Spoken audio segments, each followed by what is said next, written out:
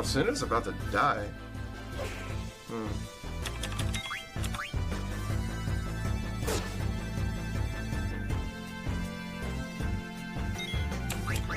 Oh. Well, I was going to heal him, but he's in a better place now. Again. How else am I going to promote your Patreon? True. All these viewers are going to be like, oh, I want to know the Bean story. They're going to check for your Patreon and be like, where the hell is it? Just go on beans.com, guys. Literally just Google Savage Patreon, and it's like, who is this guy? Just Google Beans question mark. Beans question mark. You'll get it. It'll be the first one. Don't even worry. Yeah. Yeah, Beans? His S. Batman's like, yes! Yes! Yes, queen! Yes! Truth! He's snapping. He's snapping his fingers. He's not clapping. He's snapping. Yeah, he's snapping, dude. Yo, this guy has the most slick movement. I cannot hit him. Look at this. Look at this. Dude, I'm saying it. Dude. This guy's got some agility, dude.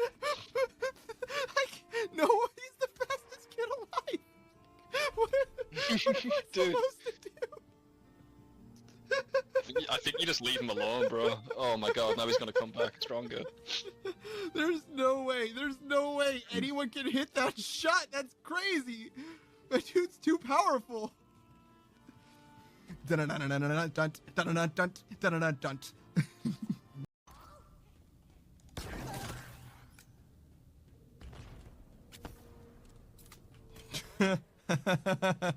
it in storage. Yeah, and then we'll get the counter and then The plates. Woo! What? Huh? That was a weird noise. No, sorry, I'm writing. I pressed the wrong button. That's what. Party, Kira. That's what you sound like when you're writing.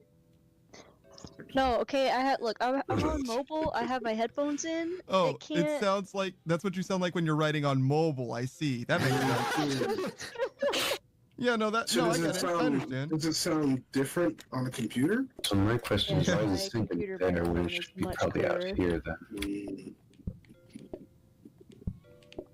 So this is where the turkeys go, and this is where the plates go, right? I can cry in pain, but in 4K Oh, HD audio. Do we need this many? Oh god! Look at how nice the Earth looks.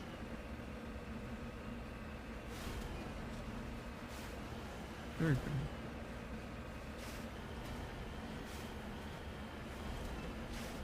Shame it's a hologram. I felt like I needed to say something, you know what I mean? Like, can't just...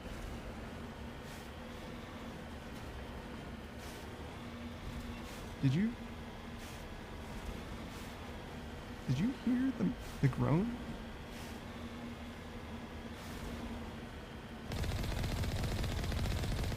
Okay, now I feel like I'm truly crazy. Because there's no way the groan was in the game, right? Was it? I feel like I should I clip it and like roll it back? Why can I jump so high? You got spring legs, dude. You burst out of that hunter like a chest burster. And I'm gonna do my very best. It's awful hot in there. Well, that was definitely unfortunate. Of all the plans to survive the calamity, it had to be stab weeds. Wonder why they call them stab weed.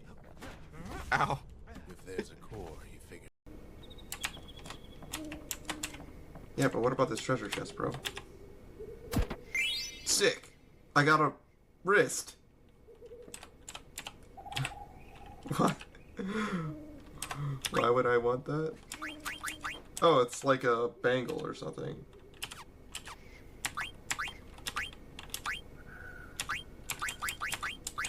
Oh, I already had a wrist? And it lets me flee Gil? And my leather shirt lets me protect girls? Hey, what's up? Is this the place?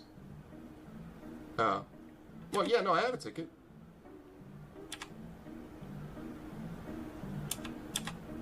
What? But I have a ticket. Don't I? Oh god. Oh god.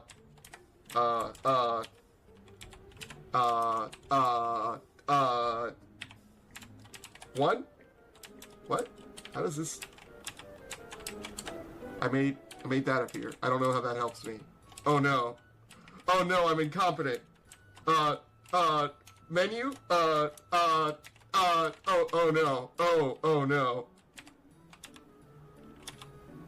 If you have a ticket, get it stamped at the ticket booth in the center of the square. Thank you. I feel like I talked to them twice. That guy's looming monstrously in the distance. Wow. This bow falls much less than the last one. I feel like, yo. All right. So you saw how that had nothing to do with my aim, right? Like that arrow just went wherever the hell it felt like. Like what? How am I supposed to know that it's gonna fall to the left or to the right?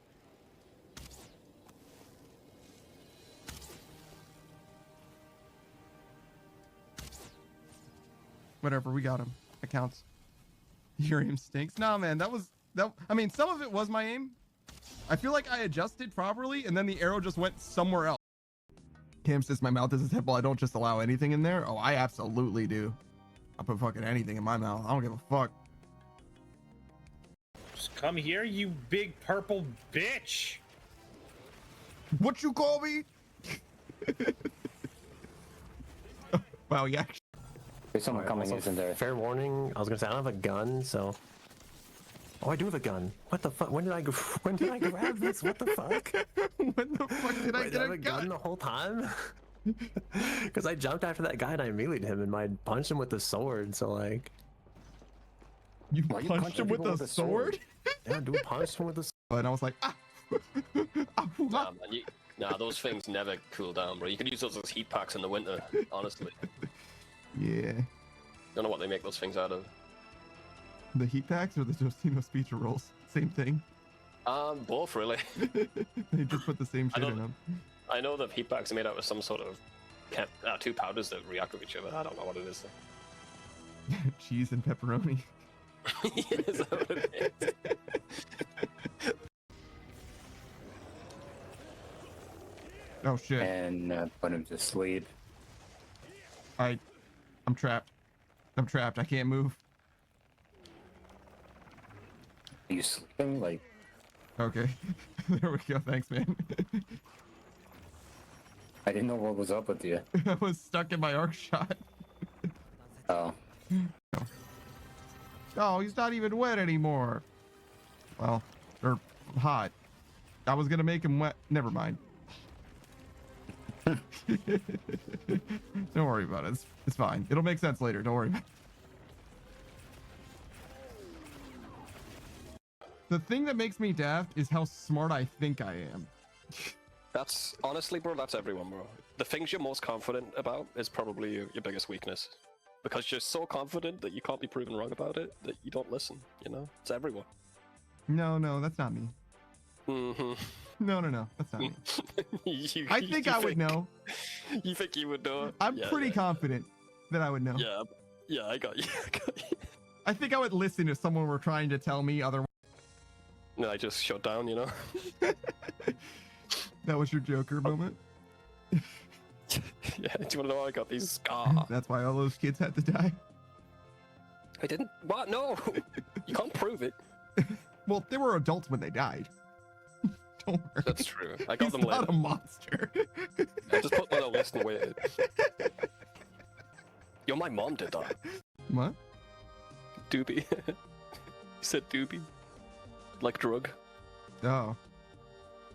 It's funny, dude. No. No. Oh, well, you did it. Gur said doobie. Doobie. Do you get it? That's it. Yeah, it's funny.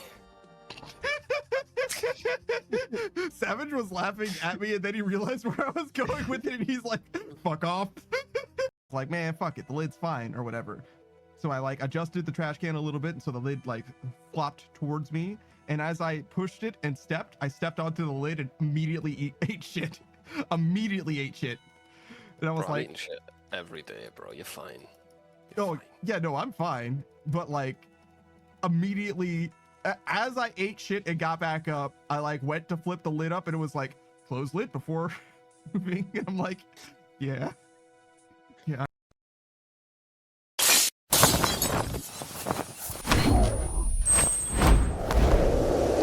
Yo, what up? It's your boy, That Daft Punk Panda. We're playing some more old school RuneScape. It's gonna be crazy when we don't have old school RuneScape anymore. You know what I mean? Like, I feel like I'm gonna have to reinvent myself as far as like the identity is concerned at the very least. Like, I gotta, like, I feel like the old school RuneScape part of the intro is the same as the hey, what up? It's that Daft Punk Panda. You know what I mean? Like, I'm gonna have just to reinvent myself fully. Bug fixes and feedback coming in this week as we prepare for the final dawn. Okay, cool. I think we're not gonna do.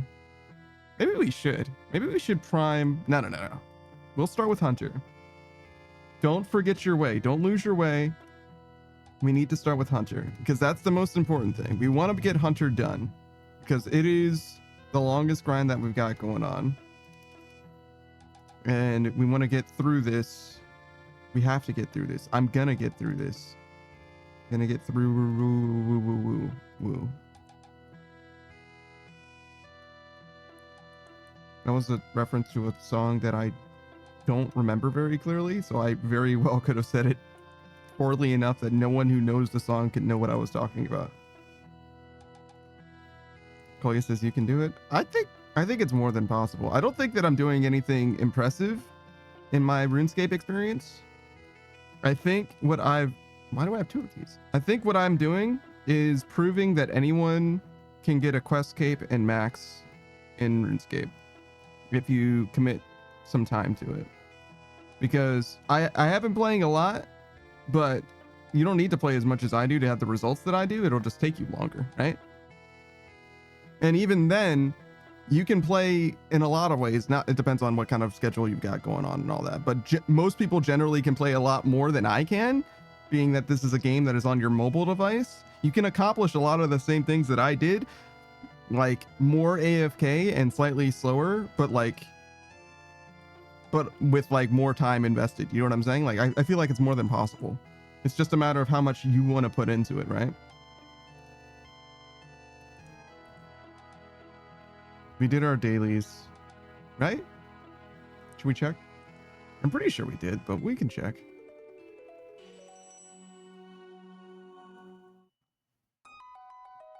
Miscellanea would tell me.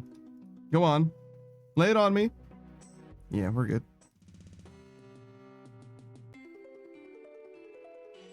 Hold on. Actually, we're on the wrong world, aren't we? We always are. We always are.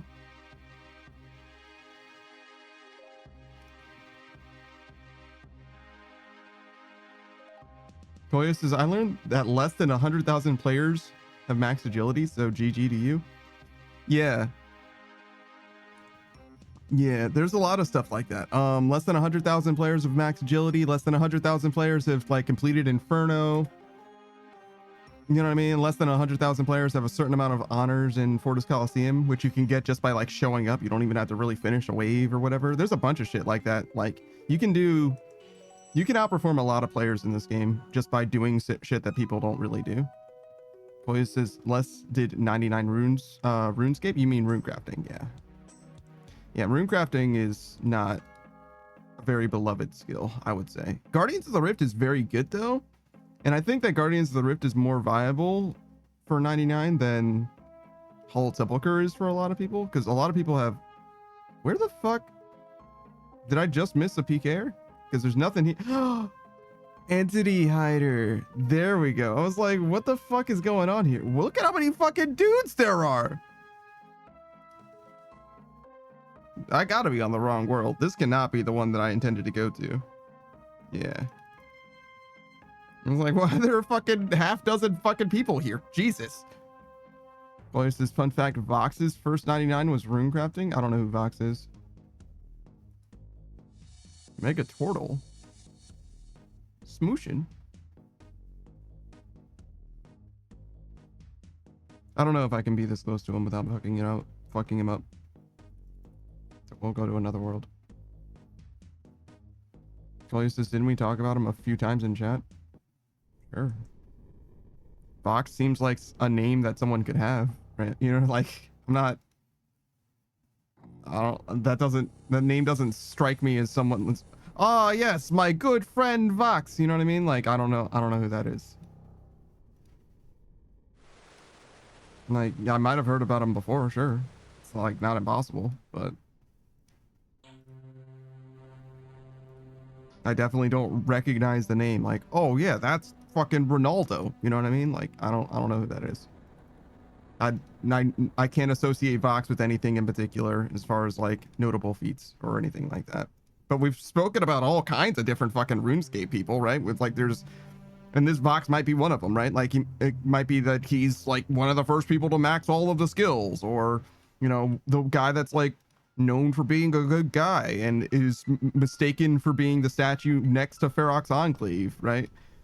Or, you know, there's like a lot of people that we've spoken about, but like, I don't know what any of their names are, right? Because the only time I ever thought about them was in the conversations that we had about them, and then I never thought about them ever again after that, you know? So it's like, just because we spoke about them before doesn't mean that I'm just gonna remember it. I've been streaming now for 2 years, you know? Like, there's no fucking way I'm gonna remember it all. Not even close to it all.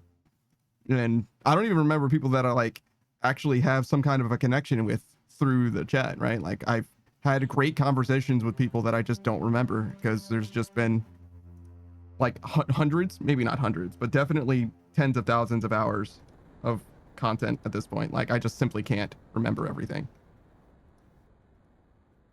Like, it's just not, I don't even think it's unreasonable for me to not remember as well. You know what I mean? Like, I just can't do it. Like, there's just no, I'm not even upset with the fact that I don't remember most of it. Like, it's just, it is what it is. That's just way too much fucking data.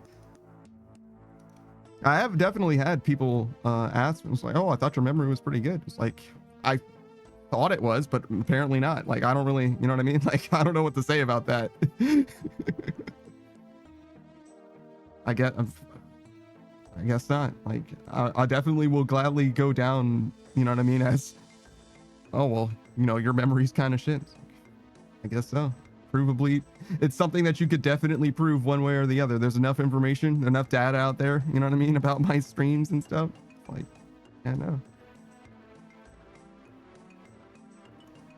A lot of stuff that I used to be very proud of, I'm not much less so inclined to even like I don't even really endorse, you know what I'm saying? Like, I don't even feel like it's a strong point of mine. Used to be much better at math. I used to be a lot sharper with like my wits, and also probably with memory in general as well. Used to be better at learning things. I think I'm still okay at learning things, but I used to be better, I'm sure. It does come with some trade-offs though, because I'm better at some stuff now than I used to be, but a lot of the things that I felt like were like, you know, fundamental, like, you know, bedrock panda things, I'm not nearly as good as I used to be at.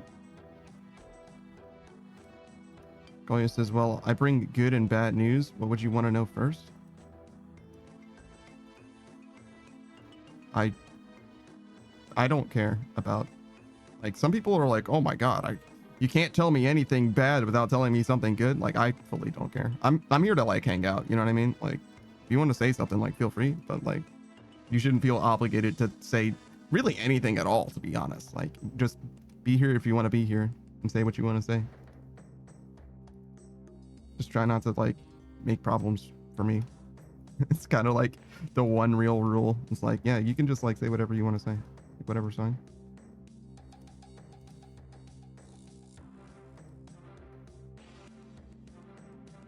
Soon I might expand the one real rule to like, don't make problems for other people, because as much as I would like to think that if, you know, somebody makes a problem for me, it only affects me, that isn't always the case.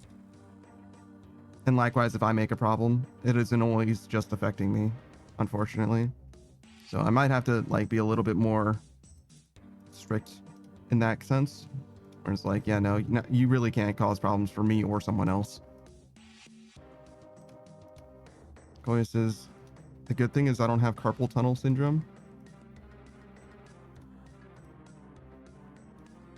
Oh, so this is medical situation again, where you're just like playing whack-a-mole with things that are potentially problems and discovering things that are not the problem.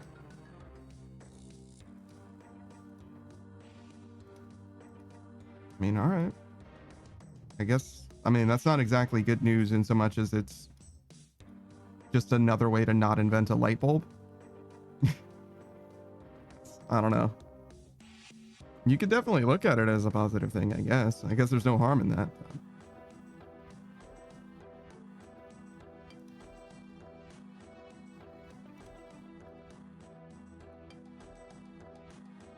But yeah, I don't know. I've never really been very good at looking at things positively, to be honest.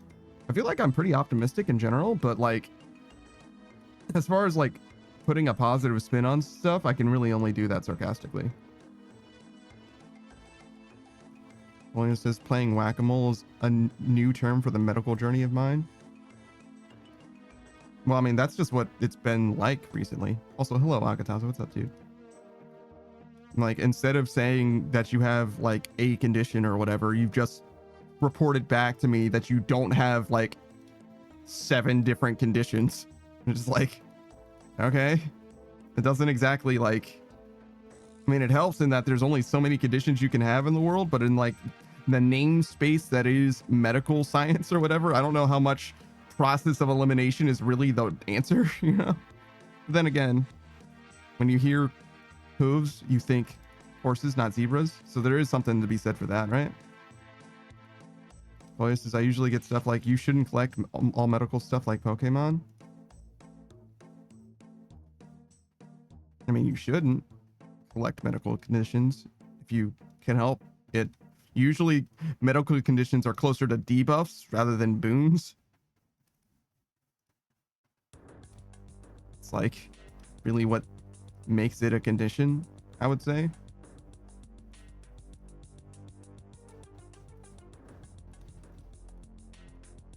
I really like the idea of like boons and traits, and there's also forget what it is. There's a word for like negative traits in like all kinds of different media, like RPG type like media. Zomboid has it, but also like in it's one of the things that I miss the most in the version of 3.5 that I played in D&D, where it seems like there isn't an equivalent or wasn't an equivalent in the base rulebook for 5th edition.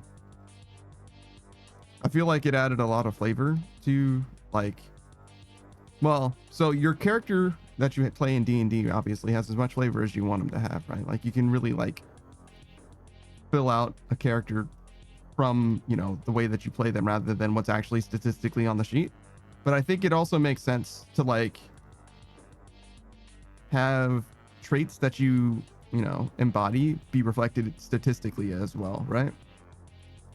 Like your charisma score doesn't determine how personable you are technically, but it probably should, right? Like if you're a smooth talking, you know, suave, you know what I mean, type of person, and people like you a lot, and you're like very good at, you know, rallying people, getting people to be on your side and all that stuff, like it doesn't really make sense for you to have a low charisma score, because like all of that stuff can just be character expression, but at the same time, like the stats do actually like reflect something about it.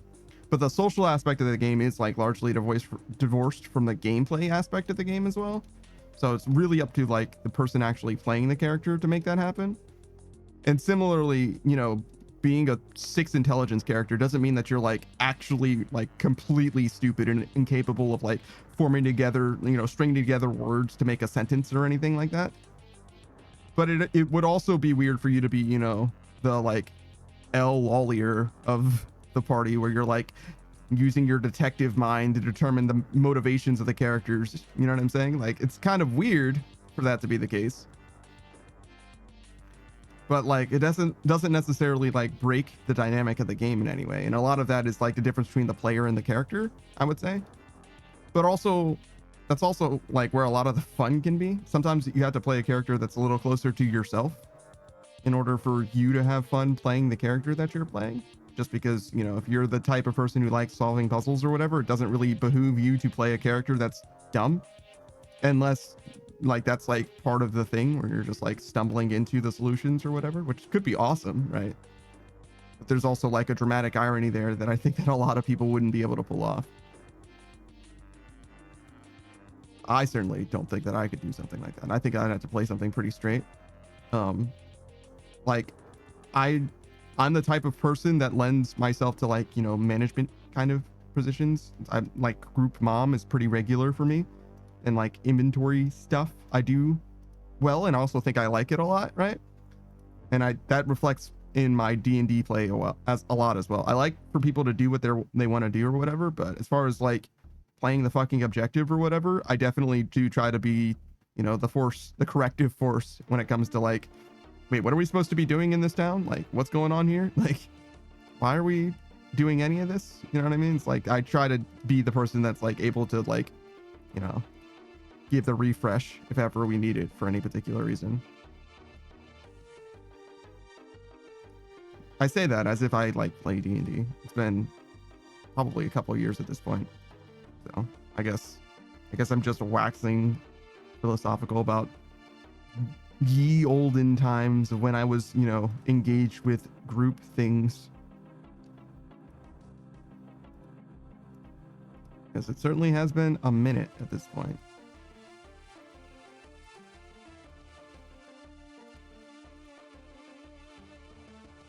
And I don't think it's going to be changing anytime soon either, just because, I don't know.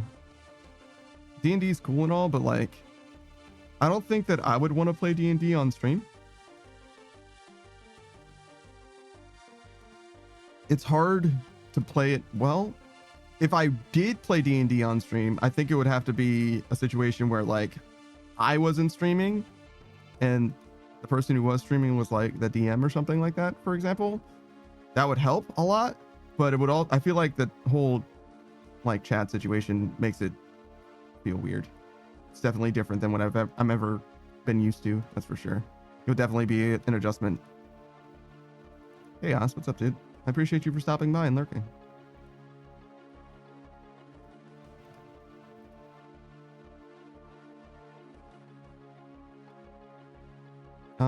But yeah, I don't know. Definitely not against playing D&D again. Learning a new edition might be a pain, but it's probably going to be fine. You know what I'm saying? It's one of those things where it's like, if I'm playing an edition that I'm not familiar with, I would probably just be asking more questions than anything else. And honestly, like knowing an edition very well doesn't really help with like the gameplay experience, because it kind of just like conditions you to think about the game convergently instead of, you know, the group improv that D&D really is supposed to be. Like, really not knowing the rules makes it better, because then you try to do things that the rules don't necessarily like jive with. Thank you for the bits. It's weird that the alert came in so late, but I definitely saw the message with the bits in it, but thank you.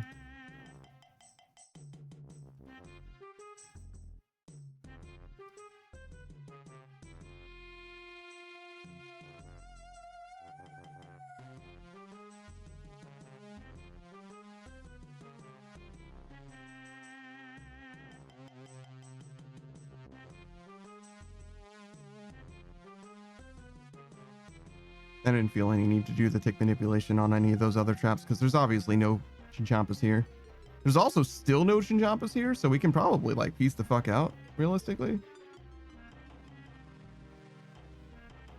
Like, just for the sake of resetting. Like, we're literally just watching nothing happen at the moment.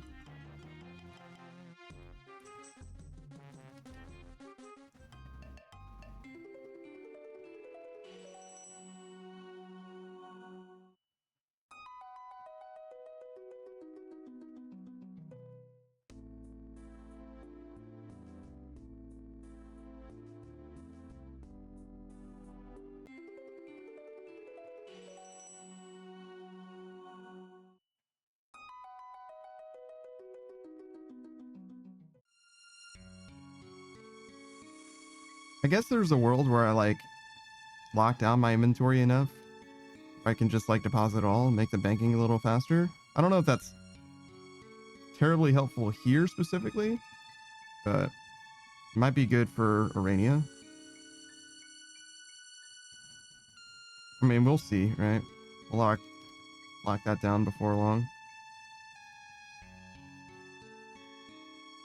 because it's going to be very consistent. Like, we're going to be doing exactly the same thing for 100 something hours, I think. It's just a matter of, you know, optimizing the banking process.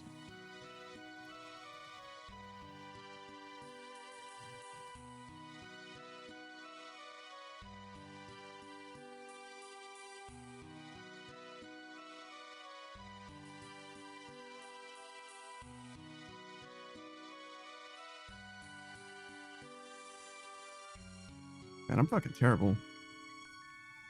That westward step is not a good thing. Like, I end up saving a tick, basically, by doing this tick manipulation, right? That's all it does, is save 1 tick every time we interact with a trap. But if I do that westward step, I lose the tick that I saved. So I just did, like, 3 clicks for no reason, basically. It just undoes the actual tick manipulation.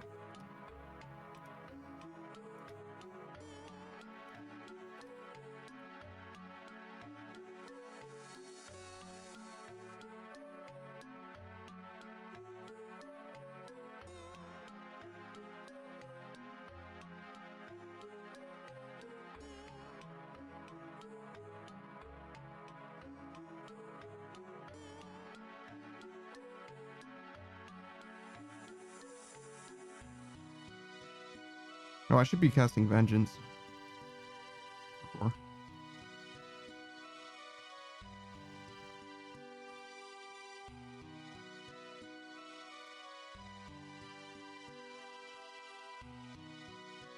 Maybe set the music to random as well. There's obviously a lot of wilderness tracks, so it's not as repetitive here as it is in a lot of other places.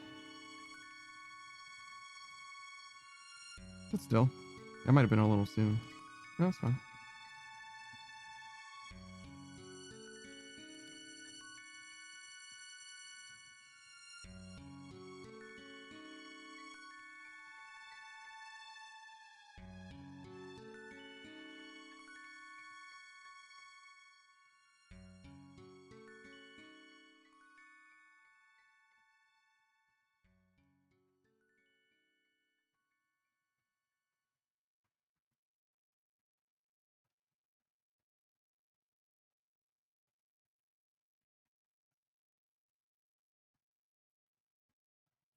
I'm just thinking about that 76 I took from that AGS spec. I'm thinking, man, if only I had Vengeance, you know?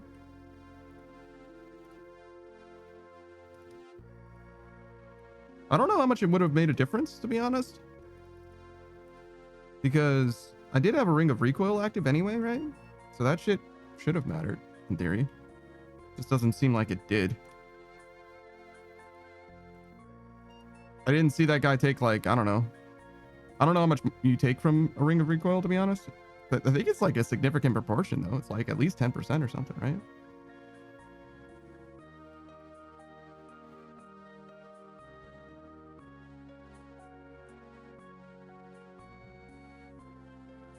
Maybe that's not how it works. I know you mostly only use it to kill, like, trash mobs that you would, like, otherwise kill with chip damage.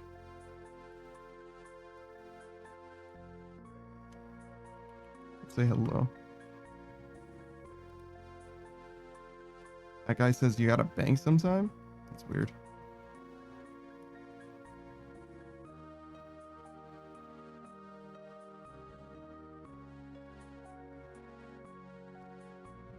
I don't know if that's some kind of, like, veiled threat or what.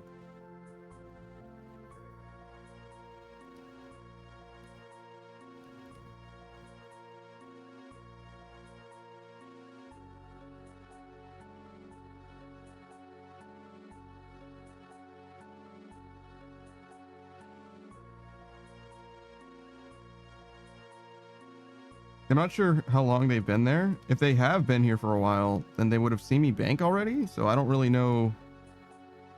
I don't know what they're trying to say. You know what I mean?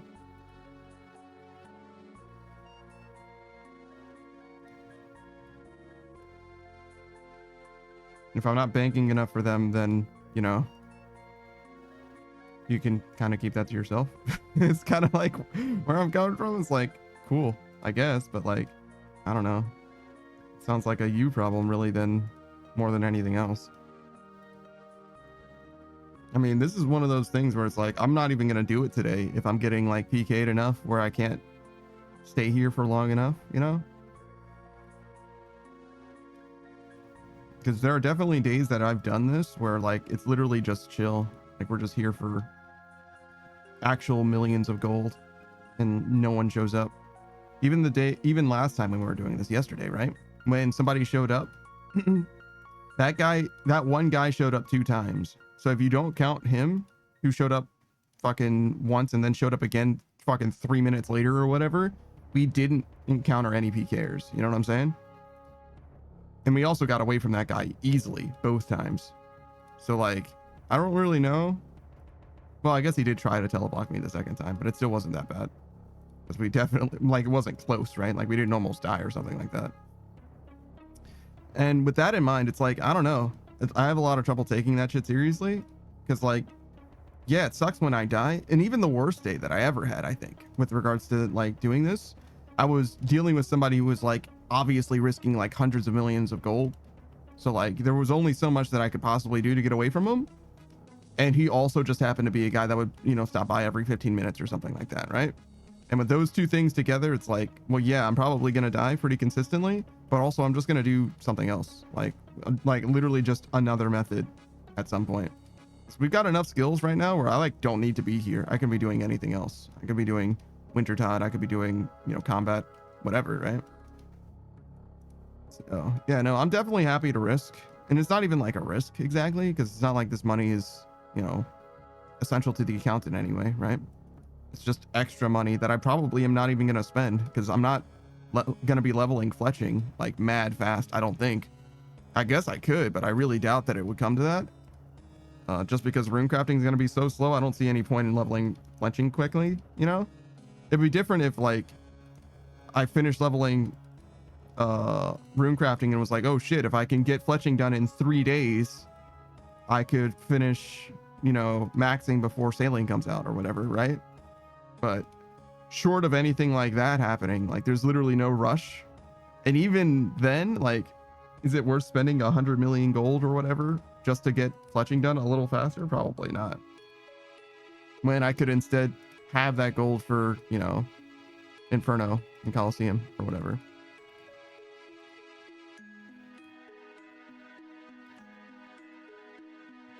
Or even just like a giveaway, which is something that I like have wanted to do. I wanted to give back to the community, but there's only so much that you can do realistically without like giving it to someone in particular.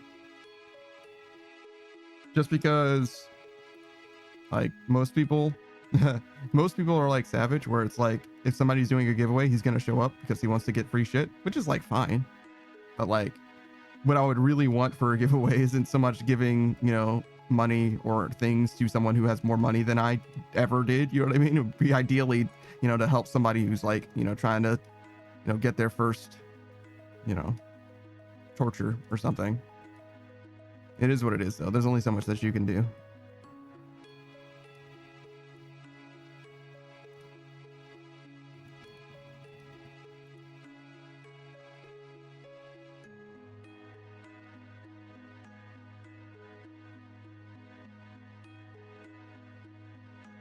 It's not really up to me as well, right? Like what they do with it as well. So not something that I should be that worried about to begin with, I suppose, but it is one of those things where it's like I would like for things to have the maximum positive effect that it could. But, you know, there's only so much that even makes sense to begin with, like fundamentally. It's kind of like a charity problem as well.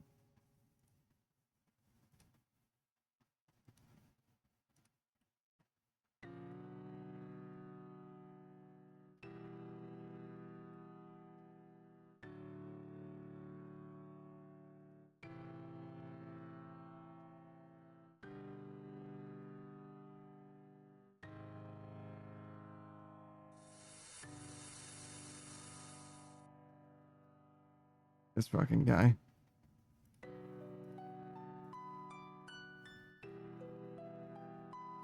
There's a world where you just ignore the random event characters, but you have to like walk around them sometimes. I guess that isn't a very good argument because theoretically, with the way that these traps are arranged, I shouldn't need to step where the event guy is, because everywhere I stand, he'll be standing next to me, which means that, like, what is it? It's like cardinally next to me. It's like ortho something, meaning like in an adjacent square, not a diagonal square, meaning that he can't be in any of the traps. If I'm standing on a trap, he can't be on a trap. So it shouldn't really be an issue, except like clicking around his hitbox, I guess. I guess clicking around his hurt box. My hitbox is hitting his hurt boxes.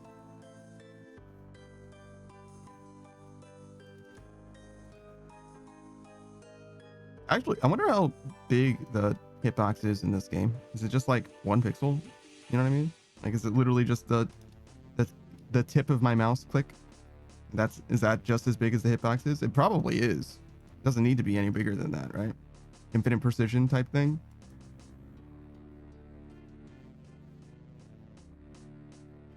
It's also one of those like needlessly pedantic as well. When you say hitbox, everybody knows what you mean, even if you really mean hurtbox.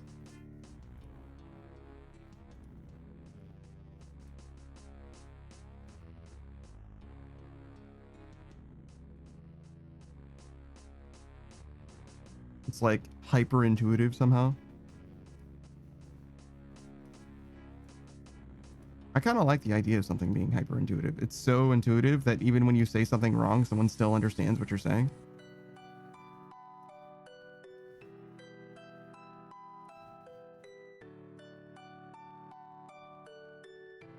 I was looking at the code review that what's his name? Coding Jesus, maybe? He was like reviewing Pirate Software stuff. And I really like the idea of the code reviewing content, to be honest. I haven't written code in a very long time, but I used to like it a lot, and I kind of do want to get back into it. And like good coding practices, you know what I mean? Can definitely go a long way. But when I was learning to code, comments were a good thing. But he's like, nah, man, your code should be self-documenting. You shouldn't need comments at all. Comments are only for things that you can't express in a way that is clear in the code. Oh, hey, World's Happiest Whale. How's it going, man? As you can see, we're still doing Hunter. We're still trapped.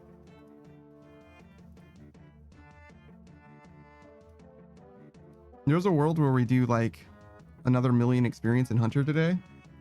I don't know if that world is this world though.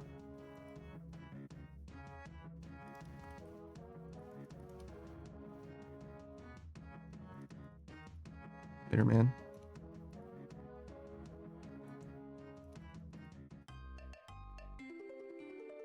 We'll see. All right, so that's our first PKer.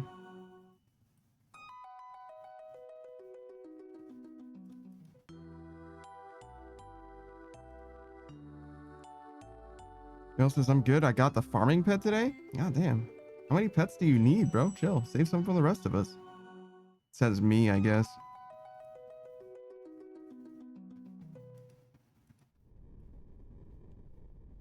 If you weren't there, World's Happiest Whale got their mining pet with us here on this stream.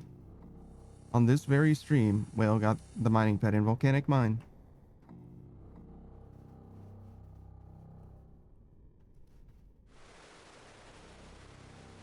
Oh no.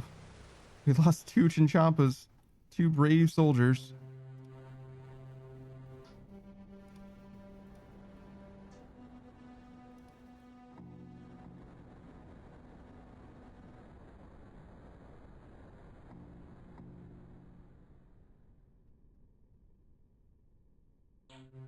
Oh man, the PKer showed up and now the Chinchompas are all pissed. They're like, man, I don't even want to go into your traps anymore.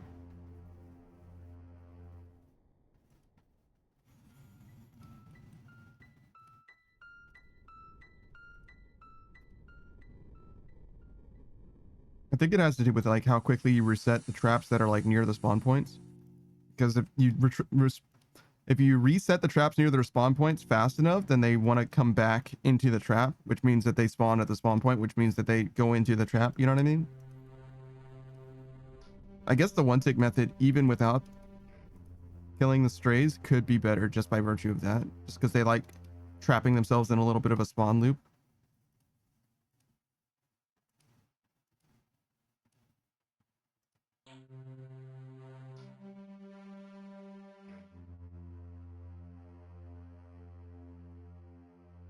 Dang, this guy is crazy.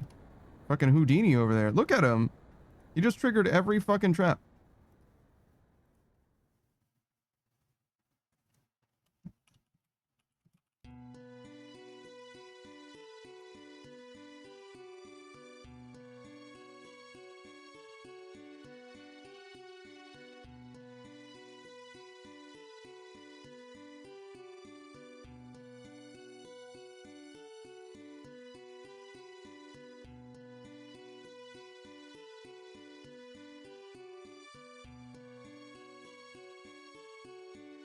But yeah, it kind of makes sense for the PKer to like focus one person rather than trying to get us both. But I don't know how the PKer fucked up so bad that the other guy got away so easily.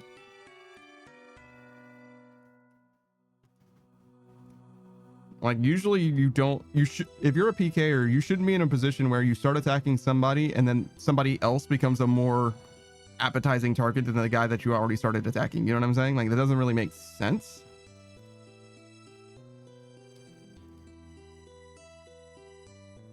Maybe he only threw like an ice barrage at me and he had already teleblocked the other guy, so he kept chasing the other guy. Maybe that's what's going on.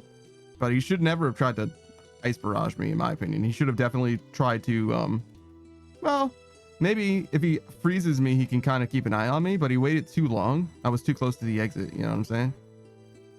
Because teleblocking me there keeps me in the area, but I'm just going to run away from him after. Whereas freezing me in a way could give him a chance to, you know, teleblock me after, but it's more likely, being where he was and where I was, that I'm just going to make it to a teleport. But I guess it does make sense to use the ice barrage there. I guess it's fine. It is like a 50-50, right? If he doesn't ice barrage me, I definitely escape, I guess. And if he does ice barrage me and he freezes me before I can teleport, there's a chance that he can teleblock me. So I guess it is better. I guess that is a better decision making. Well done.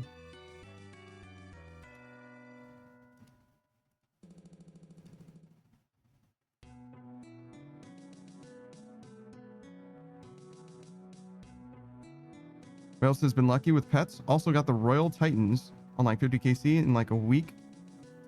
And a friend who got it, and a friend who I was doing it with also got the pet at 70kc a week ago. I feel like I heard about somebody getting the Royal Titan pet and their friend getting it as well, but it was longer than a week ago. Surely it was you telling me that story, but I thought it was more than a week ago. Maybe I'm just tripping.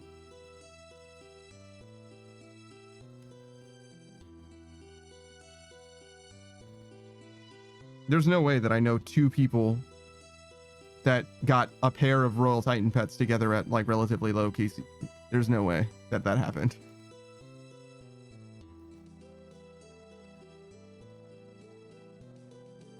But yeah, maybe I'm tripping.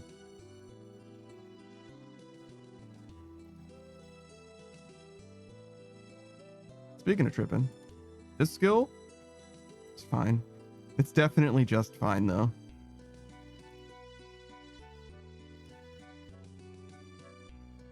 Definitely not loving every moment of Hunter, you know? It's okay. I like this skill better than I liked Abyssal Demons. Abyssal Demons. By the time I finished doing Abyssal Demons, I was like, yo, if I never do Abyssal Demons again, it'll be too soon. You know? Like, fuck Abyssal Demons, bro. All my homies hate Abyssal Demons. That task sucks. Vale says, I will check the log. It might have been more than a week. Does the log tell you when you got a pet? That's crazy. Oh, maybe you have like a Discord that logs that stuff? Maybe. If it's been longer than a week, then I take back that thing about me having a bad memory.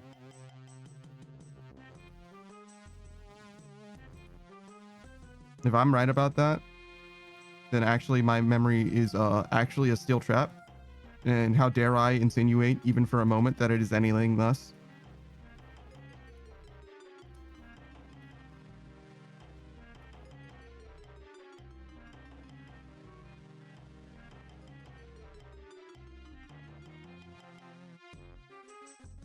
I remember somebody was trying to hype. Runelight logs it? Oh, does it? That's interesting. I remember somebody was trying to hype somebody else, right? And the person was saying, oh yeah, my memory is like a steel trap. And the hype man was like, yeah, it doesn't let anything in or out. I was like, wait a second. In or out? They're like, wait, no. No, it lets stuff in, but it doesn't let anything. Like, that's a terrible trap, dude. What kind of trap is this?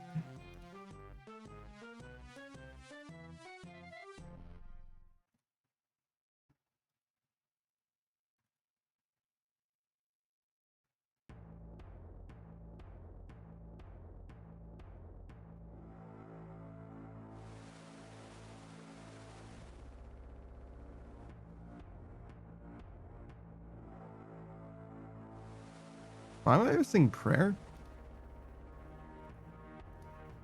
Oh, did I start praying for just a second and not like reset my prayer after? Must have.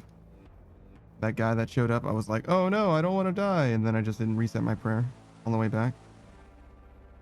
Probably inconsequential. What's 8 prayer gonna do for me, right? It's fine.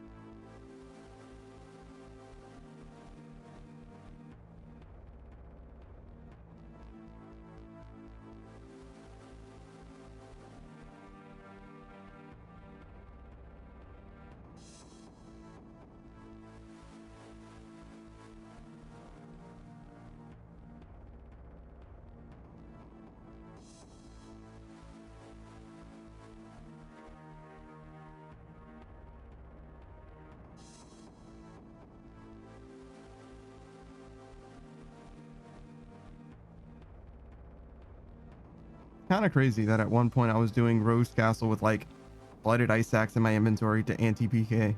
Like, what am I doing freezing people? I mean, it is better to freeze them and kill them than it is to let them go, because if you just let them go, they will 100% come back. And they might 100, I mean, they were going to 100% come back, but even if you kill them, they're either not coming back or they're coming back with a crew. You know what I mean? If you don't kill them, they're just going to come back, maybe even by themselves, and probably like literally they're going to touch, you know, the Narda altar or whatever, and then they're going to be right back there. Like they're fully just resetting and coming back. They have like literally no fear at all.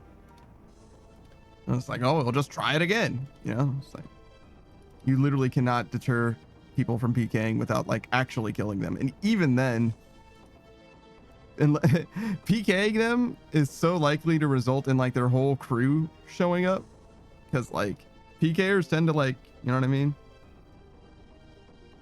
lock together and shit like that. So like I definitely do imagine, I do think that there is a world where they're like, no, we're gonna fucking fight to the very death. I imagine if you kill them and then they bring their crew and you kill their crew as well, there is a world where they stop at that point. But I don't know. Obviously, I'm never gonna have enough ability or friends to make something like that happen. An anti-PK squad taking out a death squad like fucking New Vegas, there's no way that's happening, you know?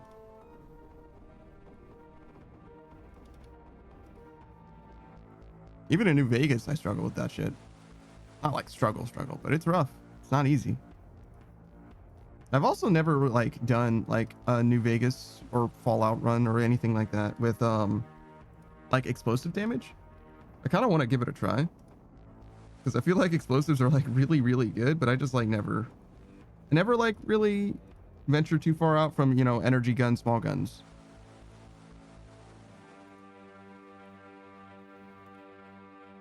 Will says, yeah, I was way off. Way off. It was like almost a month ago. My brain no good with the passage of time. We take those. We definitely take those. Don't worry about it, Will. You're good. But that means that I definitely do remember that story. And that also means that I actually do have memory. Just goes to show. Still don't know who Vox is, though. I mean, I know who Vox Akuma is. That's the handsome sounding boy. That does a lot of ASMR. The heartthrob, if you will. What else is +1 memory point? You're goddamn right.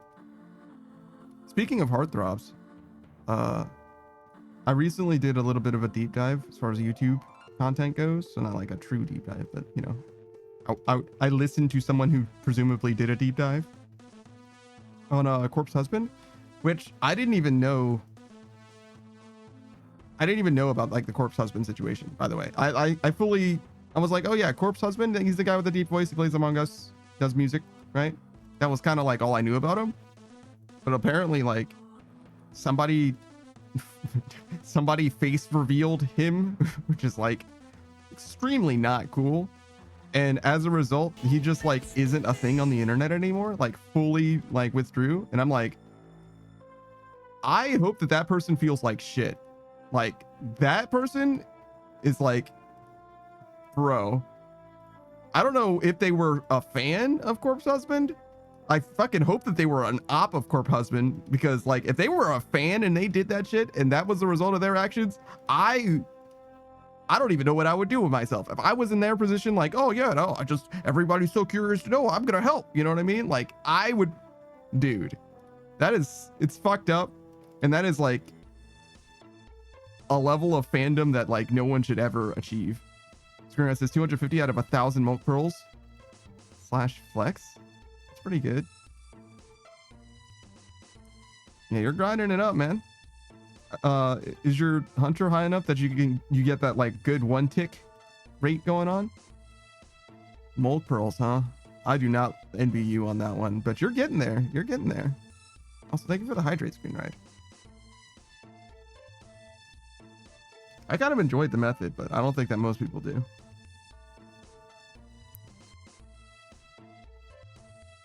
But yeah, crazy, man. Crazy.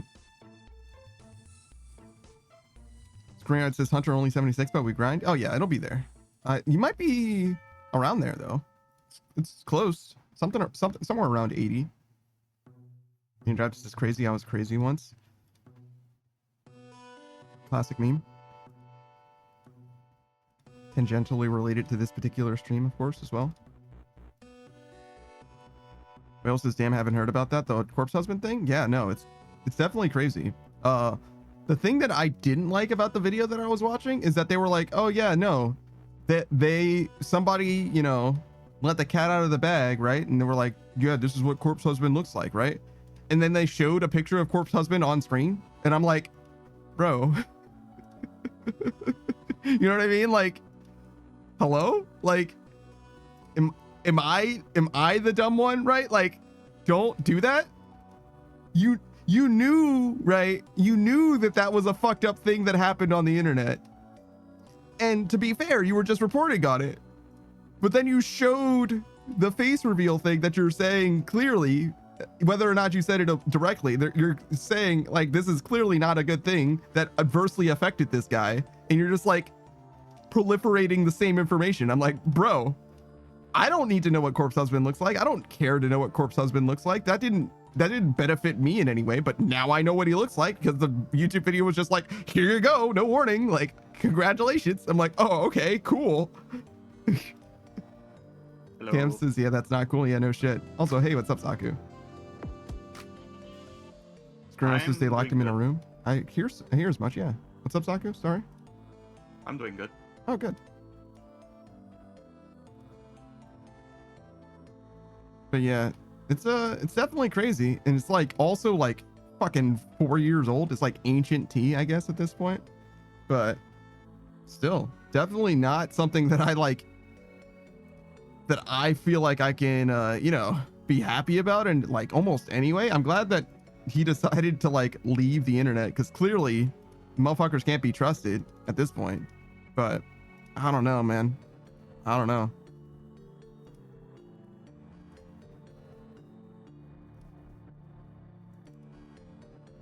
I almost want to say something like, hey, YouTuber, like, could you fucking not? Like, is it as bad as the person who initially did the face reveal? Of course not. But like, very clearly, right?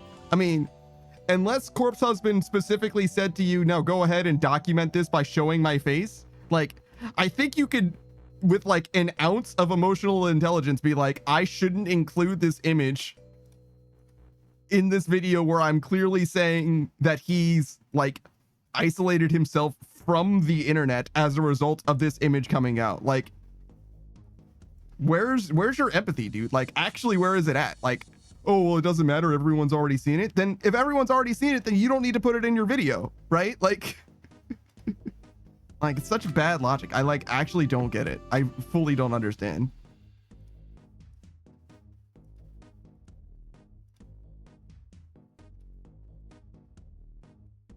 But, you know, that's just like me, I guess. I'm also a VTuber, right? So it does, like, in a way, hit close to home, in a way.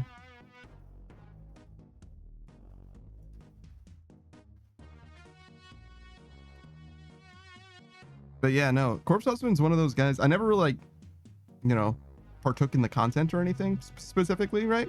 I just, like, was aware of him as being, like, a guy on the internet.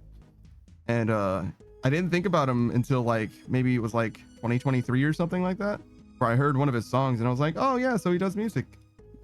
And it was like, does music? No, he did music. He's not like a, you know what I mean? He doesn't like, he's like not a thing on the internet anymore. He's like living his own life privately now, presumably, which is like more power to him. I hope he's, you know, made enough money from the internet that he doesn't need to work another day in his life. And instead he's just pursuing whatever hobbies he's got, reading books or something.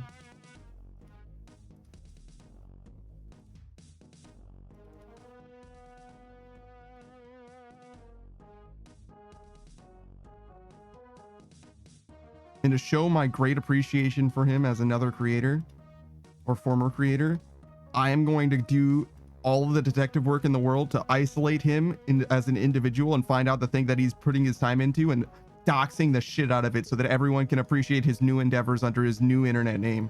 You're welcome, internet. I'm such a hero.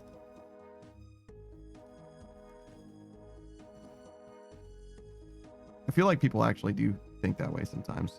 Just like fully don't understand when like you should just chill the fuck out.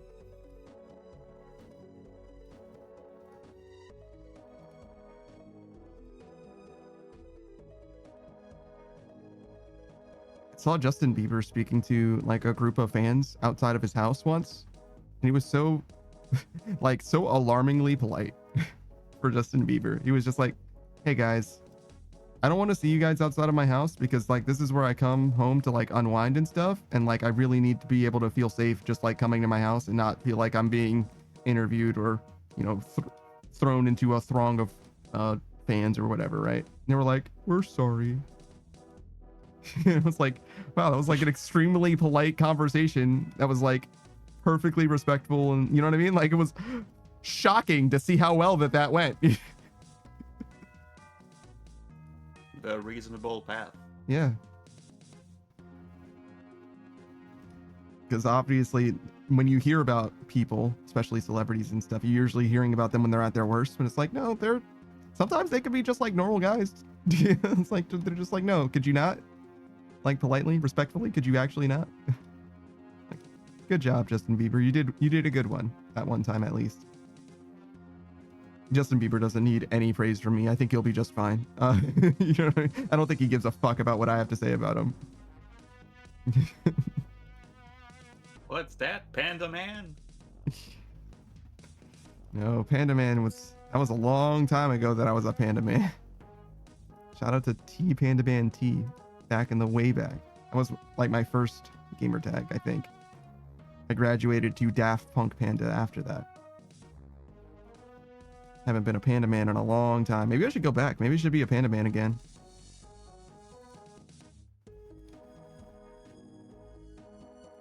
I imagine Panda Man's a hyper competitive name. Yeah? I have been a Korvax at one point. A Korvax? Yes, Korvax. It was a random name rolled for my World of Warcraft warrior. And you were like, that's good enough. Yeah. I mean, it's and then I good. got 4 Sakuretsu armors from the from Yu-Gi-Oh packs. I see. And then I became Sakuretsu. Sure. Were you a Horde? No, I was Alliance. Wow. I was a druid. No, not a druid. It was a dwarf. Wait, a dwarf? Yeah, dwarf rolled that name. Oh. I was randomly. Like, you said druid, so I was like, okay, we're talking about class, and then you said dwarf, and I'm like, that's not a class, bro. It was a dwarf warrior. Gotcha. You did say warrior earlier, right. Back in the very first edition of D&D, did you know they were the races were classes as well? Yeah. Like it was elf or whatever was a class in the game. It's very weird.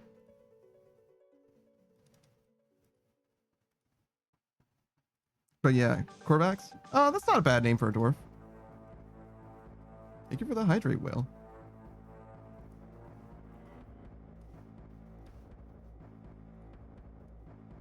Shame you were playing as the bad guys though. What's up with that? Yeah. It was my parents' choice to play an alliance. I see. Why are they sworn to the bad guys? Who knows? You never asked. My dad played a lot of that game. The lore of the Horde is like very fascinating because they were objectively the bad guys for like the first maybe 3 Warcraft games, but by the time WoW came out, the Horde is like literally just being bullied by the Alliance for like almost no good reason, like almost exclusively. It's just that there are like some individual bad actors in the Horde that make the Horde seem way worse than it actually is. Shout out to Sylvanas, by the way.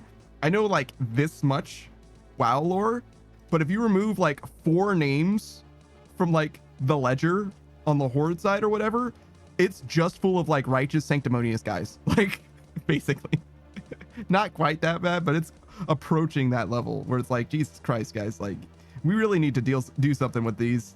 Like, I get it. Like it's not a good look when undead are like a third of your, army. And also, the orcs were very well known for being like terrible, mindless raiders when they were under, subjugation by whoever the fuck.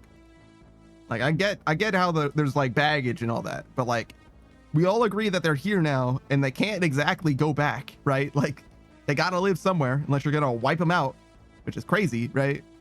So like we can treat them a little better, right? They're not out here actually being controlled by anyone, mostly. And it's not like the Horde and the Alliance never worked together either. It didn't take very long in WoW for them to work together, actually.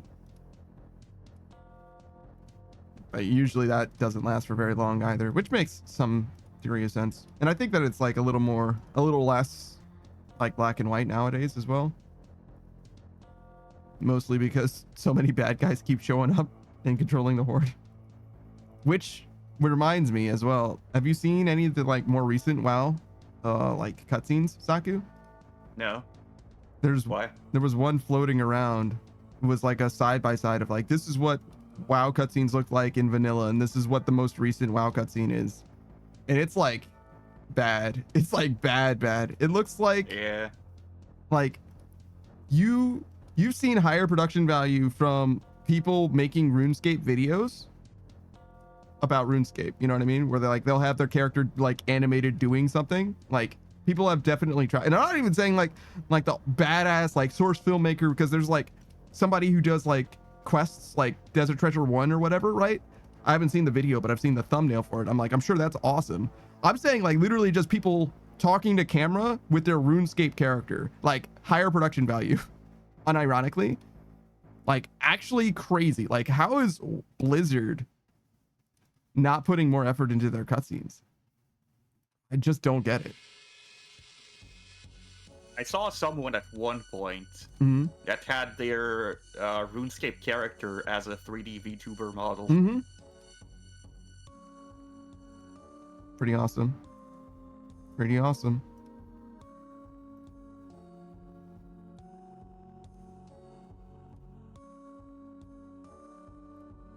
Definitely strikes me as something that you could like make yourself. Not like terribly easily, but you know what I'm saying? With enough effort, you could make it happen just because it's like low poly enough that probably most people could like swing it if you try hard enough. Especially since you have such a strong model to base it off of, you know what I mean? Like you can just look and like recreate it until you get it right. As opposed to like, I think the worst part about, you know, the art process, if you will, right, of being like an artist is like realizing your vision in a way that is like rendered on screen. Whereas like, that's why it's so much easier to trace, right, than it is to do, you know, to draw, right? Same kind of idea, I think. Not to minimize their, you know, artistic integrity and also their creative expression and all that. I just think that for me, really is where I'm coming from. It would be a lot easier for me to recreate something that I can see artistically, which is to say trace, than it is for me to draw something. I think that's a pretty softball take as well. I don't imagine that's very spicy stance.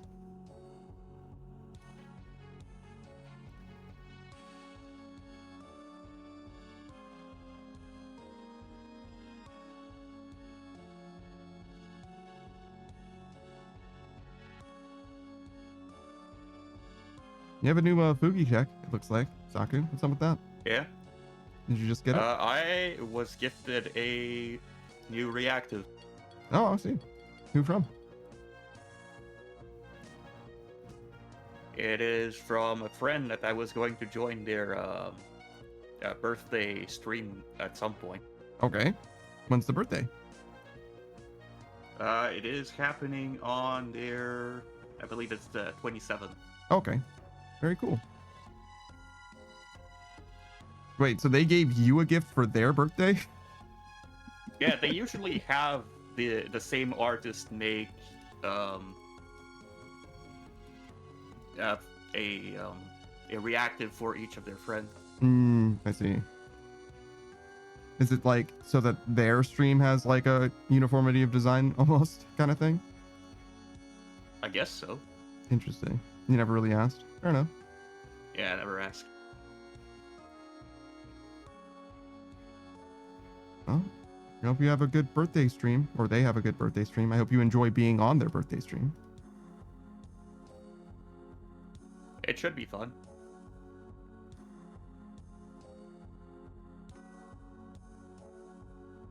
I get to play Deep Rock Galactic. That is a fantastic game.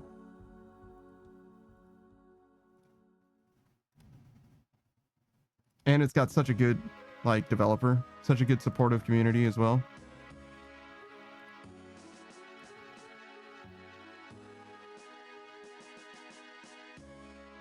Honestly, that's it probably should be like closer to one of my top games of all time. Just how many positive things I can say about that game and how few negative things I can even like think of with regards to that game, to be honest. It's a fantastic fucking game. It really truly is.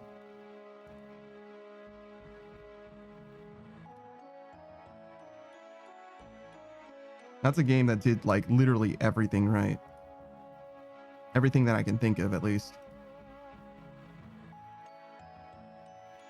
I don't know its development too well. I know it was early access at one point, but even when it was the very first time I played that game, it was worth playing. The very first time in early access, that it was a worthwhile time. I got my money's worth out of it then, and I played it again since and had a good time as well. I guess if I were to complain, if I'm actually going to nitpick and say that there's something wrong with that game, it's going to be, I feel like the battle pass is a little weak. But that's like it. Like that's as far as I can go. It's like sometimes it seems like the battle pass is a little weak. Just because I've like looked through the different battle passes and I've been like, I don't really care about these skins that much. But that's like the worst that I could possibly say. That the free battle pass, because there is no paid battle pass, has like meh skins in it, I guess. Oh wait, there is a paid cosmetic in the game as well. I guess that could be a point against. I don't know. To me, it's like fine, really. I don't know. Depends on how it's implemented. If it's just, oh, you pay and you get a skin, Mm-hmm. well, I think that's reasonable. I don't remember how expensive it is, but it is like that. You pay and you get like, actually, it's a bunch of different skins, I think. But I don't think it's expensive. But I'm trying to I guess I should check, since we are talking about it.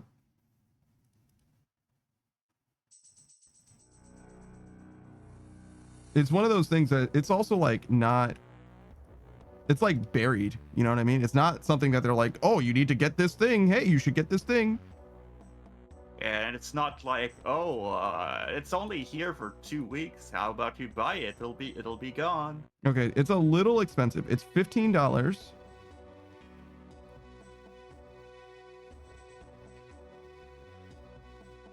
It gives you, it looks like a bunch of different things.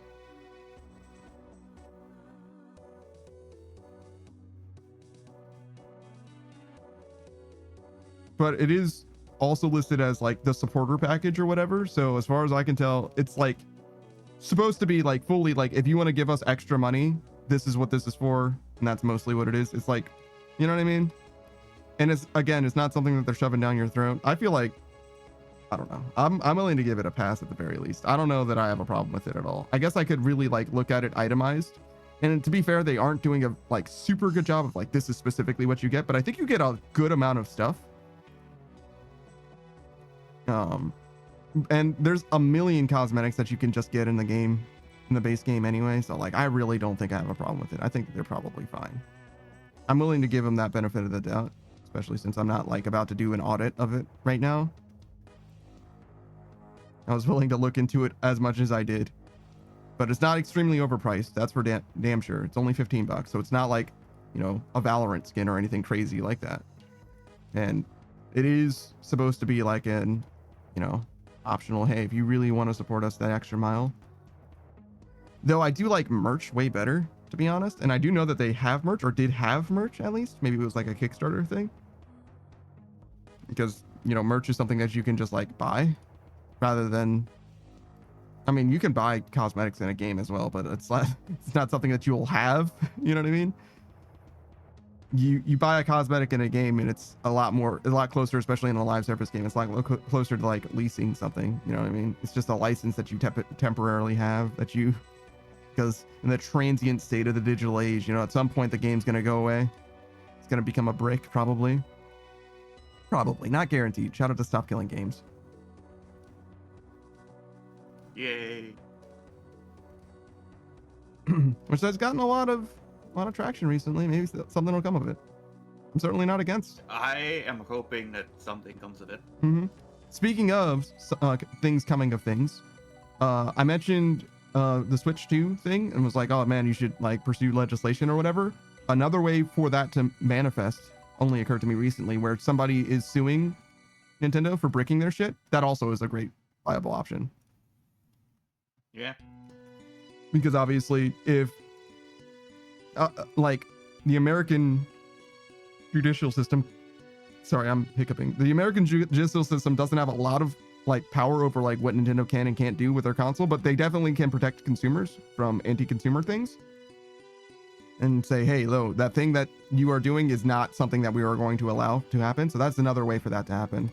Though it is a little bit do or die, because if the case doesn't go in favor of the, you know, the defendant, if it goes in favor of the plaintiff or whatever, right? If Nintendo ends up being ruled in favor of, then you absolutely mega need legislation and everyone's going to do the thing that Nintendo is doing until legislation happens. You know what I'm saying? So that is kind of it's a dangerous game, but it is definitely another way of doing it. And I hope that court case goes well, so that you and Savage will be exactly as satisfied as I am, in that we will have a better gaming ecosystem, more pro-consumer ecosystem, because people are, you know, following rules rather than just playing fast and loose with what they can get away with. Because ultimately, I do agree with you guys. It is a shitty thing, but I just wish that we could make something happen rather than just being upset about it mostly. I say that as if I'm like gonna Or as if I can't be, you know, the advocate that I'm talking about, right? Like, I absolutely could. I just don't care about it as much as a lot of people do, right? Most people don't care that much.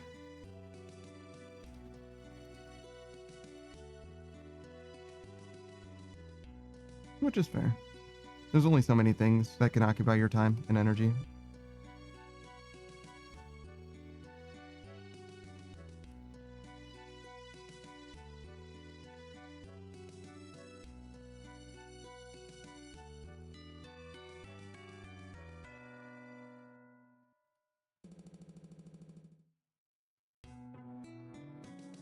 Well, I fucked up there.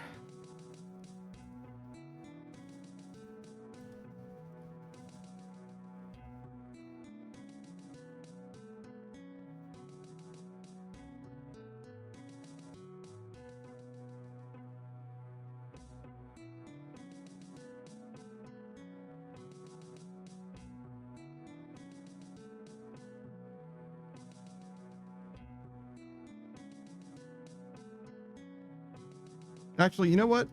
I was gonna do shout outs, but before I do, shout out to the homies. Because I've seen a lot of people play RuneScape, and a lot of the strong sentiment that I've gotten from people is like, oh man, doing shit in the wilderness, that's crazy. Doing shit in the wilderness on stream, you're actually, you know, asking for death. You're begging for death, you know? Like, you're a fucking madman.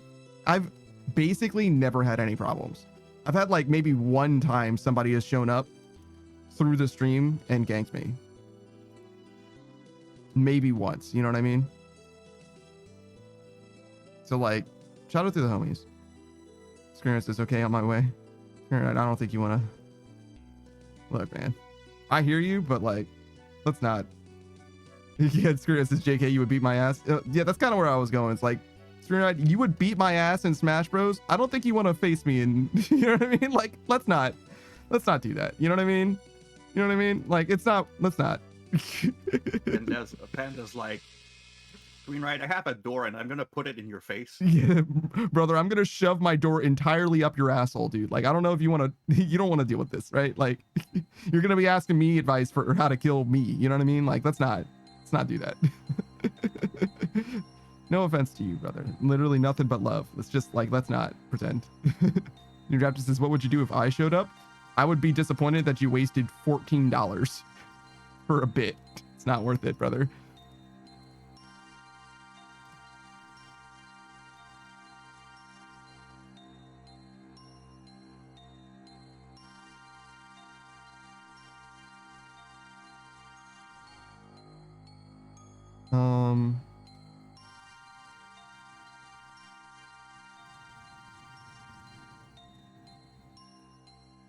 The Raptor says, at least I pose absolutely no threat with my low level character. I think you literally couldn't attack me.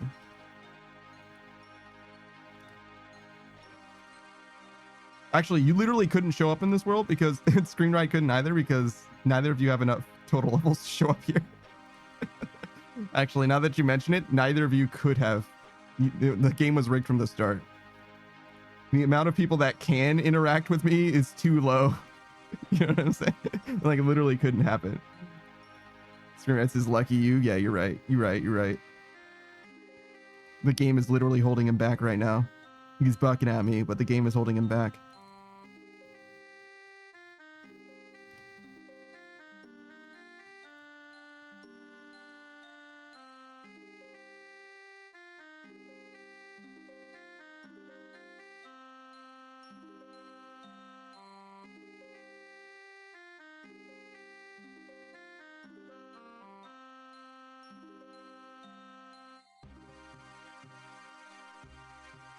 All right, so we're doing this. We should... That's the other thing I wanted. I want to do random. Scape sad? I don't want to be sad when I'm scaping.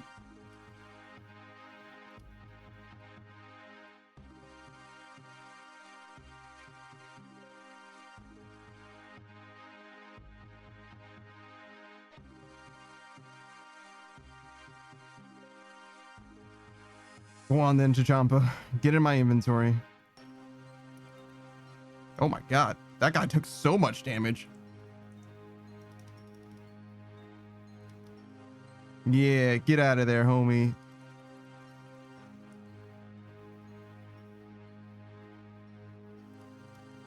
Don't worry, the friend lived. Took like 31 though. That ballista fucked him up a little bit.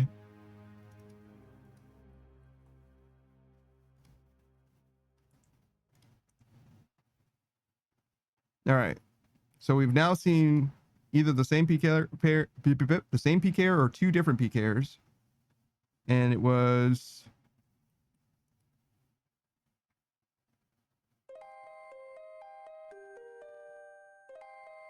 40 minutes apart. About that. 40 minutes isn't bad. That is workable. We can live with 40 minutes apart.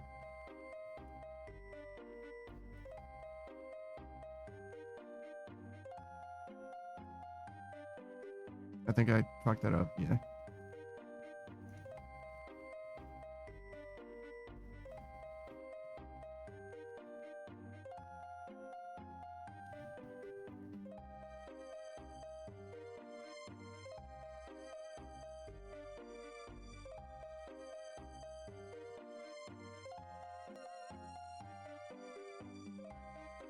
Oh, the homie's back. Why did you run from south, though?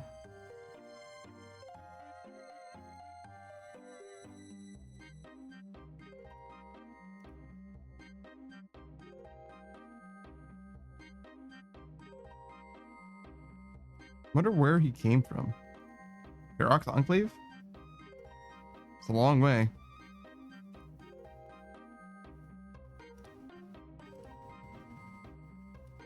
Maybe he doesn't have a choice. Didn't do his wilderness diary yet.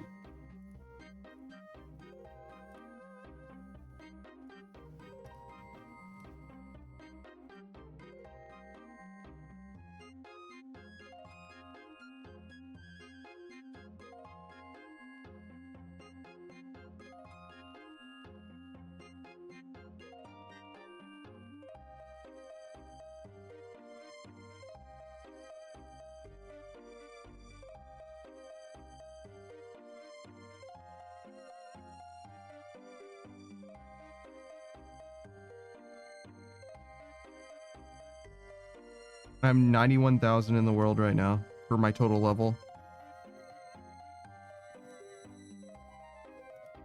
So there are only 91,000 accounts-ish.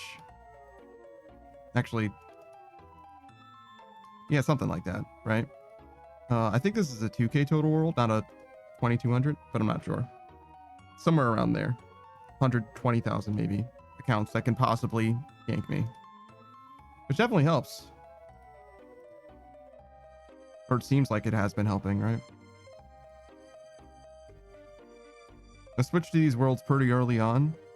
I didn't spend a lot of time in just like random worlds. There were a lot of dudes coming through in random worlds, but most of them were bot hunters, it looks like. Most of them, but not all of them. Nobody here is a bot hunter, is the downside, right?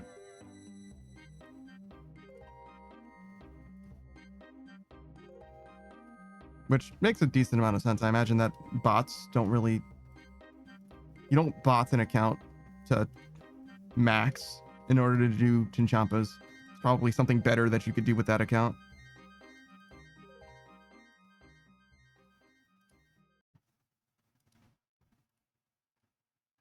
I don't know what that better thing would be.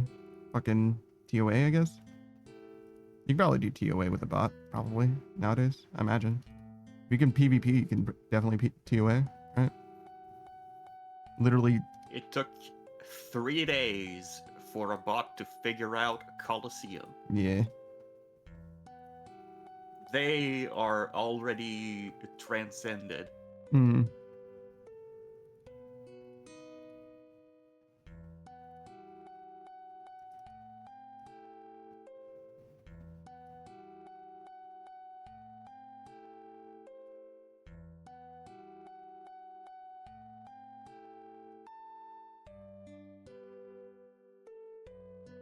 Runescape is probably one of those things that's actually pretty easy to like feed into like a neural network or whatever.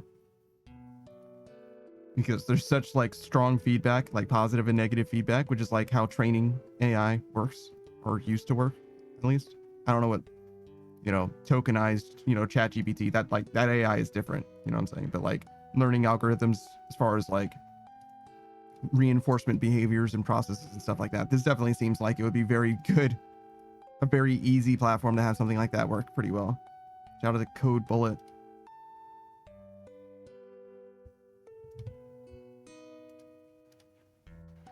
Who also had his own like, face reveal thing. He did it himself though. He was like, oh yeah, this is a Guitar Hero video. Also, here's my face. And I'm like, bruh, why don't people warn people about this thing? I mean, it's not a huge deal. Obviously, it's just one of those things where it's like, man, what if I didn't want to know what you look like, bro? What if I was happy with you just being a television head? I mean, deal with it is the answer, I guess, to be fair. But like, fuck, man.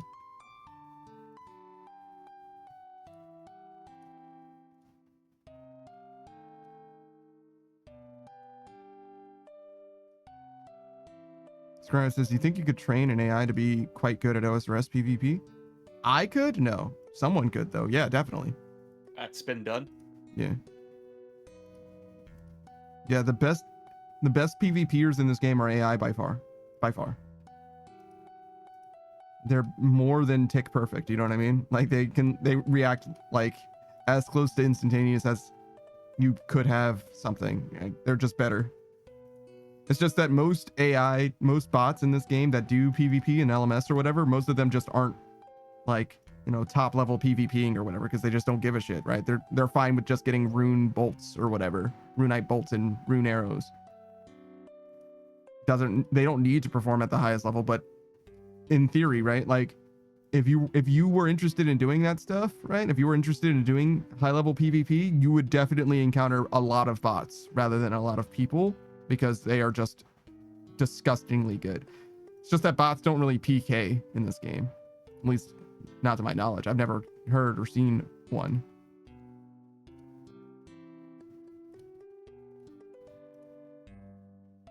I imagine that they could, though. Probably quite well.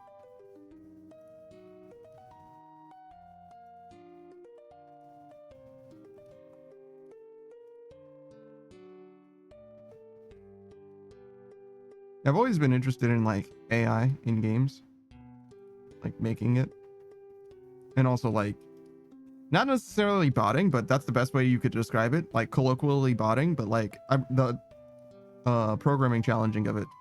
The programming challenge part of it is really fascinating to me. Like, how do you make it so that a program interacts with a different program? You know what I mean? It's always been interesting to me. That's why I like Code Bullet stuff so much. And there's a bunch of ways, right? Screen reading and stuff like that, but Screenwrite says, I found the AI Fox on unranked Slippy a few times. Can't remember its name. Oh, you're talking about Melee. Yeah, I don't know anything about the AI Fox, but I have no idea if he's any good. I imagine that his inputs are fucking beautiful. You know what I mean? He's always fucking wave landing. You know what I mean? That's for sure. But other than that, I don't really know.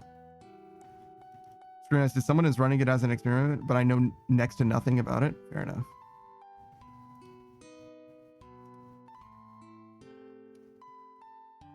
Obviously, it's only useful, or it's only going to be getting data against, mid-level players at best. Most people don't, the top 100 don't spend a lot of time on the ladder. But that's fine. It'll get you a good idea of what you want to know about, I guess. I think that the most valuable thing that you could learn is like the theoretical, like you could learn undiscovered tech from AI, because the way that they have like reinforcement algorithms or whatever, like they could do stuff that is, theoretically human possible. Like in the same way that speedrunners learn from tool assisted speedruns, you could probably learn tech from them that is like actually human viable theoretically.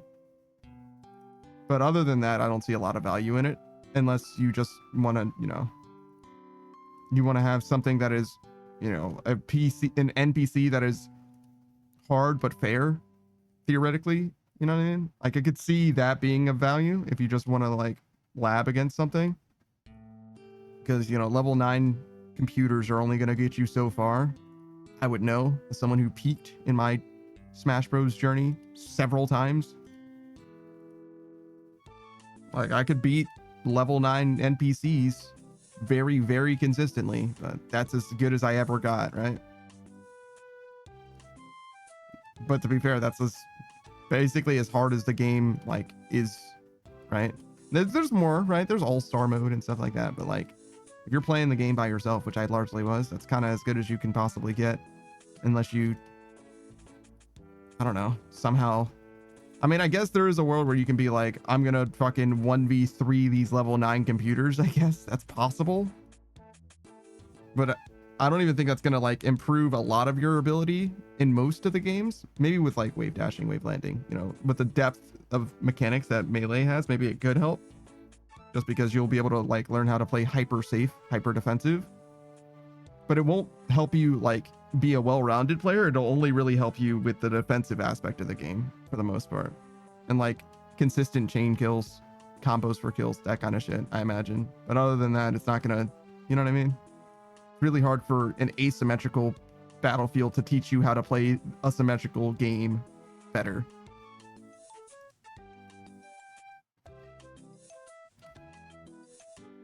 Screw says, I hope it gets to the point where it can emulate other players' playstyles. In the game Phantom Dust for the Xbox, you could fight AI at the top level players, but it sucked.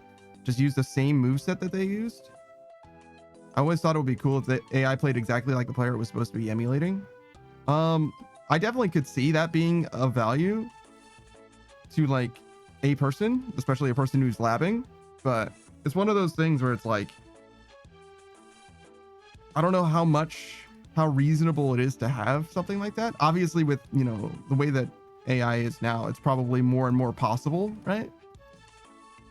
But I also don't know if I'm like, I don't know if it's like a dangerous proposition, because like the esports scene is like cool and valuable as it is now, and I'm like concerned for its well-being. It's cool if it ends up like TAS, right? Tool assisted speedruns, right? They haven't made speedrunning worse, they've made speedrunning better, and I'm perfectly fine with it making the FGC better, obviously. But I don't know if it's going to be like unilaterally good. I just don't know the implications, you know what I mean? I don't know if anyone could, right? Well enough to be like, oh yeah, it's fine, you know? It does grant me pause. I want my AI to be just like a player. I want them to teabag me when they win. They might. They might. Especially in like Killer Instinct. Part of the way it works in Killer Instinct is that you get like, the longer your combo goes, basically, the more like meter you get. So in between rounds, if you knock somebody out, but they're still in your combo, you can just continue your combo and get more meter for the next round. So it's not even, it's not even BM. It's like literally just optimal strategy. Like I need to combo I need to combo your dead body to get the meter that I'm going to use on you in the next round. It's just optimal.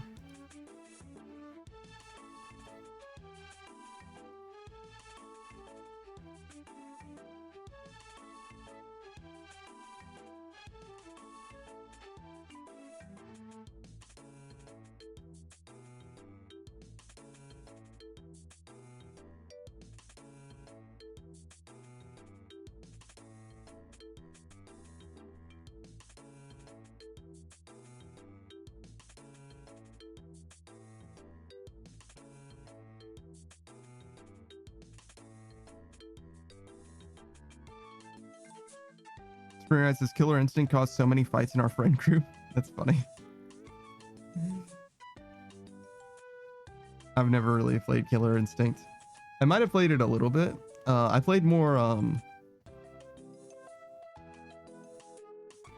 Clay Fighters? Is that what it's called? Clay Fighters 3D?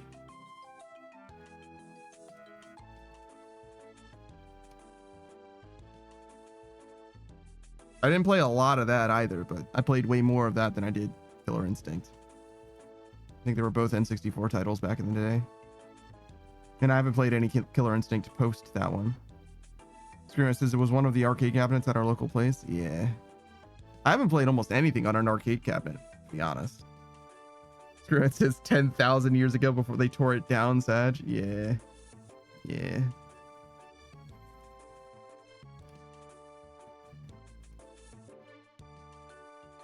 You gotta imagine that a lot of those like arcades that got torn down or whatever were like torn down with like even the cabinets inside of them. You know what I mean? Like some of those, you gotta imagine that some of them were just like thrown out like actual trash, even though they're worth, you know, $1,500, probably more, probably closer to $10,000 nowadays, depending on what kind of condition they're in and all that. But like, I can definitely imagine some of them just getting thrown out. Like, fuck it, just destroy the whole fucking building. And it's like, bro, if you were just there, you know what I mean? If you were there when the demo crew was there, just like, no, I'll take it. I'll move it myself with my fucking body. You know what I mean? You would have gotten that shit definitely for free, because the construction workers don't give a shit about that. They don't give a single fuck. You're doing them a favor, if anything, you know? Man, if you were just there at the right time.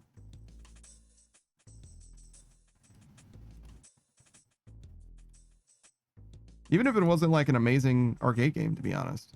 Even if it was like some shit that nobody knows about or cares about, you know? Like, that still would be fucking awesome.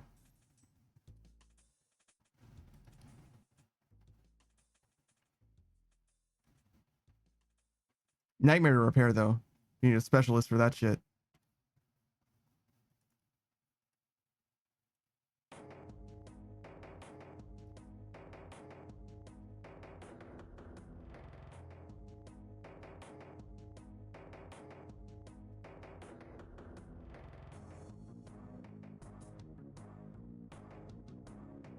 Is there a game that you would like to get an arcade cabinet of, Saku? If you could get any game? I have not done much arcade. Neither have I. Screamer says, sadly, at the time, my fat ass would have dragged out the chili cheese dispensing station first. Bruh.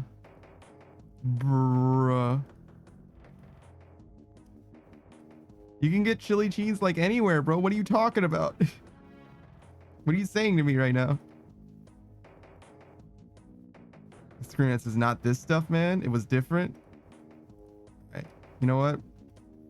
This conversation's on pause until I get to sample it myself. If I try that shit and it's truly profound, maybe you have a point. But an arcade cabinet, bro, like, what do you mean? Even if you don't fucking use it, even just as a set piece in your fucking house, that's fucking awesome.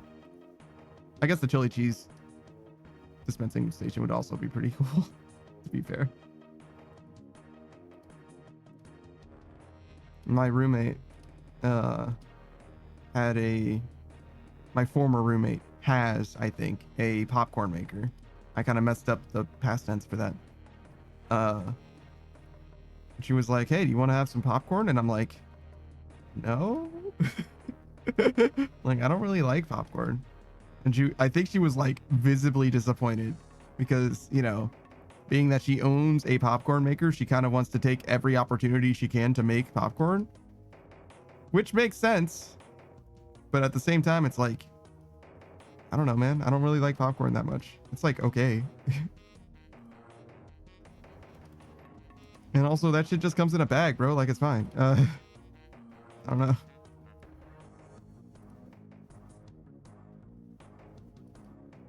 Screamer says they had 30 arcade cabinets, bro. They had one machine dedicated to chili and cheese. Its own machine, Panda. Have you ever heard of such a thing?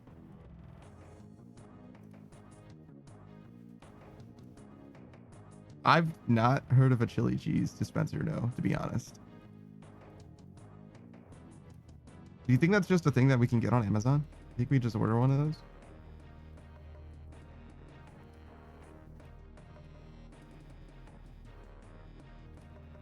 Screamer says it wasn't like a cheap gas station version either. I don't even know what a cheap gas station chili cheese dispenser would even look like, to be honest. Screamer says this bad boy was 7 feet tall with bells and whistles. God damn. It had lights. I don't know if lights are that impressive, I'm gonna be honest, but okay.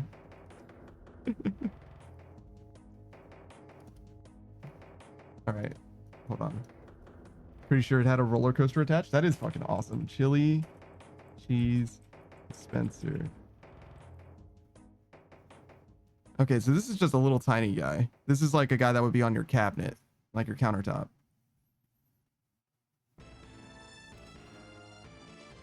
Screener says, wait, maybe I'm misremembering a little, but it was cool. Yeah, I believe you. I believe that it was cool. I don't know if it had a roller coaster on it. The ones that I'm looking at right now, the highest end Joker, as far as like most valuable, is $750 right now. The nacho cheese dispenser. It doesn't say that it has chili, but and it just looks like a soda dispenser basically. It's not like a freestanding. Though honestly, if it wasn't freestanding, you would have a lot easier time getting it out of that bitch as well, right? Like, because an arcade cabinet, you're gonna probably need someone to help you with, but you can maybe carry this with your hands. You know, you can just like carry it out, throw it in your fucking sedan.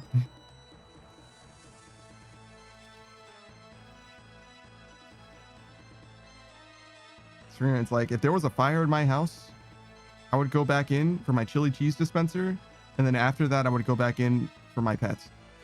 You gotta understand.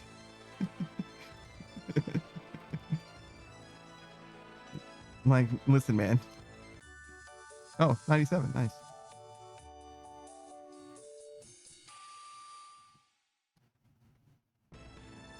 All right, so we're talking 2.4K, just about. 2.4 mil, excuse me.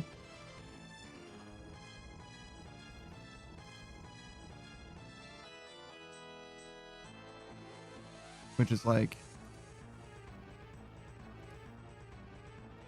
16 hours, I think. So after this stream, it'll be about 10 hours if we do nothing but this. Okay. I think that math is still mathing. I think I thought it was going to be about 3 days, 2 or 3 days. So it's still about 3 days. Makes sense. Non-stop as well, which is like pretty unlikely. We usually take a break at some point. I'm fucking terrible at this game. Sorry, what were you saying? We're talking about arcades that I'd want to bring home if Mhm. I could. Indeed. I'd want a pinball machine. Just a regular pin. Doesn't matter what kind of pinball. It doesn't matter what kind. Hmm. I suggest the Pokemon pinball. Hmm. It's pretty good. You can catch the Pokemon. You can evolve the Pokemon. I think you can even finish the Pokédex, actually. In the first 2 versions of the game, at least. Like, first gen and... I feel like it was first gen and third gen for some reason, not second gen. But maybe I'm tripping.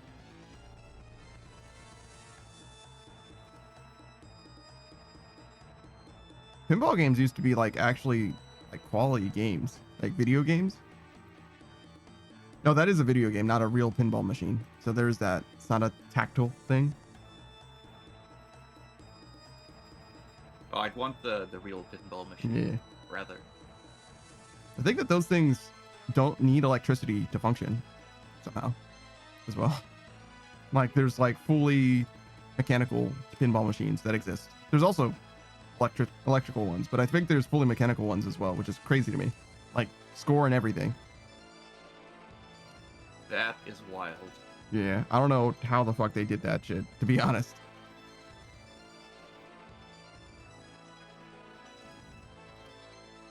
Spirit says, we have a pinball place still. Maybe when they tear it down, I'll be ready this time.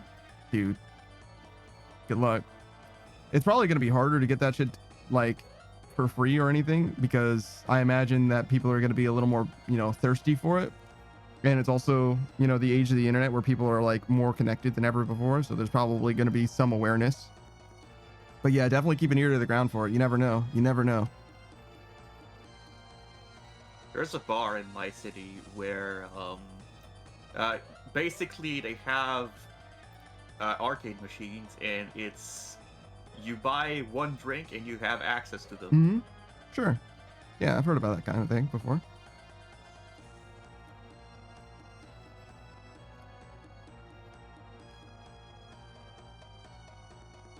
Spirit says, hey, why don't you shut the hell up, Madge? Stop making sense. Look, man, just saying. I'm not saying that there's no chance. I'm just saying you gotta be ready to pounce on that shit. As if I needed to tell Screenride of all people. This motherfucker impulse buyed a typewriter.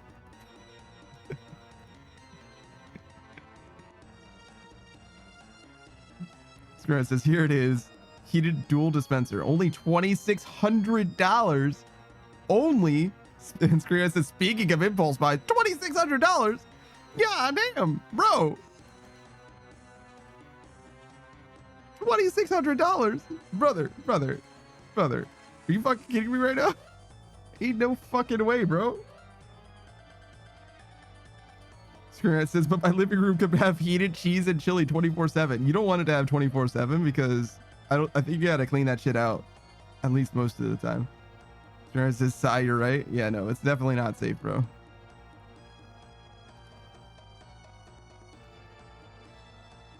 I think that's like maybe 16 hours at most, any given time. $2,600. God damn.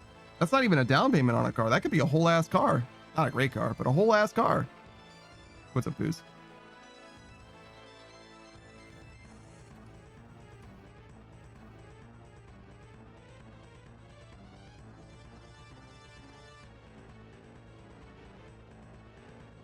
All right, Saki, what kind of a food dispenser do you want in your house?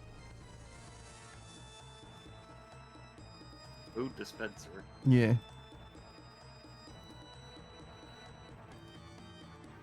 Something I don't have to clean up often. You want just like a chip dispenser?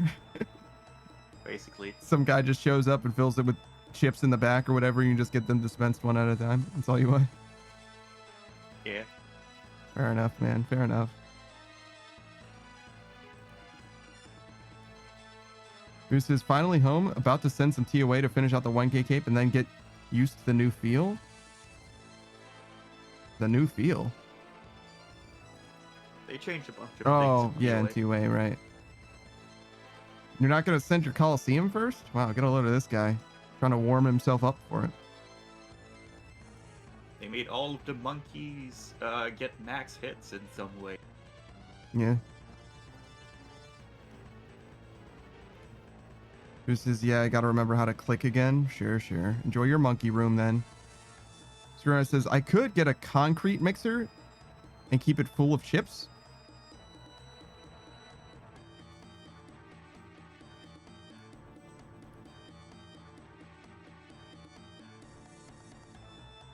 I think I'm missing part of the vision. So, concrete mixer full of chips. Are you just gonna add like nacho cheese to that shit, or what? How does the concrete mixer part of it help with the design?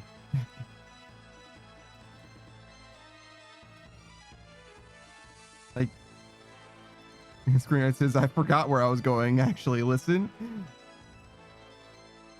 Screenride says, you just don't get it? Motherfucker, you don't get it. You don't even know where you were going with this. I feel like it would help with nacho cheese applied, but like, I don't think you need the chips to be rotated if they're just chips. Who says, to add to Saku's explanation, they also increased the HP of the shaman, so I need to tweak my tribird setup so it's always a one-shot. That sucks. Wasn't it a roll before on the shamans though?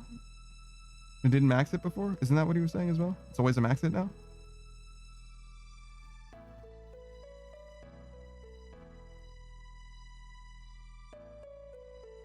Screenride says, oh, that's right. I could empty the thingy onto the chips when I clean it, and then eat the nachos and then clean it.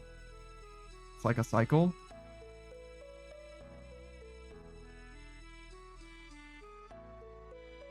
Empty the thingy onto the chips. And to empty the concrete mixer onto the chips.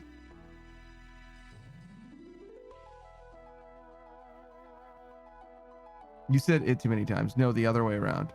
Empty the chips onto the concrete mixer. That can't be right.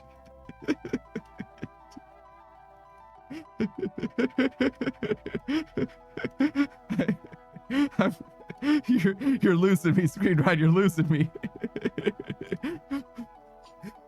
Man down, man down. I don't understand. I'm trying to follow the instructions so bad. Instructions unclear. Dick stuck in blender. Boo says yes, but they had 16 HP, so it was pretty easy to one-shot anyways. With being buffed to 40, I need one more max hit without any gear swaps. I got you. Okay. Without losing max hits on melee or mage. Yeah.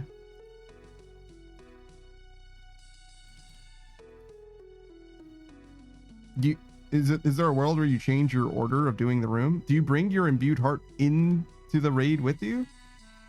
Or because I think you do the imbued heart as part of your pre-pot device, right? And you can do that room sooner in the rotation, right? To get the buff, to make the difference, maybe?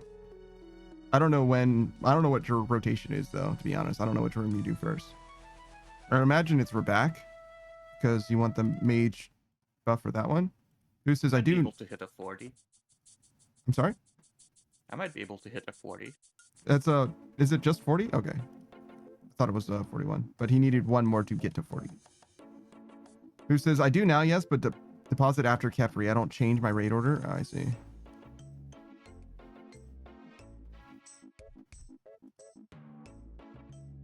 Fair enough.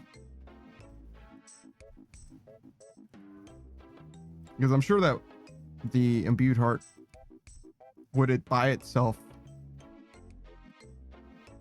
would give you more than one max hit, right? Wait, no. We looked into this before. It was at most 2. The imbued heart by itself could give you at most 2, I believe.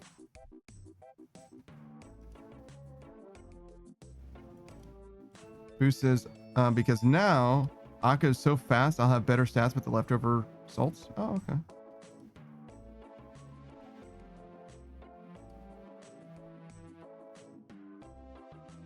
Well, enjoy relearning TOA. I know it's your beloved.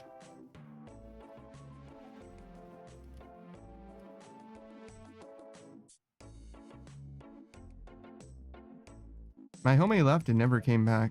He's like, I don't want to do this anymore. He's just gone. It's just me now.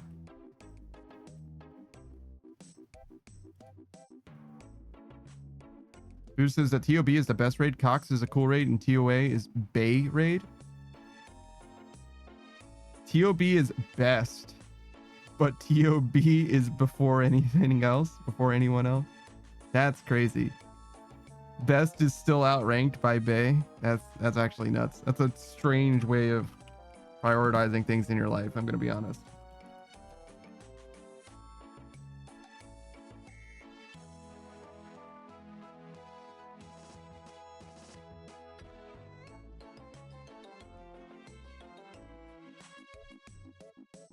Also, Cox just being cool is like such an indictment in context. No, actually, I'm pretty far from hitting a 40 with the Plattles. Okay. Wait, isn't it mage? I thought it was mage. For Monkey Room, I think it's range. For shamans?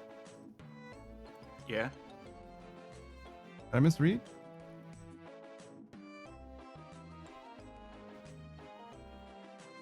Oh, yeah. No, he didn't. I just assumed it was mage for shamans. My bad. Boo says, I didn't assign any particular order when I typed it out. No, I get it. It's not about the order. It's about the relative indictment that Cox got and that it was only cool. Like, imagine if I was like, oh man, you know, this streamer's the fucking best. I fucking love this guy. That streamer, they're like literal favorite streamer. I spend all my time in their stream. That streamer, they're all right. You know what I mean? Where it's like, damn. You know what I mean? It's like, damn, all right. So, I mean, like, it wasn't like a negative thing, but it's like, fuck, man, shit. Crazy. You know, like, I mean, here's Saku Kapaku. He's the soul mage. He's an okay streamer, I guess. You know, I like to check him out now and then. You know what I mean? Like, it's not... I'm not writing home about it or anything, but I enjoy his company. You know what I mean? Like, Jesus, dude. Like, be like a little nice or something. I don't know. But Saku actually has been playing Disgaea 4 recently. That's like, well, no, he's got a few different playthroughs. He's playing Pokemon. His first time playing Pokemon. He's completing the Pokedex every Sunday. tomorrow he's going to be playing Disgaea 4. That's the next stream to look forward to. Then on Tuesday, which is after Sunday, because that's how time works, he's going to be playing Halo again with Beatrice Gambit. They're playing through the Halo campaigns, starting chronologically with Halo Reach. Does that mean that you're going to be playing Halo 3 ODST after Halo 2, but before Halo 3, Saku? ODSTs before 3? Yeah. That, I mean, Sure. chronologically, yeah. It should take place right after, like, the second level outskirts in Halo 2. Sure. Although we might not cut through the middle of the game. Yeah. It would be weird to play the first 2 levels of Halo 2 and then play Halo 3 ODST and then play the rest of Halo 2, I would say. But Yeah. yeah, technically Halo 3 happens before Halo 3, or Halo 3 ODST happens before Halo 3, I think. Pretty sure.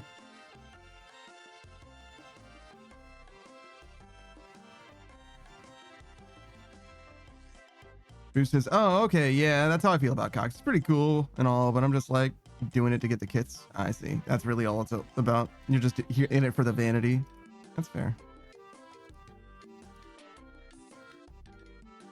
So I'm always two-shotting baboon shamans now. Okay.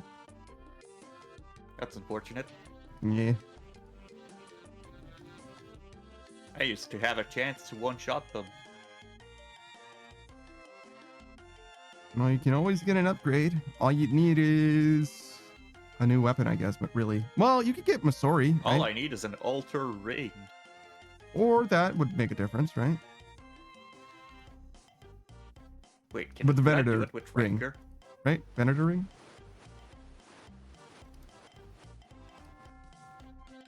Not for the Atlatl. You want more strength Oh, bonus. true. True. Yeah, you're right. You're right. You're right.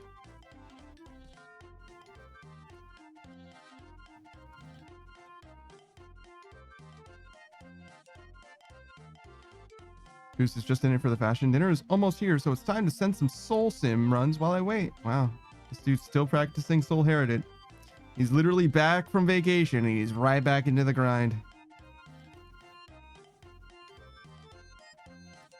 It never stops with him, huh? It's fair enough.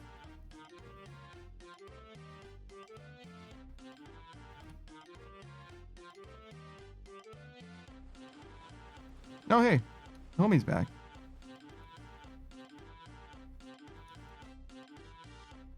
Took him a while.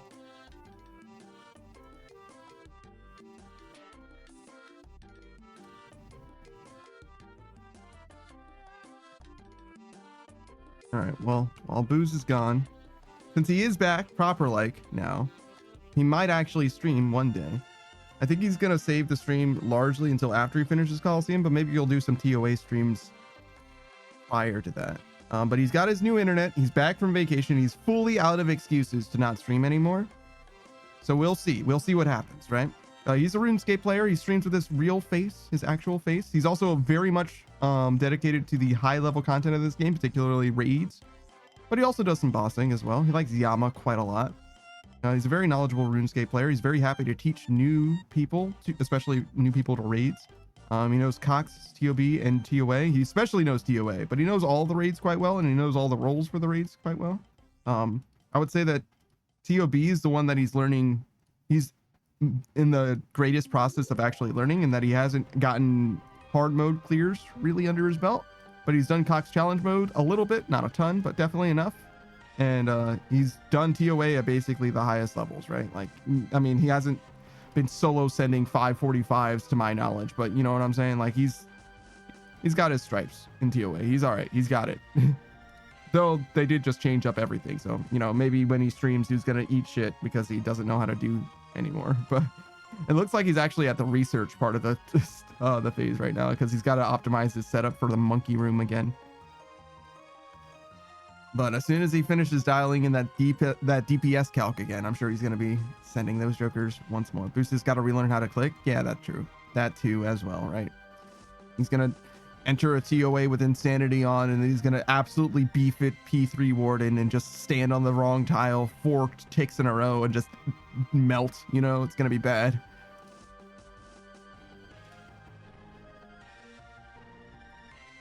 We'll see. We'll see how it goes.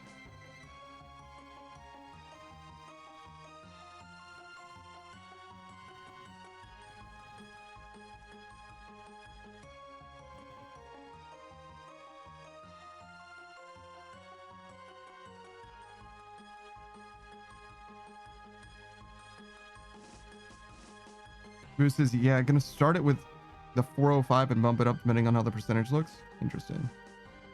He did 405s to begin with. That's like his comfort number or whatever. That's like when he's chilling out.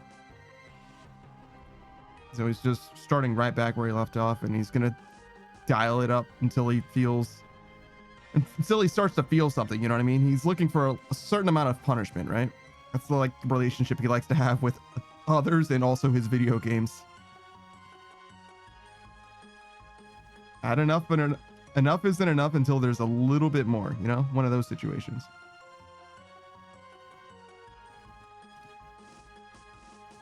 Who says I was happy with the 10% chance at purples, and now I gotta get that back since it's nerfed?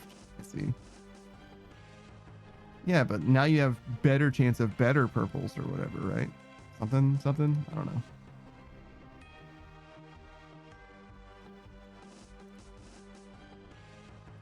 Or maybe it's just not at 405s. Maybe it's just like the numbers are just all fucked up.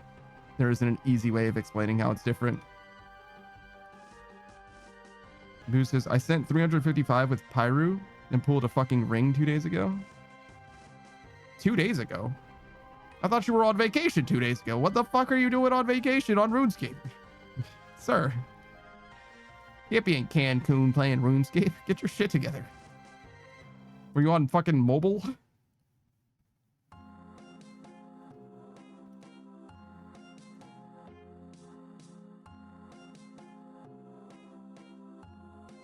You can spend your vacation however you want. Don't let people tell you what to do with your time.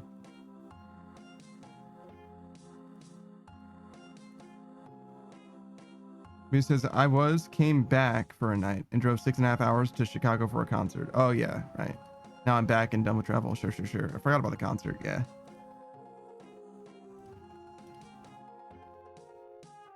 Didn't your wife... Wait, hold on. So your family, right? Between you and your wife was on like some kind of travel thing. She came back, then you and her together went on a cruise or whatever, right? Then you came back again, you went to a concert, and now you're back and done? Is she on another cruise? Is she gonna fucking travel again? Now she's going to fucking Italy or some shit? Is she like fully booked up? Like, goddamn.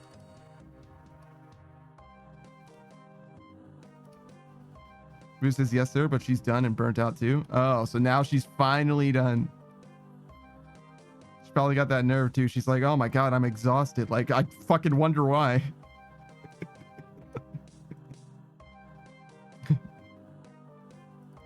It's so nice to just be home and relax for once. Yeah, I bet it is. Boo says, bro, I'm so done with travel right now. Yeah, I can't even be bothered to like go to the McDonald's in town. You know what I mean? I fucking hate going anywhere, to be honest. The bright side of that is that I don't mind traveling for a couple hours. I mind traveling for a couple of hours as much as I mind traveling for a couple minutes. Like if I have to get in my car, it doesn't really matter how far I have to go, to be honest.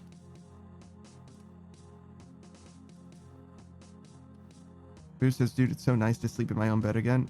I don't know if I'm ever going to sleep in another bed, to be honest. Like, I really don't know that I'm going to live my life in such a way that I can't sleep in my own bed anymore. Like, now that I have my own bed, like, I really, really can't be bothered. Like, it's going to have to be something, like, really fucking important for me to not sleep in my own bed nowadays. Like, it's so much nicer. Who's the sinner just got here, so I'll be over you? Yeah, I got you.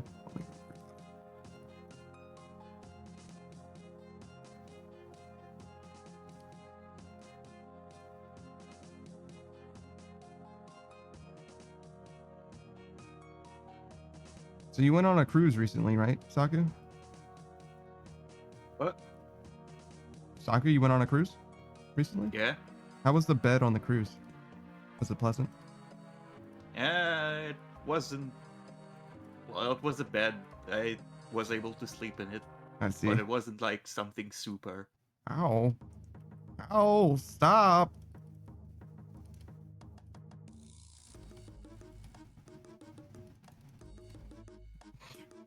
This guy's so rude. Umbreon VMAX? Wait, that's like an extremely expensive card.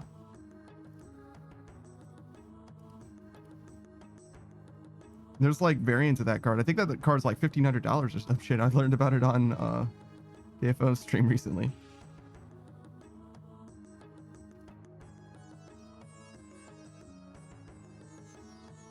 That motherfucker, dude. He came over and he fucking Voidwagger smacked me 2 fucking times. It's so rude. I saw him there and I was like, is that guy? I mean, I just figured he was just like a clue doer, to be honest. Because usually when they spawn under me, they are. But like, I was like, what's going on with this guy? And he fucking Voidwagger specced me 2 fucking times. What a fucking dick. Ow.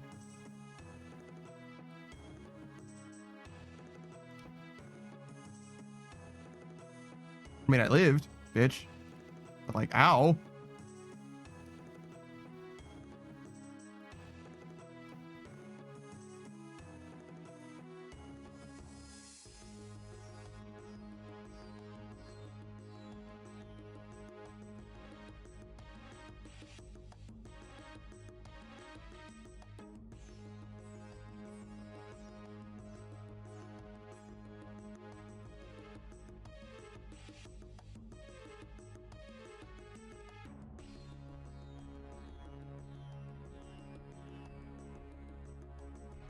All right, let's do another shout out.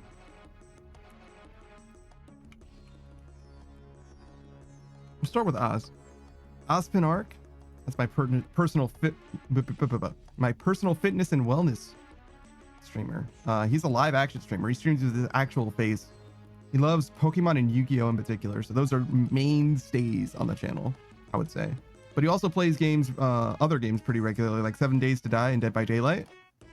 He also has community nights literally every single Monday where he'll play like Among Us, Golf with Friends, stuff like that. He's looking for new stuff too. If you've got any suggestions for new games for community nights, do let him know. I'm not super duper familiar with the space and I don't really play a lot of those like streamer type games, you know what I'm saying? Especially with like expanded rosters or whatever.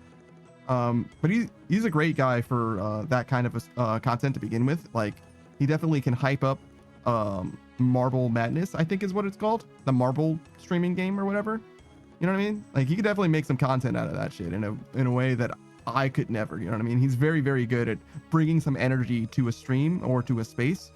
And I say he's my personal fitness and wellness streamer because what he does is he encourages me, as he does everyone else, to, you know, be their best selves or whatever. And one of the ways that he does that is by exercising on stream. Over the last couple years, a little more probably at this point, he's been exercising very, very consistently. And now he's like, you know, he's a fucking brick shithouse. You know, he's a goddamn beefcake. He's fucking massive, right? And he's like, you too could be fucking massive, right? If you just simply commit to doing the exercise and also take care of yourself and be responsible and also eat the right foods and stuff, you could probably be just as strong as I am, you know, one of those situations. And yeah, no, it's fantastic. His stream always has very good energy, and I definitely recommend you check him out.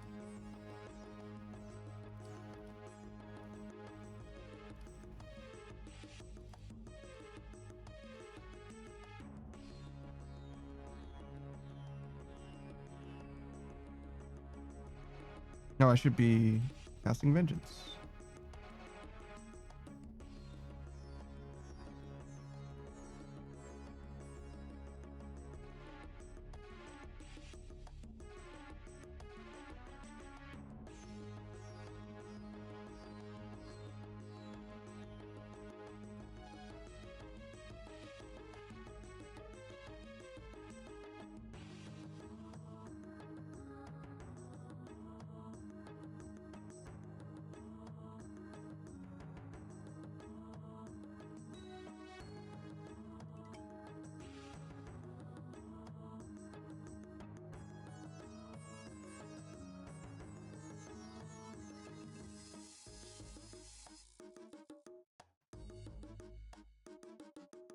Okay.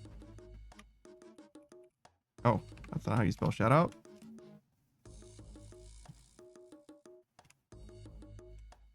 We'll do Screenwrite next. Screenwrite's also one of the homies. He hasn't done a lot of streaming, but he definitely is a streamer. You check him out once every like 6 months or so. He plays mostly Smash Brothers, but he and I are old school Halo fans. Halo 3 was the best of times. It was the worst of times.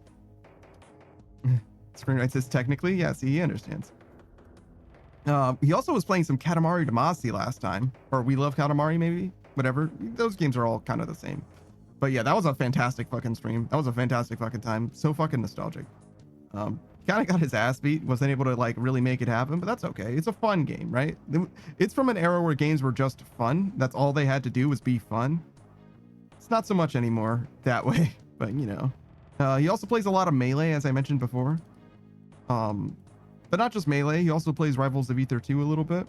And there was one other thing. Oh yeah, Neo was like the big thing that he was playing for a long time. I think he finished with Neo though. I think he's done. Are you actually, Screenwright? Did you truly finish that? I might have missed the last time that you played it.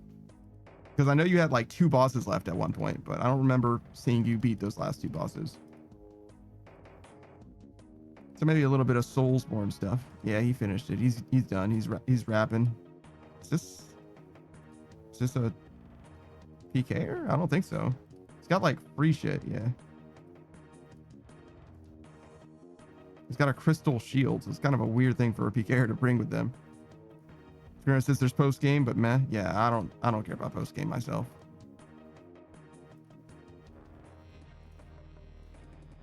I didn't even do the DLC for Dark Souls 3, mostly just because I didn't know how to enter it, to be honest. That's kind of just like the way that those games are, right? Like if you don't know how to do something, then you're just not going to encounter it naturally, which is fine. Whatever then.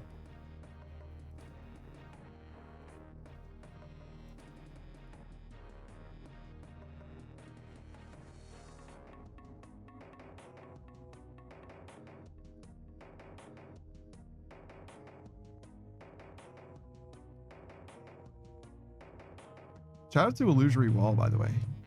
Excellent YouTube channel. Talks about Dark Souls stuff. Lots of demystifying Dark Souls mechanics, like the way that the game functionally works, as opposed to Vati Vidya, who demystifies the lore.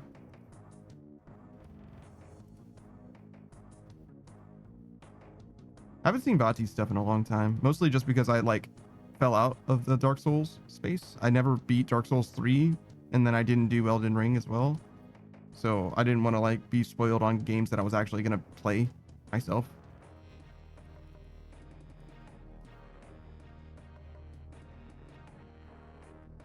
I did recently go back and watch all the Dark Souls 3 content though, I think. So that's cool. But still no Elden Ring content for me. Not quite yet. Soon though, soon.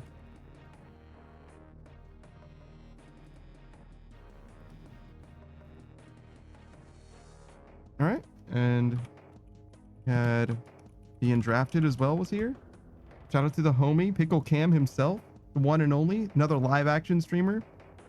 Screenwright is not a live act. Well, he sort of is. He doesn't have a face at all. He has like fully no way of representing himself except for the golden spiral, as I recall. But other than that, he doesn't have like there's no physical representation of him. But Cam streams with his actual face, and in fact, he will wear a pickle suit upon request, and the tribute of several thousand channel points. I think it was like 3,500 or something like that. Sometimes he wears a pirate hat too. That's for raids as well. He plays a pretty wide variety of games. He joins us every Sunday for Core Keeper in particular, but he's a big fan of Fallout, so you definitely can expect some Fallout content from him before too long, I'm sure. That's all 4 of the main games plus the side game that is New Vegas. Fallout Tactics and Brotherhood of Steel are dead. Those games are dead to him. Those don't exist. Fuck those games. He did try one of them, Tactics, I think, but Brotherhood of Steel is like fully not playable except on the original hardware, as I understand it. So that one's a little different. Other than that, though, he's been known to play a few other games pretty regularly. Valheim is going on. Northgard or whatever is similar to Valheim, but it's an RTS. He's been playing that recently. Grand Theft Auto 5, Project Zomboid. There's one other one Ark Survival Ascended. He's been playing those.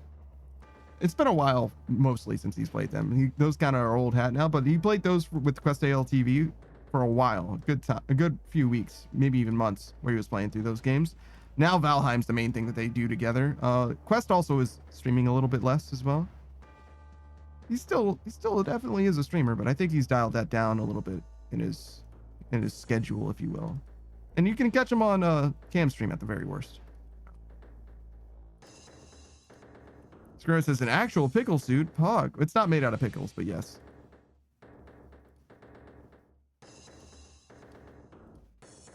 Square says my plan when I finish my degree and have tons of spare time, surely I just go through my Steam library A to Z. Yeah, I don't know about having tons of time exactly, but sure, man, sure. That's basically what my plan is too, actually, to go through my Steam library as well, but it's not going to be A to Z. I'm going to do it in order. Mostly in order of the games that I actually give a shit about most.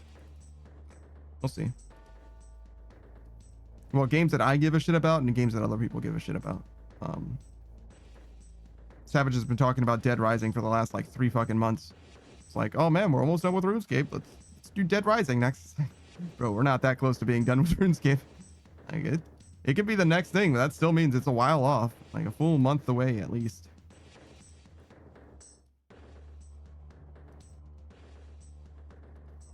Especially with how long Hunter is taking, after all. But you know, it is what it is. We're doing it as fast as we can. Screener says, I figure the order doesn't matter because if anyone wants to show up, it probably won't be for the game anyway. I understand that. But the way that I'm looking at it, as somebody who's going to be transitioning to being a variety streamer, is I'm going to be doing, I think, I did a poll about this earlier as well. I think I'm going to be doing something like just arrange my like weekday schedule, which is when I don't do collabs, such that we're going to be doing like, you know, let's say Dead Rising on Tuesday and then Elden Ring on Wednesday. And then, you know, what's another game that I'm going to play? Armored Core on Friday, something like that. And maybe probably a game on Saturday and Sunday as well, because I have time to actually play just whatever as well on those days. But you get the idea, right? Where it's like one game is on a given day until that game is done, and then it'll be a new game on that day. Because I think typically the way that schedules for other people work, like people that like come into the stream and stuff, your schedule tends to be consistent, or at least fairly consistent week to week. So if there is a game that you want to see, then obviously I can like sort of work with you to some degree to like make that game happen on a particular day. But regardless, if you know, have time to stop by for the stream, at least you would be able to see the same game at that time until that game is done, right? So you don't have to like bear with me just playing a random game every single time. That's kind of where I'm at, I think. Screen says, I get it. Your way is a lot smarter, but also involves a little bit of effort. So it's a no from me. Yeah, I feel that. I did that originally as well when I first started streaming, like when I was brand new to streaming in 2021 or whatever. I did like a Monday, Wednesday, Friday thing or something like that. I was streaming to, I think, like literally no one. Maybe Savage was showing up to those streams, but like literally no one. So it didn't serve. Now it absolutely would serve, right? Because, you know, people actually do stop by and hang out. And when I started this stream 2 years ago, right? When I started streaming consistently like this, I was just doing, you know, any game, because I was like, it doesn't matter, right? Like no one's showing up in particular. Like I didn't have like an audience that was like consistently showing up to streams, which didn't really happen until, you know, much more recently, basically. Really it was interacting with other streamers is how it started, but also playing RuneScape in particular, like just focusing down on just one game helped a lot with that as well. But you know, we're going to be, in some ways at least, moving away from RuneScape before long. So we'll see how it goes. It's okay. I expect, you know, a certain amount of difference at the very least, right? Which makes sense, right? Like if you're here for the RuneScape part of it, when the RuneScape goes away, don't worry, there's other RuneScape streamers, you know. You'll be okay. I believe in you. I do appreciate you for hanging out though.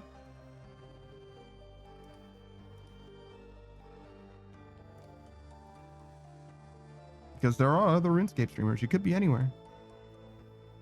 Maybe not anywhere, but you get what I'm saying. A lot of different places.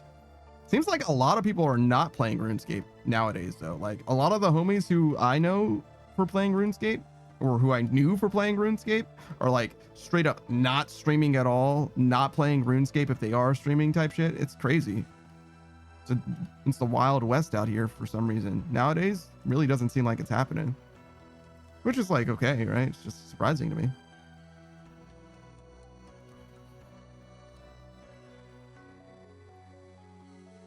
Never thought that I would be the last man standing. I don't even do LMS.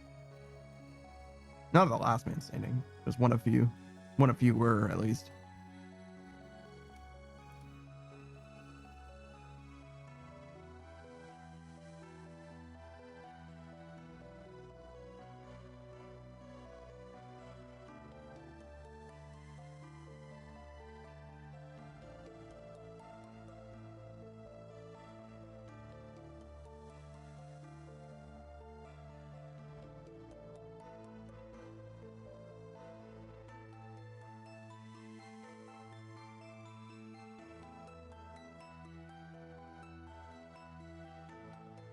Are we missing any other shoutouts? I think Kolya was here, yeah. So we'll do Kolya too.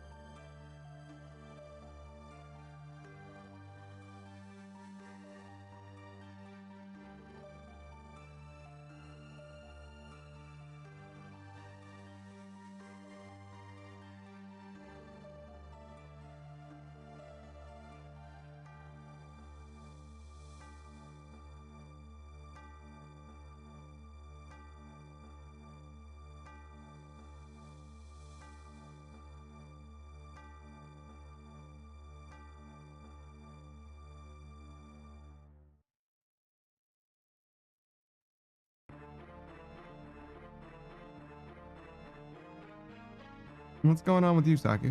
Anything new? Not too much. You still taking a break from RuneScape generally? Pretty much. Fair enough. That's what makes you a long-term player. You respect the burnout. I know my fate. Mm-hmm. RuneScape is inevitable.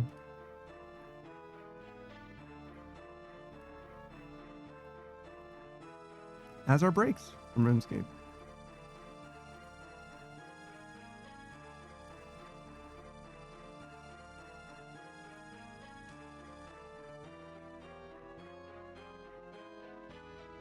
Alright, let's do this shout out. Alright, Kolya is another VTuber. PNG tuber, I think. Is that Ru? Kolya? No, Kolya has a 3D VTuber model, I'm pretty sure. It's been a long time, I guess, since I've actually seen Kolya. No. Is there a 3D model? I remember your profile picture, but I don't remember what your actual streams look like, I guess. Kolya's been playing a lot of different games, though. I feel like I should remember better, but it's actually just evading me at this particular moment. But Kolya's a RuneScape player, a little newer to the RuneScape space, but joined us very recently. I think it was yesterday for Volcanic Mine. Maybe it wasn't yesterday, but it was definitely very recently. I think it was yesterday. And he also has been known to play Power Wash Simulator. He's a huge fan of Zelda, so look forward to a Zelda game along the way. And he's a big fan of rhythm games as well. He's particularly into drumming. That's his like thing as far as I know musically, acoustically, in real life. But he's been playing Rift of the Necrodancer to satisfy his rhythm gaming needs, if you will.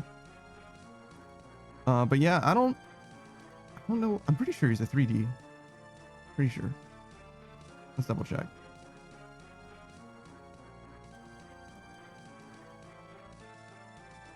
been too long. Yes, the profile picture, I remember. That's just a different person.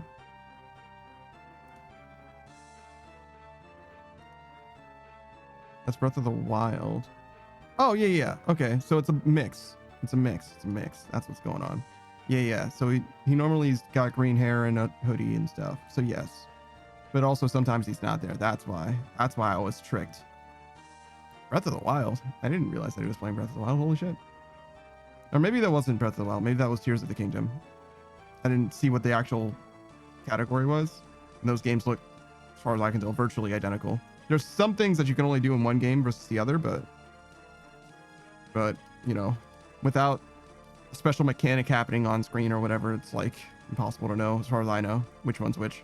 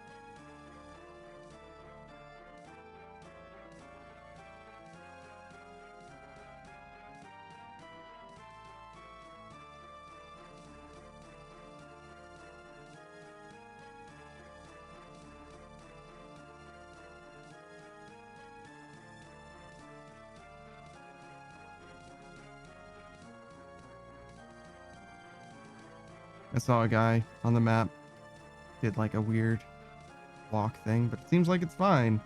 The homie over there isn't in any danger, so I suppose that it's fine. Ignore it.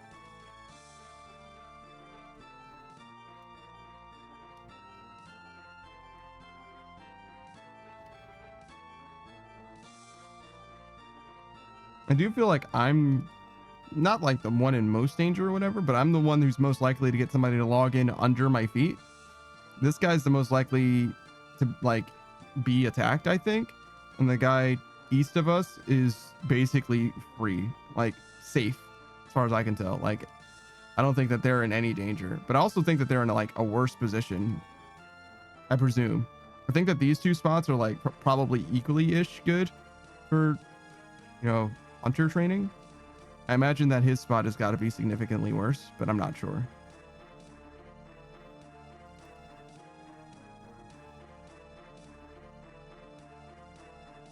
If it's just as good though, then there's really no reason to be here. I think that the eastern spot is like the one. Like that's where you want to be 100%.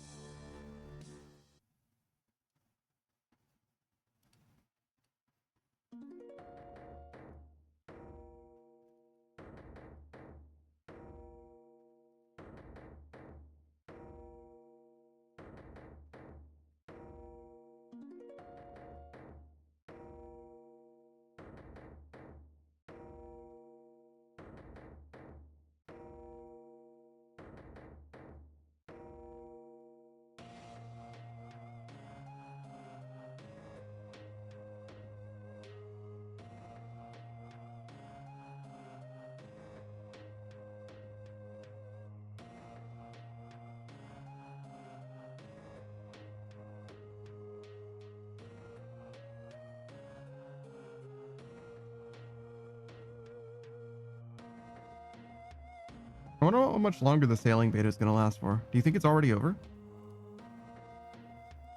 Been checking. Me neither.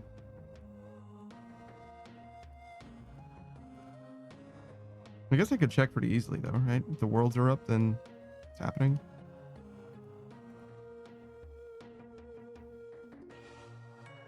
Yeah, it looks like no, which means it should be over then. I don't imagine it's going to be discontinuous. I wonder what the results are this time. Screen says, you think it's fine to wash and dry house slippers? Like in a machine? Yeah.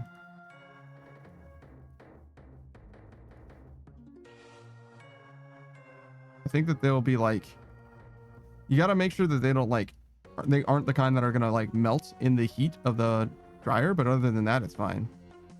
That's the only problem that you would have. they're gonna get beaten up a lot, right? But they're slippers. They should be fine.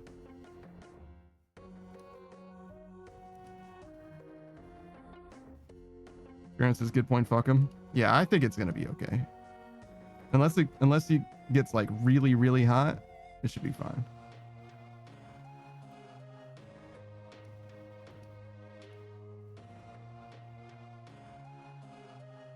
I put regular shoes in the washer and dryer too. Again, you got to be careful with the dryer, but like the washers, like fine. They'll bounce around a lot. If you're worried about your Jordans getting creased, obviously not, right? But if they're just like regular tennis shoes or whatever, you know what I mean? Like they'll be fine. Though you probably should put some other stuff in there. It'll help with like, first of all, the noise, but also with like the vibrations. Like you might want to. So usually shoes like aren't that big a deal as far as like cleaning them off, for example. But if they're like really, if they're due, right? They're due for something. I would suggest start by like hosing them off, and like, you know, be aggressive with the hose. You know, like definitely get the hose in there, and then do like the shoes with like linen or something. You know what I mean? Like wash your sheets the day that you're machining your shoes, and it'll help both for the washing and the drying. Though if the shoes are nice enough, you probably don't want to dry them, to be honest. Just because, you know, the heat application is the thing. You could probably turn down the heat on the dryer, to be honest, but I don't know. I don't know if I would go through that much trouble, to be honest. You can also just like sun dry a lot of that shit as well. Like it'll be fine.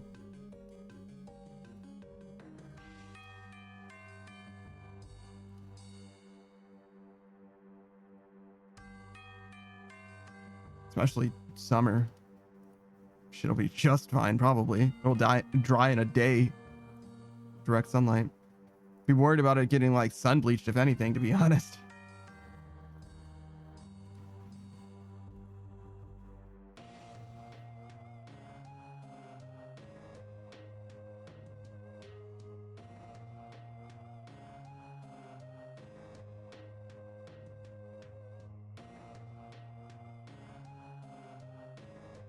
What did you do for your Onyx gems, Saku? Zora? I think I sold the surplus gems I got, not the surplus gems, the surplus runes I got from Barrows. Bunch of Chaos and Death runes. I sold equal parts of them to get enough total for my Onyxes. I see. That's interesting. It's because you ended up grinding up so much just like naturally. Yeah. It's kind of crazy. That is like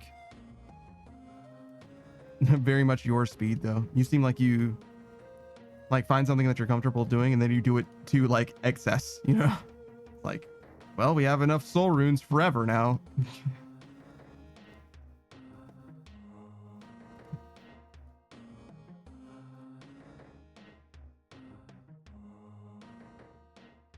I'm like always chasing after like the fastest thing I can do that won't ruin my body. That's like usually my method. Fastest and most annoying, usually. I do the fastest, most annoying thing I can do that's not going to ruin my body. I like mechanical stuff for some reason in this game. Well, in any game, I guess, to be fair, but...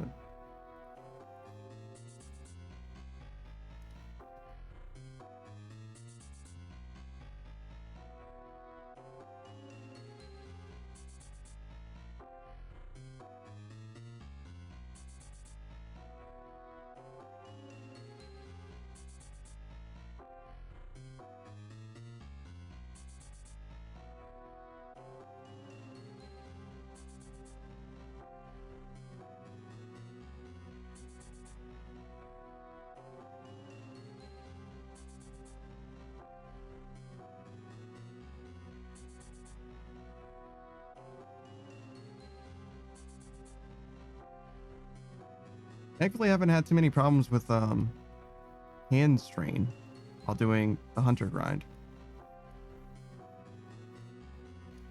I forget what grind I was doing, but couple of these grinds, I've definitely been like, yo, we need to take a break because my hand is like dying.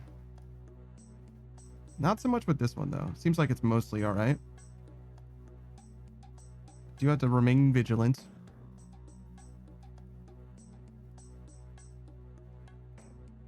I'm definitely the type that's gonna be like, yeah, it hurts, but it only hurts a little bit. Ignore it. And then it starts getting worse. Then it's like, it hurts all the time, even when I'm not doing anything. You know what I mean? It's one of those situations where it's like, you really should stop when it starts to hurt or when it starts to feel weird.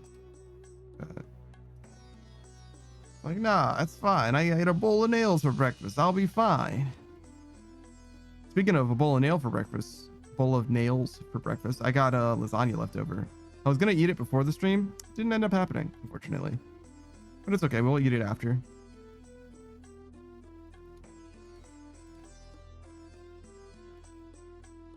Probably do the next lasagna tomorrow.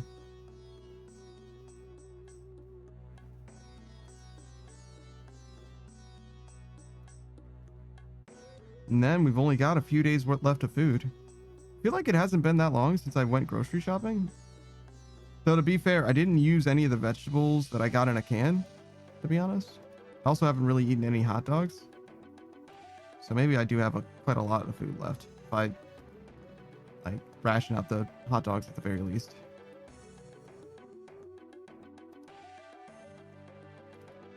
I wonder how soon those hot dogs are gonna go bad, dude. Should I be like worried about eating those? Probably.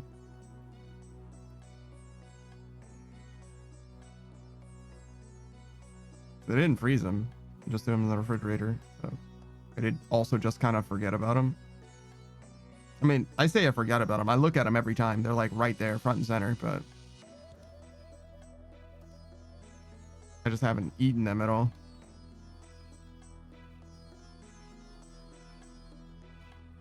I think it's like 6 days of food. Hot dogs. I feel like that's a lot of hot dogs to eat in 6 days. Holy shit. But I usually eat them like 5 at a time or so. Somewhere between 4 and 6. Not like at once, but like 4 or 6 diced hot dogs for pork and beans.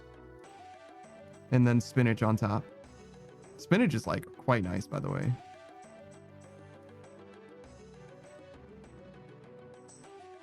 Like the whole meal is good, but like the spinach really brings it together.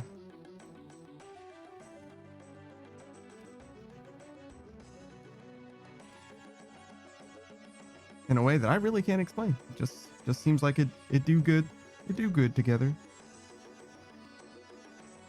QB saying says, I had a hot dog with bacon blue cheese for lunch. Bacon/blue cheese.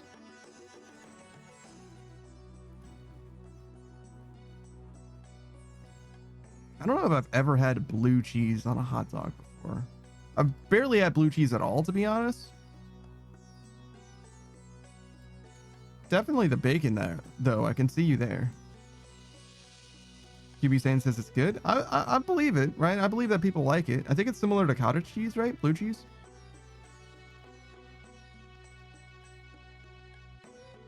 I had a like really negative experience with it a long time ago, but I've never really tried it properly since then. I only ever had it in the context of like ordering a pizza, and the pizza would come with like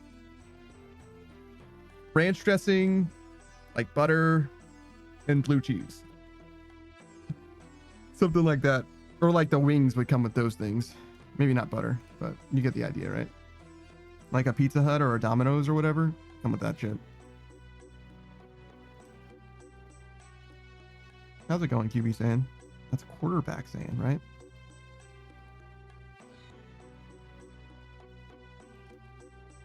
QB Sand says, yeah, I was skeptical. Really?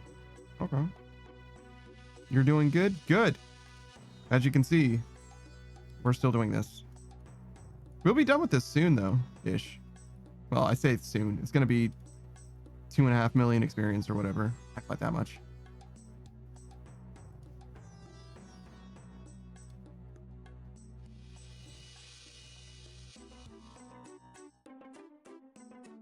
We're definitely committed to being here for a little while longer.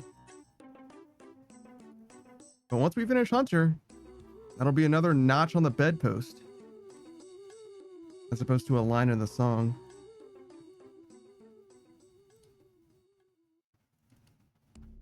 QB saying says, I'm trying to be at your maxing party? Oh, I mean, I wish you luck. I don't think it's gonna exactly come up, you know, by surprise. You know what I mean? You could probably leave for like 3 or 4 weeks. You know what I mean? And come back and be like, yeah, no, he's still not ready. You know what I mean? Like I'm gonna be in the rune crafting mines for quite a while. But yeah, no, I'm gonna just do it sometime. I don't know if I'm gonna make like a huge thing out of it or anything like that.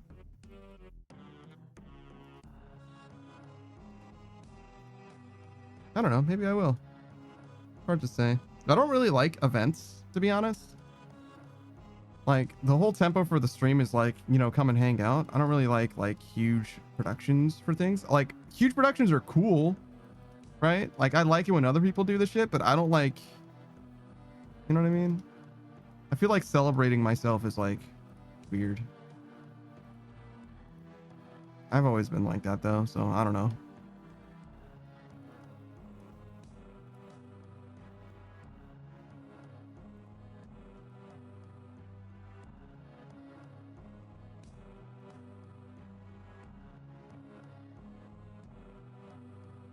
Yeah, I don't think we're going to be able to land maxing on a particular day or anything like that, though, where it's going to be like, oh, hey, you know, we should do it on a date of significance in some way, where it's like the most that I could do is like my affiliate anniversary, which I think is in September.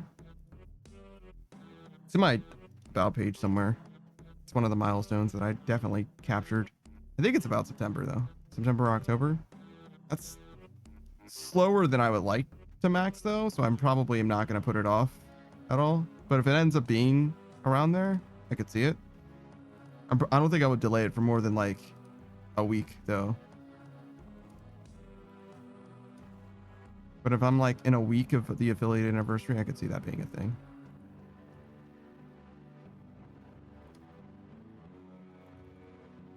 But I don't think anything else is like even of significance for me, like in that time of year.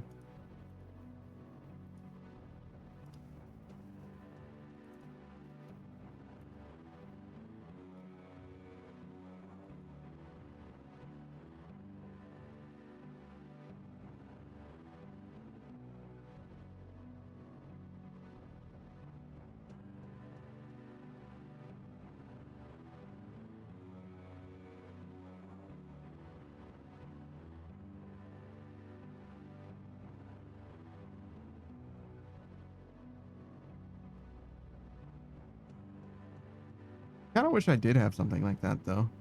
Like maybe I should have made or should still make like, I don't know, some cornerstone. It was like, oh yeah, every year we return to like this thing. Because there's a lot of games that I love very dearly, but you wouldn't really know that I love them unless you just happen to know that about me. It's not like I play, you know, super giant games that regularly or anything like that. I played through all of them already, right? But I also didn't complete all of them or anything like that. I only really completed Hades. That's just because I enjoyed my time with Hades enough where I was like, yeah, no, sure, we'll get all the achievements. Also, that's not that bad, to be honest. It's not that hard to do. And some of those games can be pretty rough. Let's see, are these milestones? Yes. September 13th. Okay.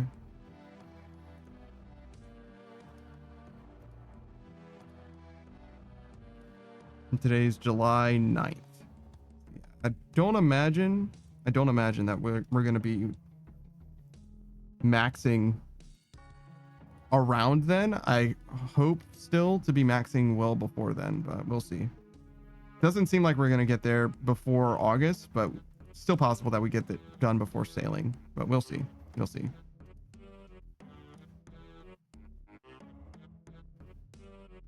It's going to be delayed a little bit when part 3 of Volamore drops though, as well, I'm sure, because we're going to do all the quest content at the very least.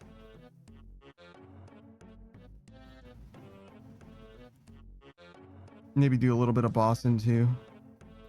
Send a Hunleaf and a Zulra Yama. as well. Ulra. Yeah. Just a little bit.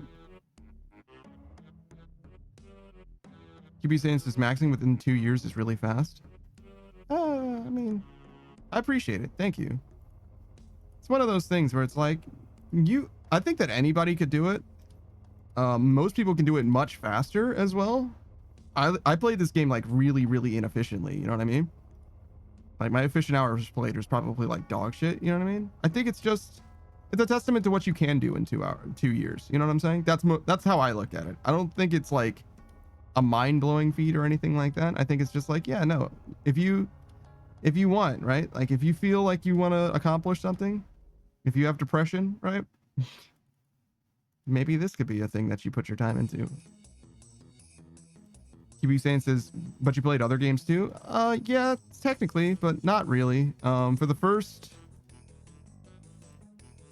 few months, I started in January of 2024. Right, yeah, I started in January 2024. So we will have finished RuneScape before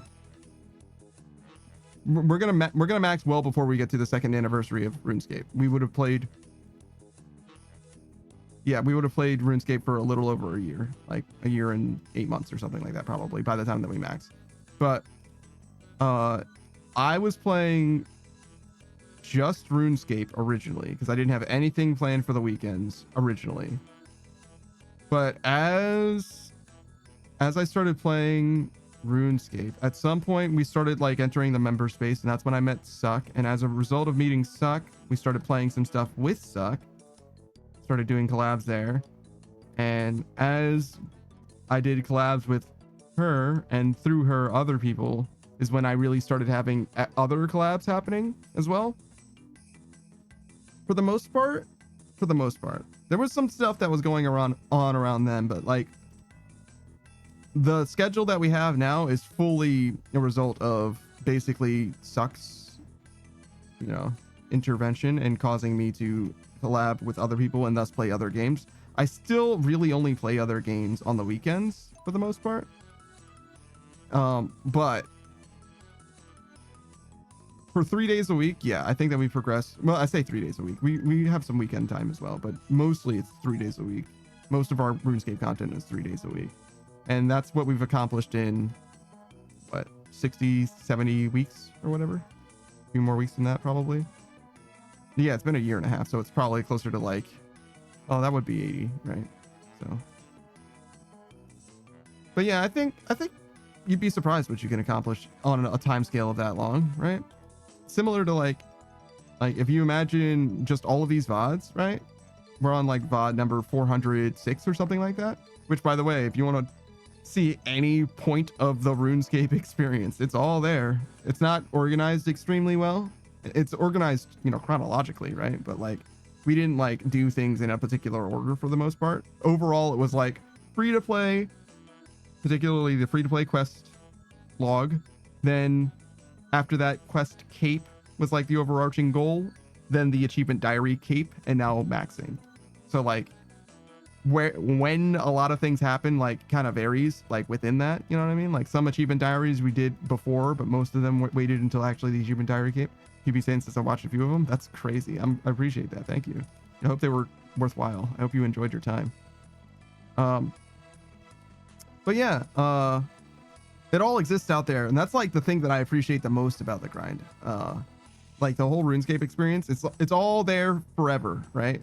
Like you'll see, not only did I, cruise through the RuneScape experience, but also Jagex made sure that I had a fantastic time every step along the way, because Jagex made sure that me personally had a positive experience with this game by cultivating the updates to every piece of content that I was literally about to do. Like the one update that came like maybe a little late is like Trouble Brewing, but even then, like not really. I got to benefit from the Trouble Brewing update anyway. Like they literally were like, we're gonna revise all the content just in time for Panda to experience it. I don't know who at Jagex is watching the stream, but shout out to you, the homie. I appreciate you. Shout out to the Gmods.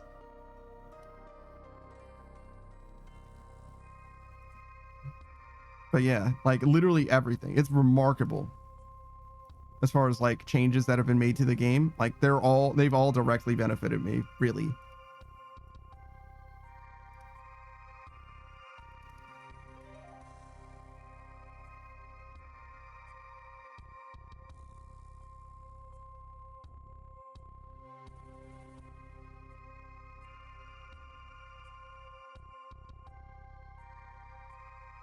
All right.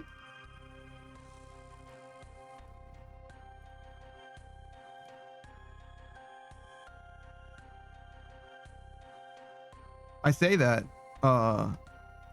we haven't done fletching yet. Varlamore Part 3 is about to drop, and there's going to be new fletching content, right? Like, as an example, you know what I mean? Like, we're literally trying to max right now, and even fletching I'm going to benefit from.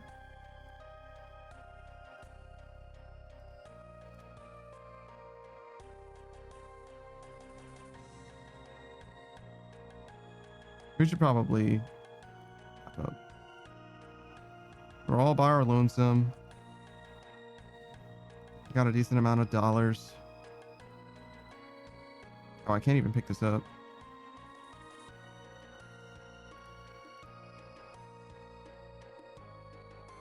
Oh, wait. What am I doing?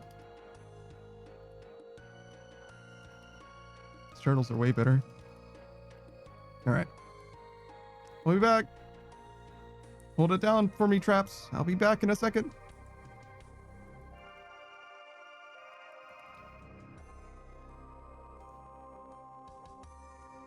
I think I died. That guy that double Voidwaker spec'd me, I think I died.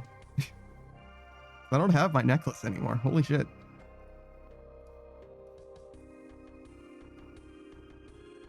Necklace? Yeah, the Phoenix necklace. I didn't even notice What it was does gone. that do for you? I think when you would die, you instead have like 30 health or something like that. Or maybe when your health is lowered enough. Something like that.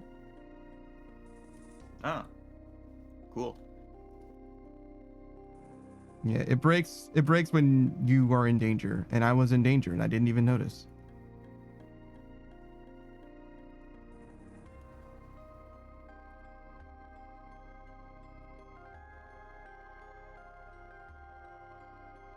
Savage is underrated in my opinion. Oh, it sure is.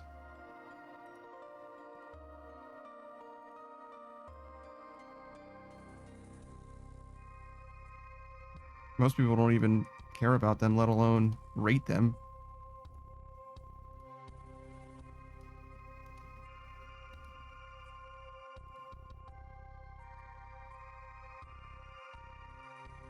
Probably just main shit though, because I don't know how to get a fucking opal or whatever I need for this. Phoenix necklace is diamond. Now I see.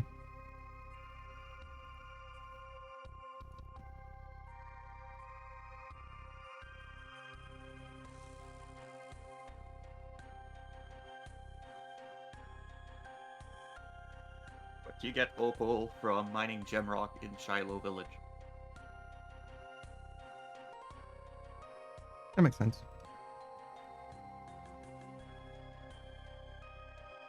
And barely any other source. Are opals just necklace of passage then? Probably like one other thing, right? Jade makes necklace of passage. Oh, okay.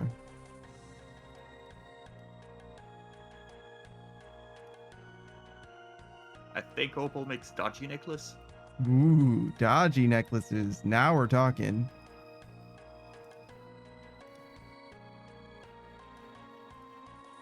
I did my time in the Ardoin mines. It was a good way to level thieving for the time. Never again. Rogue's Castle exists. It's way better.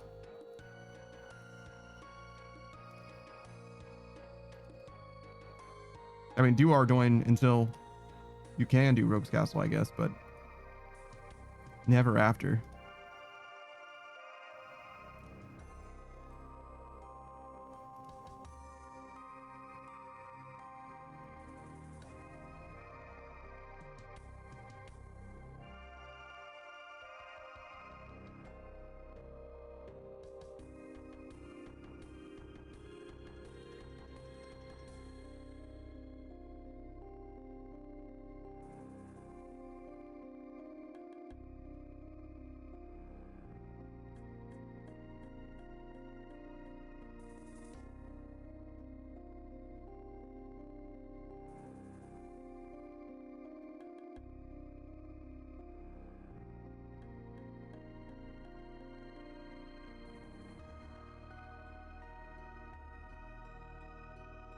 God damn. These Chinchompas are rolling in.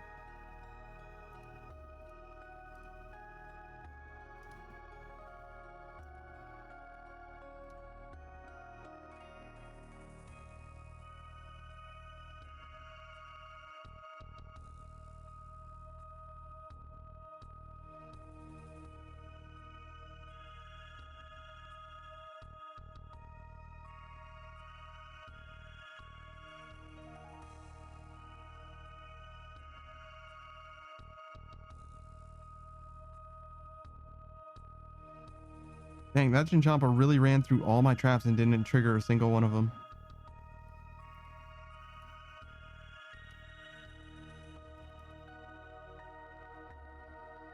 I don't think it's like a landmine situation anyway. I'm not sure, to be honest. I feel like they are like drawn to it, but maybe it is like if they were to step on a square that has a trap on it, they either are caught by the trap or they are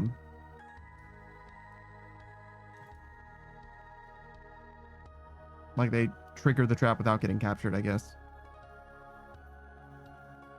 If that's the case, then the one who ran across my traps literally had to go through these squares in particular, which is crazy, crazy.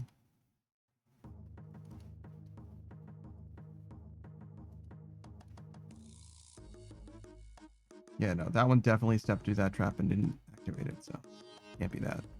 Ain't no way.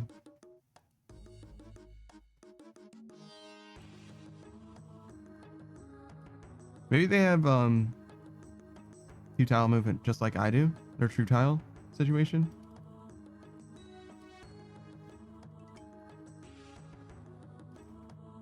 I guess that could be a thing.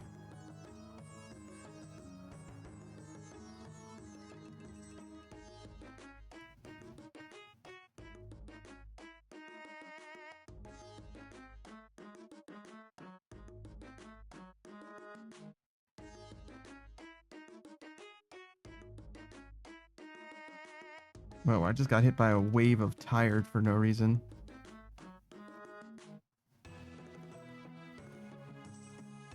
feel like I've been like extremely lazy today as well. I've unintentionally picked up the habit of watching YouTube videos while I lay down. So I've been doing a lot of resting without sleeping for some reason. Don't know why. As if I'm sick or something. But I'm not. I'm, well, as far as I know, at least. Just need to stop looking at my fucking phone when I'm in bed, I guess. And used to never do that shit, but... I mean, part of the reason why, now that I think about it, I can trace it back when I got my back injury from being an old ass man. Very minor back injury, by the way, but I was like, okay, I should spend some time laying down because that's obviously better for your back than sitting upright and stuff like that. So I spent a lot of time laying down, but also just like watching YouTube videos because I couldn't like sleep nonstop.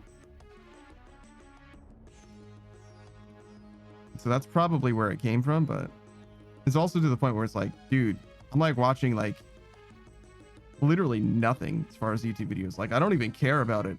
Like I don't even care about what I'm watching most of the time nowadays. And when I do care about something, like it'll be like late and it's like, oh yeah, I want to watch this YouTube video before I go to bed, right? Like this will be the last thing I do before I go to bed because I'm tired, but I do want to watch this thing. I'll wake up and I'll look at my phone, like by the YouTube player or whatever, and I'll be like 20 minutes into a video that I don't even like know what it's about. You know what I mean? Like I literally am like, why did I even start watching this? Like what even is this?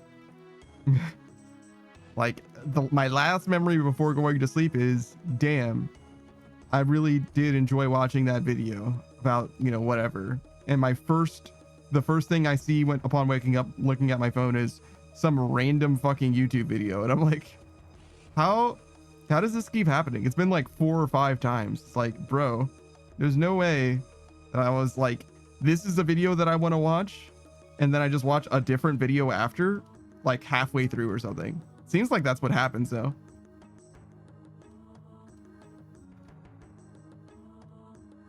You just like let autoplay and then fall asleep. But it's not like I let autoplay happen and then fall asleep, because if I just like put my phone to sleep, YouTube Premium or whatever, it'll just like keep playing. It'll just like keep going. And I don't think that I can sleep with like ambient audio playing like that, other than the fan that I have. And when I say other than the fan, I mean like anything other than the fan. Like I can't even have the AC running when I sleep. So if it's like really hot, I need to like wake up for a while, let the AC run, and then turn the AC off again and go to sleep. Which, by the way, I got a blanket, a new blanket that's like thinner, I guess. Somehow it's supposed to be like good for the heat. I don't know how exactly, but I'm sure that there is such a thing as like a heat dissipation blanket or whatever. Because like theoretically you could do something like, I saw it was like a TikTok or something. Probably wasn't TikTok. It was almost definitely YouTube Shorts. I don't even use TikTok. But it was like it looked like fucking chainmail. It was just like, I mean, yeah, basically chainmail, like a chainmail blanket.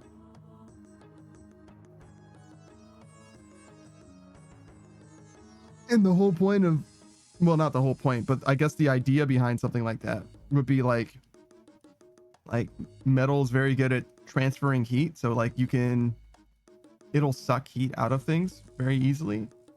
So in theory, right, if you used a chainmail blanket, it would cool you down probably, rather than heating you up, capturing the heat.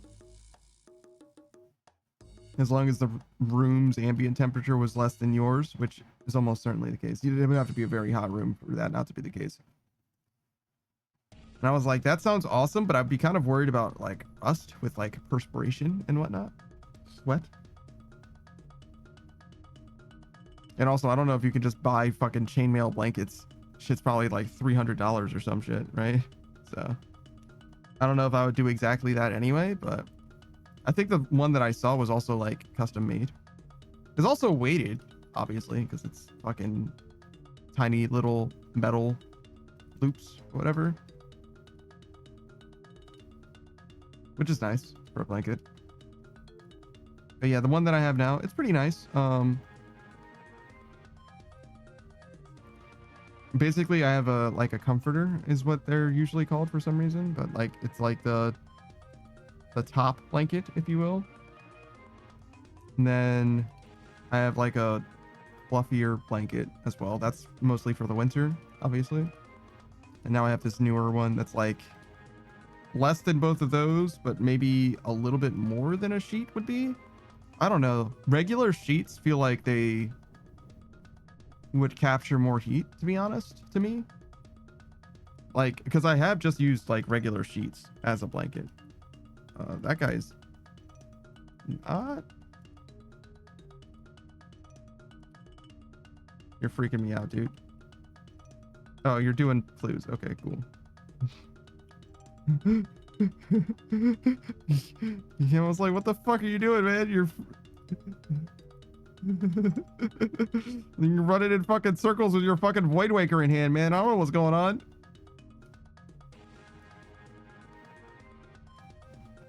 I don't want to get void wanked. That would suck.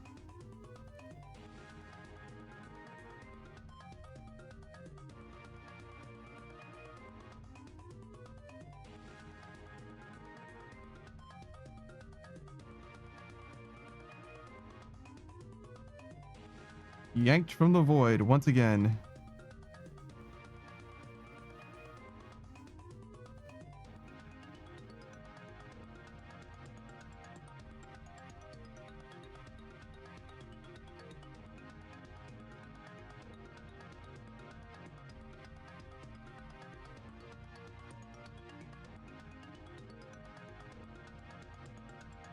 We've gotten a good amount of experience so far.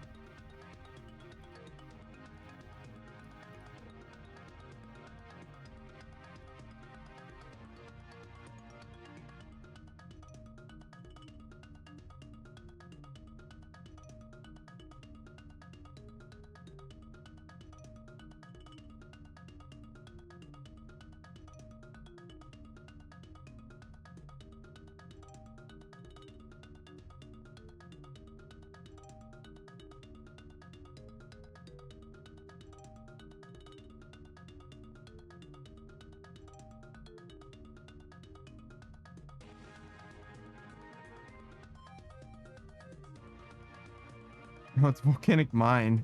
That's funny. Like, this song seems really familiar.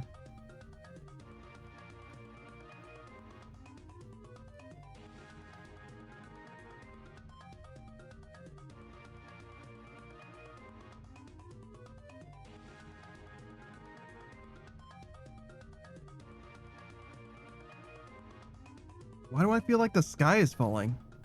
It's also the 4th of July.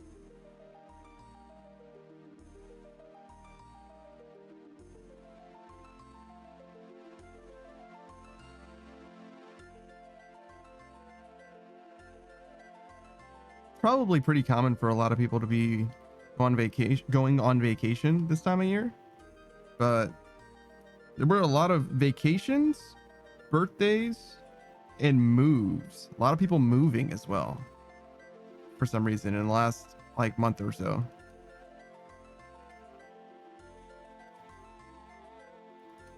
Maybe this is also a good time for people to be moving, because leases tend to be 6 months long or a year long, so it's probably makes about like a decent amount of sense for it to be somewhere around June, July. But birthdays, though, surely people are having birthdays every day of the year, right? Seems like a disproportionate representation recently, the amount of birthdays that I've seen. Ah, I see. It's an astrology thing. Something about the way that I am or whatever.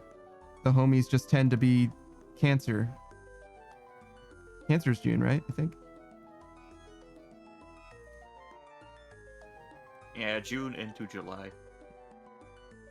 I feel like I knew that one somehow. That might be the only one that I know, to be honest.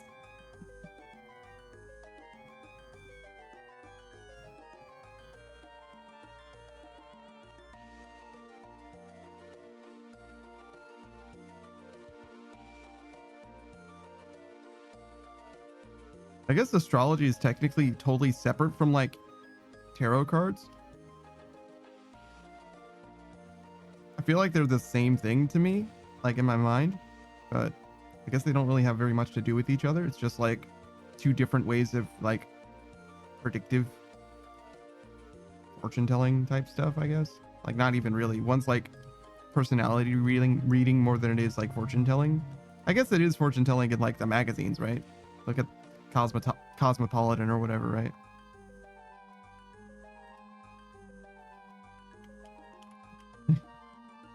Dude said, love you, thanks for... Hope you get the chin pet. It's like, dang, that's crazy. Love you is crazy, but alright.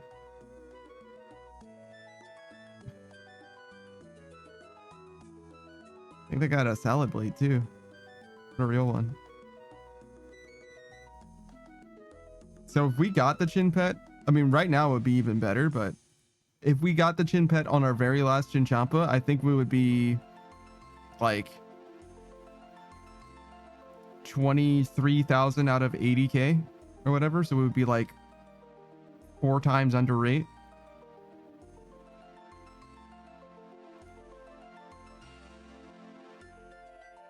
But it would be funnier if you got the Pyromancer boots after you were done with fire making. Like, as I finish Wintertide, I get my Pyromancer boots. Yeah. Just throw it all in my wardrobe. For posterity.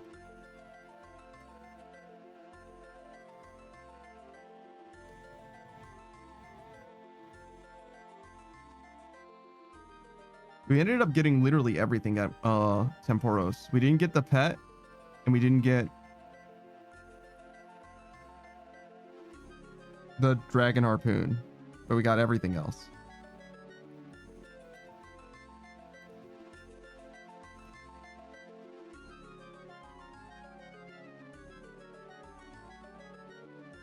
That was a long pool session too. We got so many fucking pools.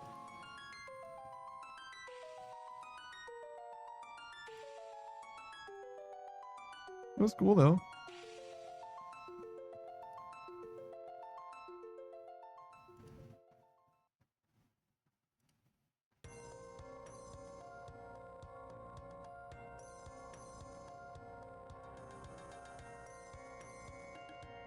Oh, I fucked that up.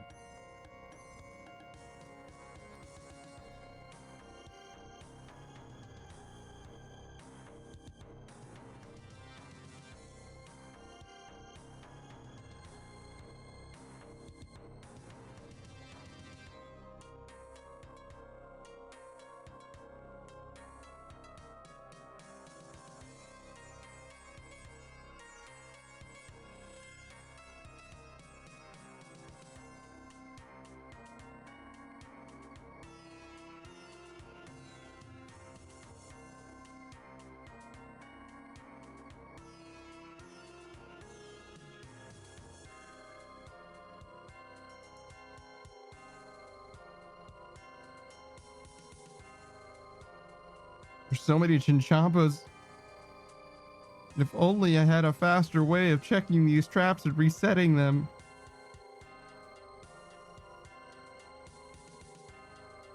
No, it's fine.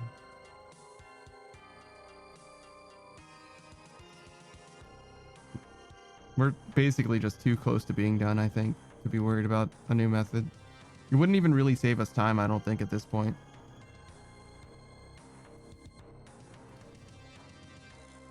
I mean, maybe if I like learn it extremely fast, it would, but I don't know. Oh shit, monkey boy.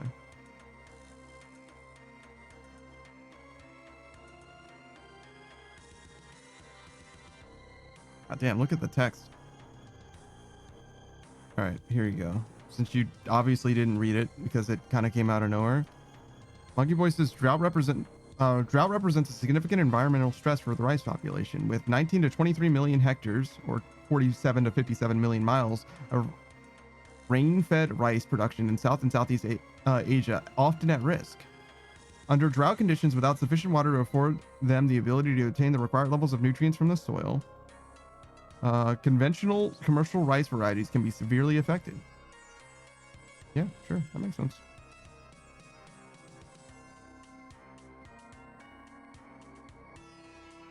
Drought's bad for rice, y'all.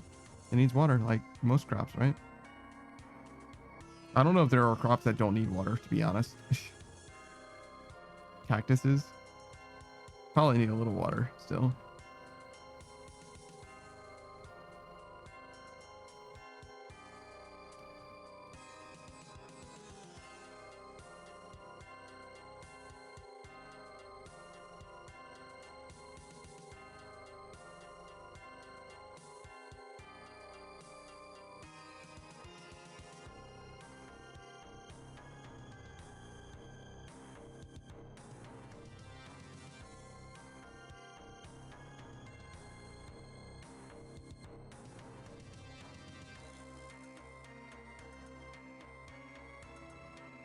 I wonder if I'm tired because I haven't eaten it today.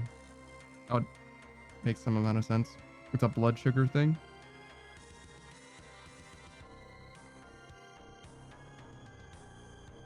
You might have even been able to tell. I clicked super hard a second ago.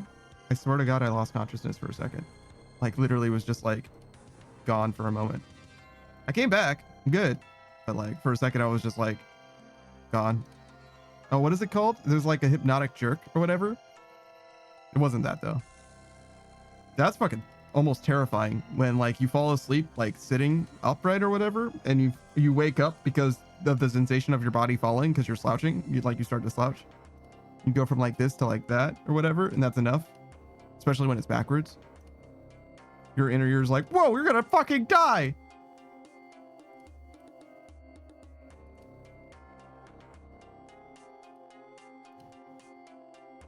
Even though you're like usually in a chair and would have been fine. Screenwriter says, bro, sometimes I tense up so hard it literally hurts my shoulders when that happens. Crazy work. Damn. Like like that, it's that bad. The fear of God is so strong that it like stresses your body. Like the tension in your body is actually an issue. That's a problem, I would say, almost. Speaking of stretching is definitely still something that I need to do. My lower back is way better than it was, but it would still be like probably 2 or 3 times as good if I just did some lower back stretches.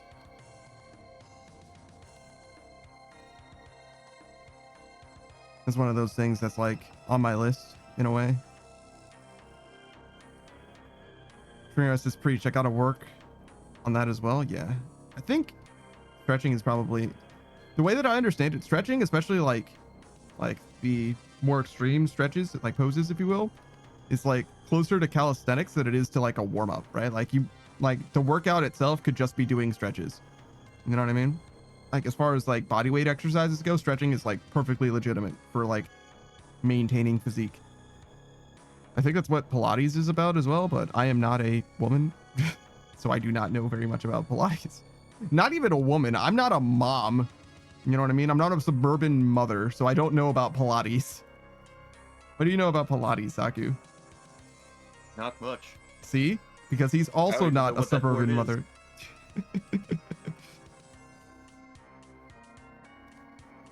I'm sorry, what did you say? I couldn't hear you.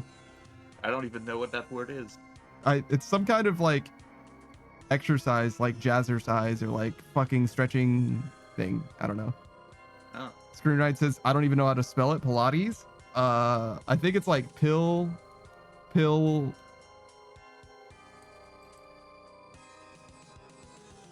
then like the letters of dates, but in the wrong order. Pilates. I got pillagers. Pilates. Pilates.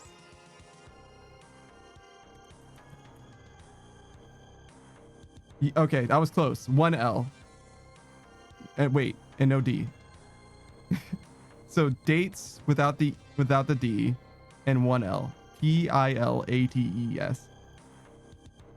Yeah, sure. It looks like the stretching thing. That shit that Wii Fit Trainer was doing. That's Pilates, as far as I could tell.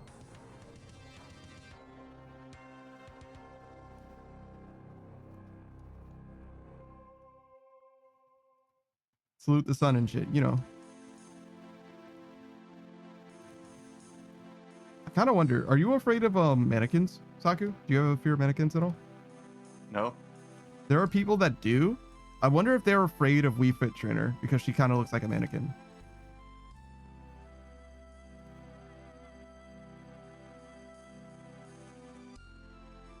I've also seen an alarming amount of smut for Wii Fit Trainer, and that makes me wonder if there's also a lot of smut for mannequins.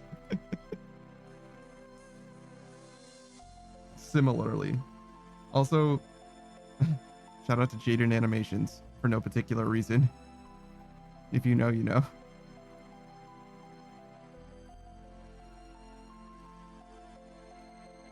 I haven't seen one of Jaden's videos in a long time. Actually, any of the Storytime YouTubers, Jaden, Domix, Odd Ones Out, any of those guys. I haven't seen any of their stuff in a long time.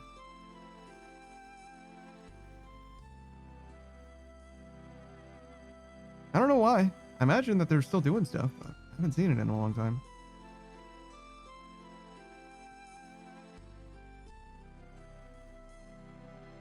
I kind of fell out with Alpharad. This stuff is cool, but I don't know. I liked his gaming stuff a little better than his like real life stuff. Kind of what basically happened.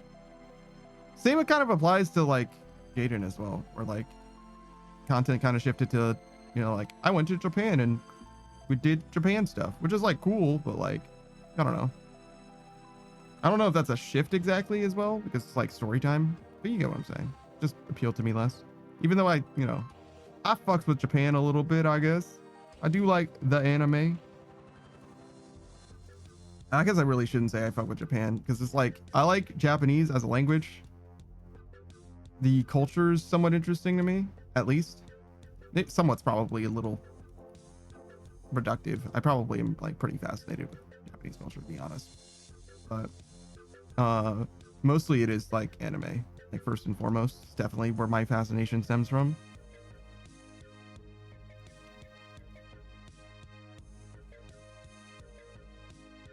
I was like, I don't know if I care about Japanese culture. Like all the YouTube videos that I've watched that are literally just about Japanese culture, like, what am I talking about, dude? Like, shout out to Lymphemy. It's medieval culture, feudal Japan, if you will. So definitely not contemporary. That's another thing. It's like contemporary Japan. I don't know that well, and I probably will never know. You know what I mean? I will only know contemporary Japan if I go to Japan or if I talk to Japanese people or whatever. You know what I mean? And that's just not gonna happen. I mean, I guess it could, but like, unless a Japanese person is trying to learn English, you know what I mean? They have no reason to speak to me. And also, I think the time zone is like mad off for that as well. I think you'd be struggling as a Japanese person. If Grand Blue Fantasy's daily resets timer is anything to go by, it's like 4 p.m. here when everything resets, which I imagine means it's like not a convenient time for them to be around at all.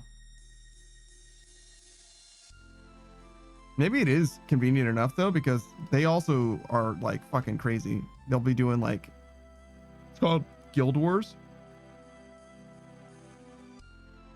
Well, sort of.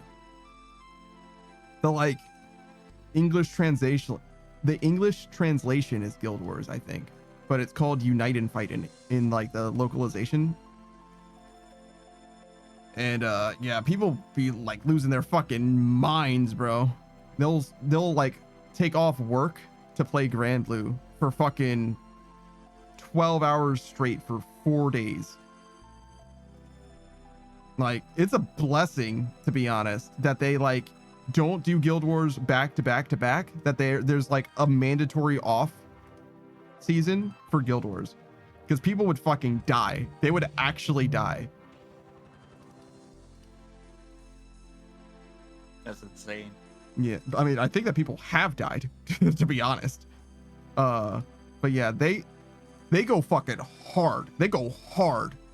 And I'm playing RuneScape, so like, I know what going hard looks like in a video game. Like, people are crazy in this game too, but like you can RuneScape community, you put some respect on Grand Blue. You guys don't know anything about each other, but like, trust, you guys are both fucking insane. Like, there is nothing AFK about Grand Blue. There's just isn't. I mean, there is an auto battle option, but you optimize the auto battling.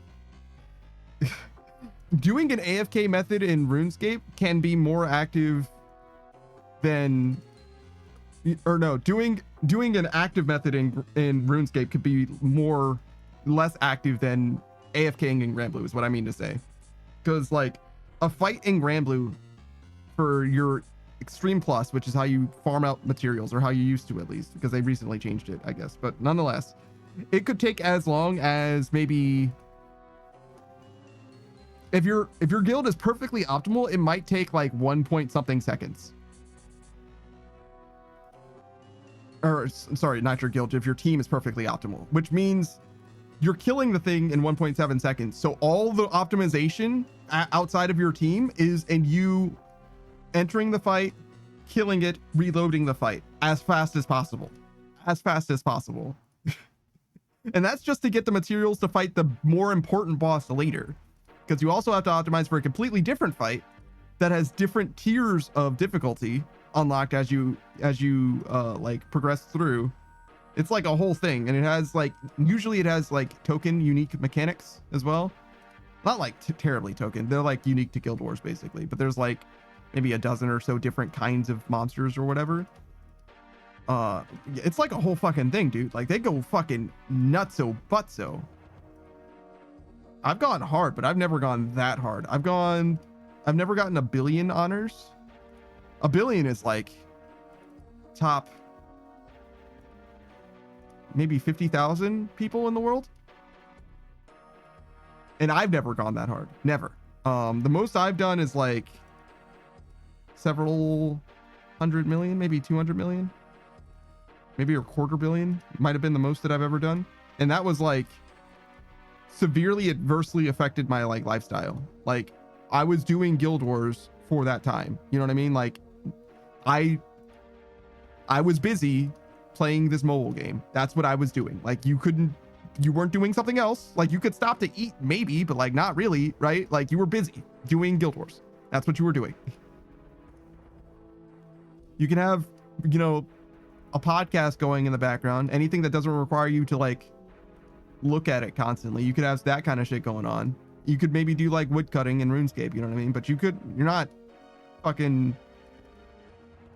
even doing PVM content. Like it's not possible.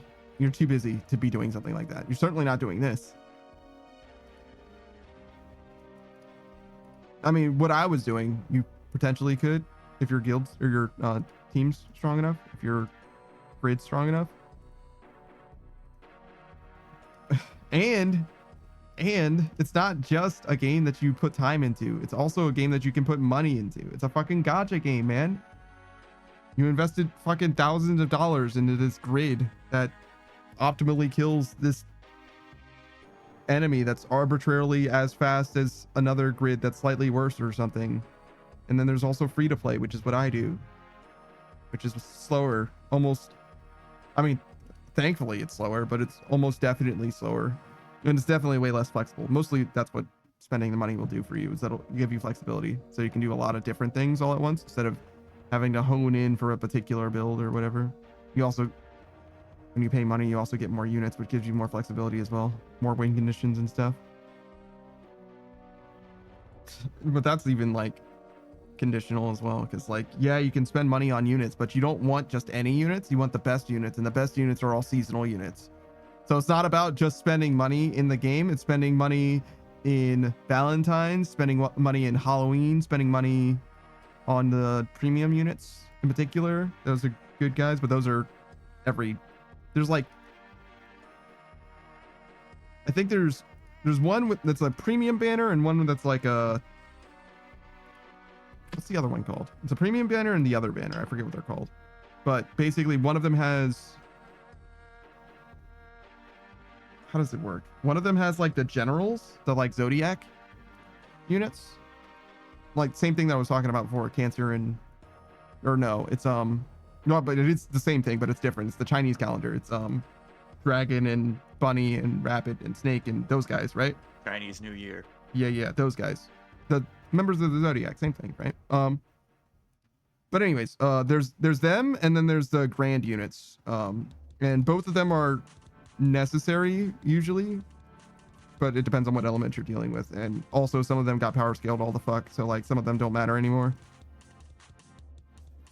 So yeah, there's two types of banners that you're rolling on, and there's also Valentine's and Halloween, which are not once a year. I think they're actually twice a year. I think you can do Halloween sometime in like summer and Valentine's somewhere in like fall or something. You know what I mean? Like, I don't think they overlap. It's not like that. It's not like they're interchangeable, but like there's two types of seasonal units, and both of those seasonal units matter a lot. They're very, very, very strong seasonal units that you can get like twice a year ever.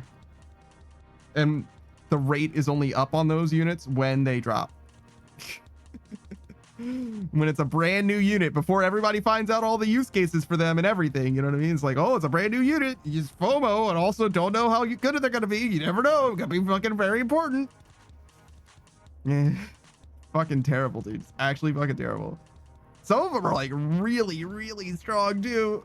And then they get power crept anyway. I think Summer Ilnot. I think that it was Summer Ilnot. He was an Earth unit that gave your entire team basically 70% meter at the start of the fight. And what that means is that when you're in a guild, you can have 30% at the start of the fight just by being in the guild.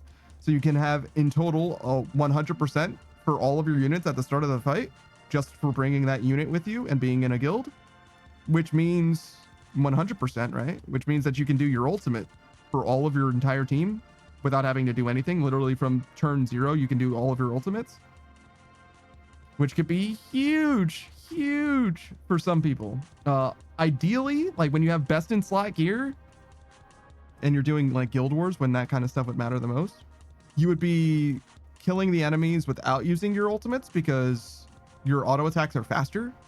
like the way that they process on the back end, there's like a lockout mechanic. That's like, that should tell you how bad it is, how much people sweat the chain of your ultimates. Like if you do a full 4-person chain, I think there's like a 6-second lockout, right? Which means that you can't play the game basically for 6 seconds or something like that. Maybe it's not quite 6 seconds, maybe it's 4 seconds. And the bigger the chain, the longer the lockout. And that, the amount of time that you are locked out of the game is significant for your ability to compete with the like sweatiest people in the game. Like literally 2 seconds of lockout per fight is significant. Like you literally cannot compete with the best people in the world if you have to have lockout on your team. It's just not going to happen. Like fully not possible. And also they have like literally every fucking thing in the game fucking fully maxed out, and they can just switch out their gear when you're like learning what you're even supposed to be using in your grid to like optimally do. It's fucking great. Like there's no fucking way. Whales in those games are unfucking believable. Unfucking believable, dude.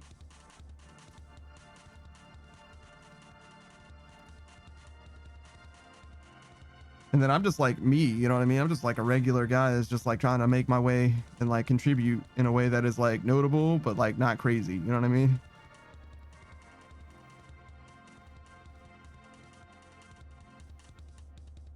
I'm not even in the main guild anymore though. It's too much for me. Too much commitment really is what it is.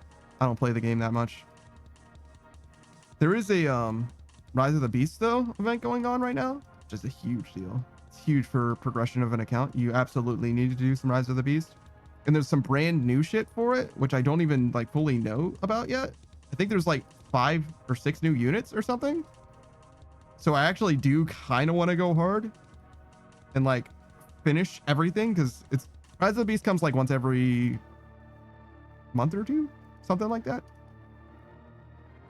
Yeah, something like that. It's like, it's roughly as recurrent as every like Proving Ground or something, but it's like, it's got progression in it that I think I want. And it's also been a while since I've like properly done Rise of the Beast.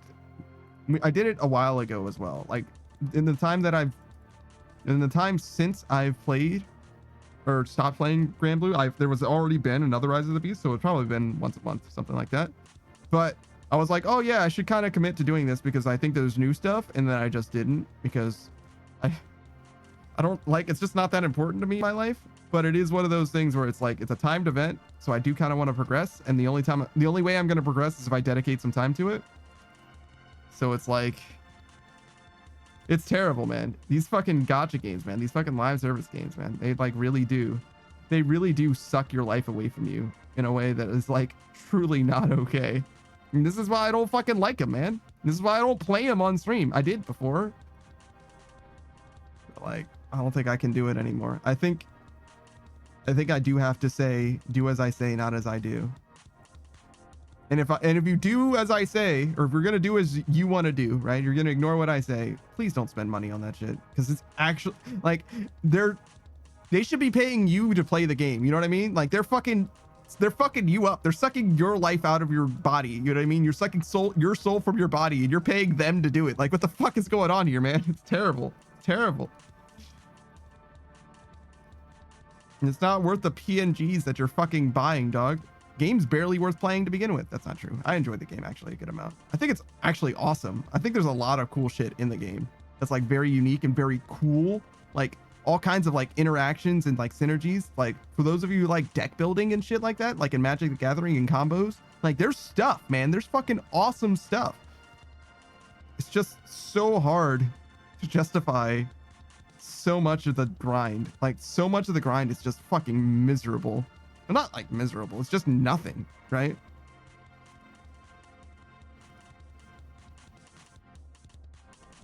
And it's like so antithetical to like RuneScape. So much of it is like time gated.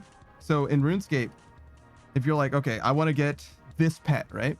The way that you would do it, the way that people do it realistically, is they're like, I'm going to dedicate fucking 15 hours to getting this pet today. And then you get burnt out, and then you don't do it for a few weeks or whatever. You come back to it eventually, and then you do it for, 15 hours again, right? In Grand Blue, the way that they want you to play the game, obviously, is we want you to play a little bit every day, right? And so a lot of the like core progression stuff is like limited to like 3 times a day. Like you can do this raid 3 times a day. You can do that raid 3 times a day. That raid 2 times a day, whatever, right? And you have just a chance of getting the shit. It's a good chance relative to RuneScape. Like I don't think anything is like less. Well, there's some stuff that's less than 1%, but as far as like core progression goes, you're looking at like generally like 3% odds at worst, somewhere in there. Probably, I don't know, something like that.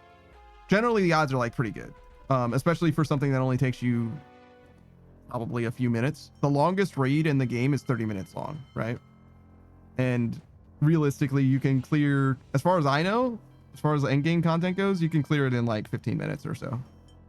And it's not like 15 minutes like sweating where you're like, you know, dodging like mechanics or anything like that. You basically are following a script because your team is optimized to do a specific thing in a specific way. So it's not like you're worried about like the micro part of it. Mostly it's like, you know, macro, you know what I mean? You're worried about the actual like team comp and grid and, you know, the other people in the raid doing what they're supposed to be doing. That's how it mostly breaks down. It's basically like a guaranteed victory for the most part, especially as the raid gets further solved, as people like understand what it is that they're supposed to do.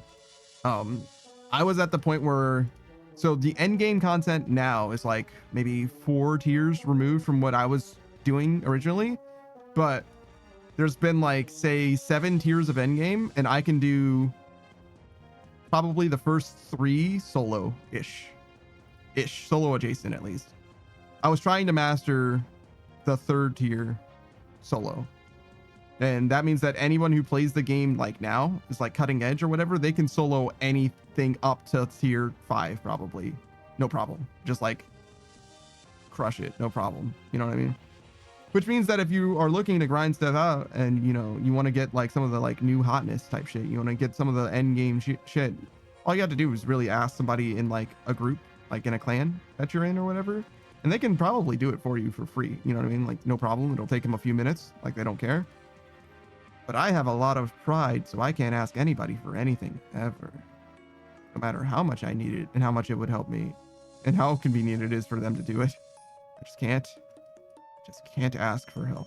Just can't do it. It's illegal for me to ask for assistance.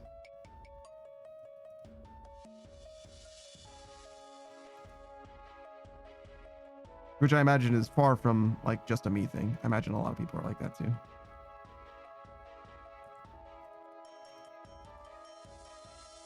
Which is funny because I'm also the kind of guy that's like, oh no, if you need something in Grand Blue, let me know. I'll do it. Anytime.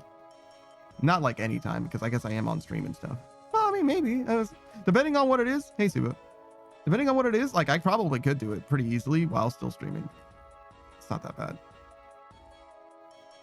Because like most of the shit that I am capable of doing now, I could probably just like set auto battle and it'll just do it for me. It's fine. Suba says, oh my god, your friend's reactive is so cute. Well, there you go, Saki. You got a compliment. Thank you. I only received it today. Yeah, it's brand new. Hot off the presses. Do you know the name of the artist that made it? Yes, was linked to me actually. Let me go fetch that. They are called Ocean Fairy. Okay. Fairy as in like a spirit? As in as in a fairy. Like a boat? Like wings. Okay. A small creature. Yeah, got with you. Wings. Like magical. Yeah. I got you. I was like, bro, there's different kinds of fairy in English. Xanaris. Yeah. Shout out to Navi from The Legend of Zelda. Yeah.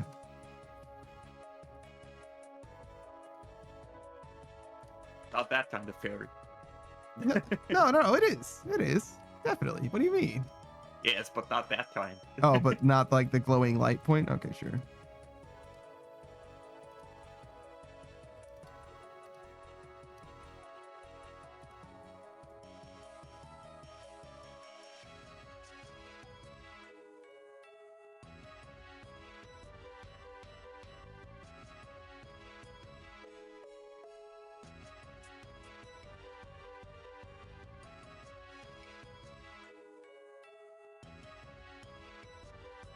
I think I'm gonna have to find an artist, maybe even a few artists, because I do want some new things made, and all of my artists right now are like fully busy, like fully booked up.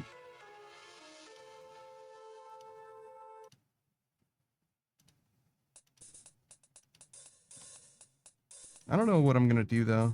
I kind of want to, but I kind of don't want to as well. And also, I don't really like believe in just like searching out for artists. I'm probably just gonna like lean on somebody, like, hey, do you have any artist friends? I think that most of the streamers that I know that are artists are also pretty fucking busy, so I don't think I want to ask any of them either. You know what I mean? It's like, seems like they're all fucking busy with commissions all the time. I guess that's just true for every artist forever though. So they're all just fucking busy. Except for the one homie. God, it's fucking tragic. One of the best artists that I've ever met didn't get enough work to like stay busy, as far as I could tell. Like, he just gave up art. And I'm like, bro, why didn't I pay you to make things? Actually, he's got some stuff. You've seen his artwork, in fact. His name is Keiku. He did the hi emote that I have, and also the channel banners below on the about page. As far as I know, he's just doesn't do art anymore. He's like, nah, I just couldn't get enough work. And I'm like, dude, there's no way. Suba says VGen. I'm not on VGen. A lot of people are, but I don't know. I'm not convinced by the cult of VGen, you know what I mean? To like be a part of that necessarily. And it's not like I'm a fucking creator to begin with, right? Like, I don't fucking... I stream, right? Like, if you call this creative, I guess, but like, I'm not creative in the same way an artist is creative. That's for fucking sure, right? Like, I create fucking long plays is what the fuck I create, you know? It's like not nearly as impressive.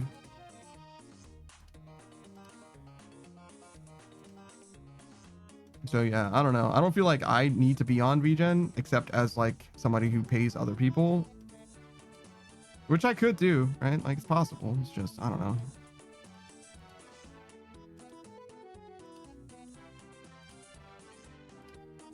Suba says the way an artist joins VGen to sell artwork is a process though. Yeah, I'm familiar, but that doesn't mean anything to me by itself either, because I also happen to know that there are some people on VGen that are like cons. I don't need to be polite because I don't engage with them at all directly or indirectly even. They are fucking scammers. They are scamming people. They are selling things. They're hawking reused assets to other people as if it is unique concerted designs that have been designed individually. They're just reselling assets to other people, which is fucked up. It's premium price for literally boilerplate product. It's fucked up. Which is very secure. Yeah, I mean, yeah, but like that doesn't really mean anything to me. I'm not really worried about like my information getting out in so much as it's like the quality of the work, which is to me the way that you assure that you get like good quality stuff is by working with people that you know or using people that you know to find people that you can trust, right? One of those two things.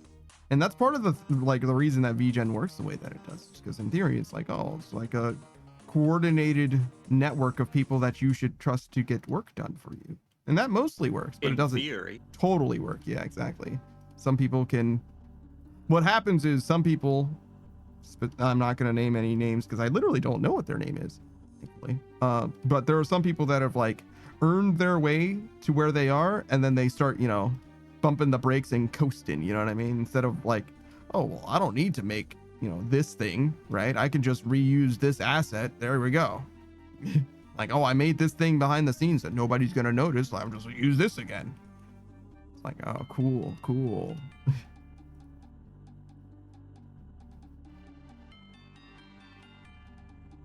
So yeah, no, I'm definitely skeptical of just like finding someone through VGen. Would much rather find someone through a friend. And also, like, giving money to a friend of a friend feels a lot better than just giving money to some fucking dude, you know? I mean, better than a friend of a friend is giving money to someone that I, like, know and am friends with. That's way better. I would way prefer to give you know, one of the artists that like I know money, but if they, you know, aren't willing to take the money from me, there's only so much I can do. It's like, nah, man, I'm busy. I got life to live and stuff. It's like, damn. All right, I'll take my money somewhere else.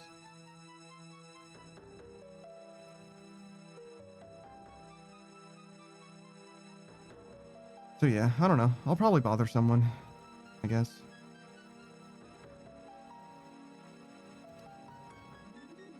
I kind of need to, that's the other thing, is like, I'm a lot more comfortable asking my friends, if you will, for like ambiguous things.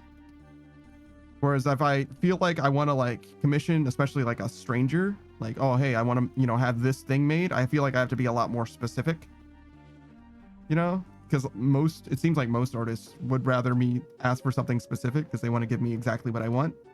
But the way that I deal with artists is like, usually I want to see what they come up with rather than like, I don't really want, you know, it's when it comes to emotes, for example, there's like templates that people follow that, you know, express like particular emotions and stuff like that. And that's fine. I don't really like template stuff. I would rather something be bespoke. I'd rather something be an expression of an artist's, you know, vision or their individuality. You know what I'm saying? Like, I really want something that looks different generally rather than something that looks, you know, it's the same thing that you've seen, but it's in, you know, my style. It looks like me instead of looking like someone else. That's like fine, but like, it's just not of interest to me specifically.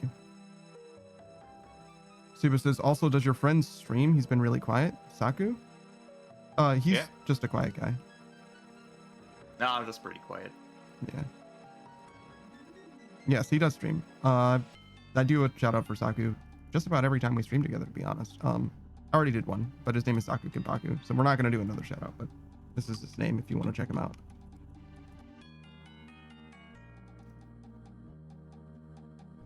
But yeah, I talk about him. I mean, I talk about just about everybody in the stream at some point. You know what I mean? And yeah, we don't need to do double shout outs. It's fine. He's a VTuber, yes. In fact, not only do I do shout outs for him regularly, usually as we're wrapping up, it's like, all right, I'm going to be back on Friday because today's Wednesday. We don't stream on Thursdays. I'm going to be back on Friday, but that means that you should check out Saku tomorrow because he streams on Thursdays. He's going to be streaming, in this case, Disgaea 4.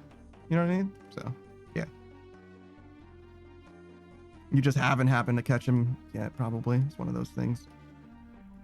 Sometimes having done shoutouts for people a lot, sometimes I feel like I'm mostly doing the same shoutout to the same people over and over again. And it's like, I'm telling Saku about, you know, his own stream, and he's like, yeah, I kind of know.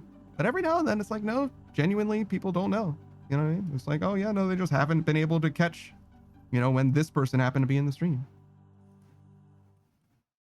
Screenwrite says, this guy, huh? Yeah, that's him. Yes, this guy. No, Disgaea, actually, in this case. Super says, followed him. I'm not expecting multiple shoutouts, but you know, leave his name? I'm like, hi, sweet guy, I don't know your name. That's Saku. What do you mean, leave his name? How do you want me to label him? I could. Put his name on his goddamn forehead. There you go. I don't know. I don't feel like it's that important. I could add him to like the stream title.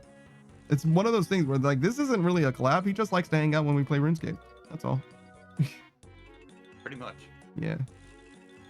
And like, as it being not a collab, he's also just allowed to like peace out and like go and make, you know, some ramen noodles or something. You know what I mean? Like, I'm not holding him accountable for being here. He's just hanging out. He likes to be part of the conversation whenever he's got something to say.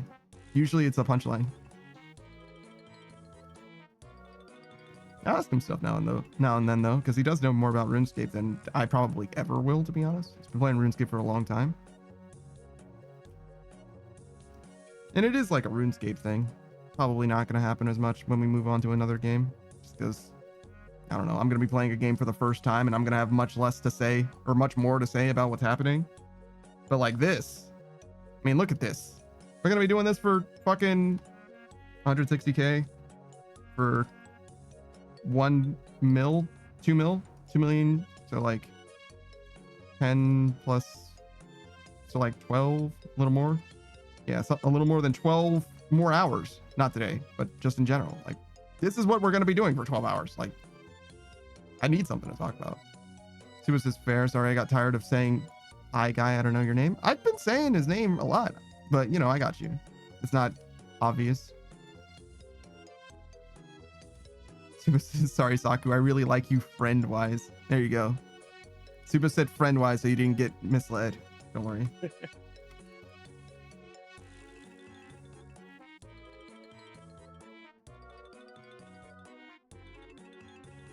Just full transparency on that one. Look at those burning claws. Candy corn.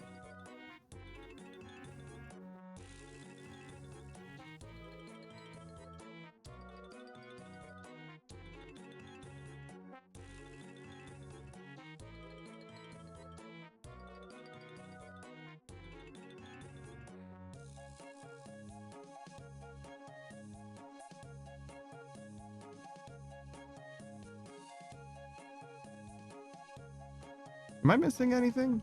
I don't think so. Suba says, hello, ask Panda to tell you how we became friends, Saku.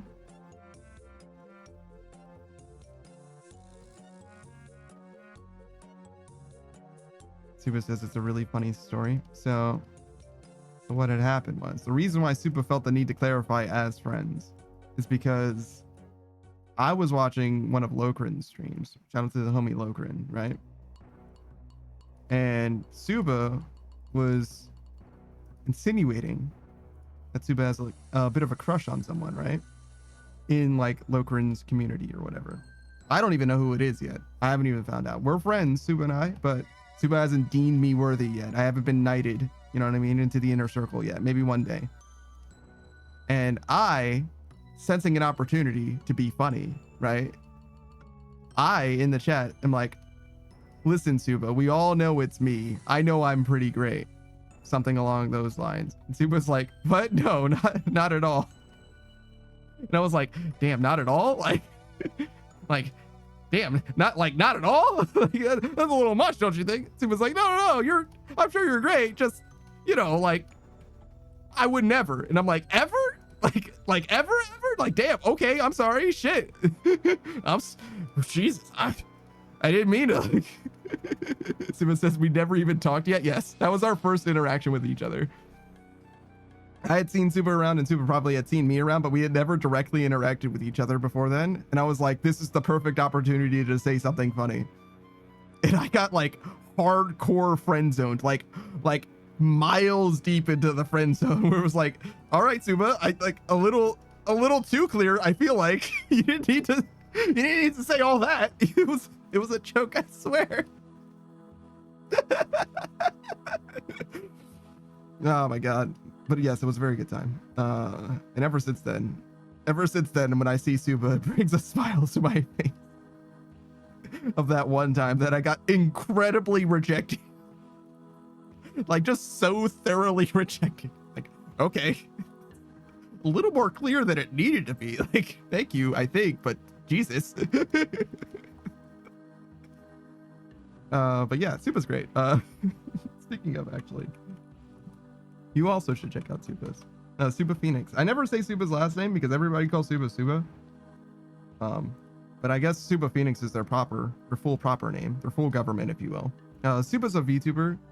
I've only ever really seen them play Monster Hunter Wilds as far as like real-time gameplay, but they did a little bit of an art stream not too long ago, a real live action, real-time art stream where you got to see their stream setup. And by that, I mean a little bit of their OBS. And that's mostly what I was paying attention to. It was very exciting, actually, to see somebody else's OBS. But Suba does play a variety of games. I've seen that they have played. I haven't been able to watch any of their streams, but I've seen that they have played stuff like Headliners and other streaming stuff in that space. I don't remember what other specific games. It was just Headliners that came to mind, but I'm sure it's like Lethal Company, Repo, those types of games. You know what I'm saying? I'm just not sure which one specifically Suba's actually gotten to play yet. But you know, you play one, you play them all. They're all very similar. Suba says Streamlabs. Yeah, it's the same. OBS and Streamlabs are very, very similar. But yeah, I got you. Streamlabs technically. Fair enough. Fair dues. All the more reason for me to be interested though, because I I've never used Streamlabs. I use OBS instead. See how it's a little bit different. See how the other half lives. The way that I understand it, though, people use Streamlabs until they have a problem that they can't fix with Streamlabs, and then they switch to OBS because all the technical people that I have ever met know how to do OBS instead. All of the people that can help you with tech stuff are like, are you using OBS? Okay, we'll start by switching to OBS, and then we'll set up your stuff the way that you have it in Streamlabs and OBS instead. Streamlabs says, ruh-roh. Yeah. Yeah. I don't know very much about OBS either, though, so it's not like I would be able to help you very much myself. I know how to do some things. I know how to split audio and stuff. So if you don't want your VOD to have fucking copyrighted music in it, I know how to do that. That's not crazy, though. It's pretty easy. Stress has already struggled so much with audio. Yeah, it'd be like that. One of the biggest things that I am a huge advocate of is splitting up your audio channels. Like, so that you can individually like turn up the game versus you versus other people in Discord. That's like one of the biggest things that I'm like very, very important. Not only do I have those three set up, but I also have the spot redeem and the like regular stream alert stuff. So like, I don't know if the hydrate makes a sound, but like those kind of things, I have those also isolated and individually like mastered. Like, let me show you. This is what my OBS looks like. I'm not going to show you the whole sausage, right? We're not going to go crazy, but I'll show you the mixer itself, right? Like this is not only, I guess we have to save this. No, sure. Keep always being maxing. We'll do downloads. I said downloads, not documents. There we go. All right, here you go. So what you're looking at is the different audio sources, right? We have mic, game, Discord. Center is the alerts that appear in the center of the screen. You could call it alerts as well, but I called it center because that's where it happens to be. And then the spot redeem itself has its own audio source as well. And you could see my mic is the only thing turned all the way up. Everything else is turned down, and it's turned down to varying levels. Even the spot and the center redeem are slightly different, only half a decibel different, but they are slightly different.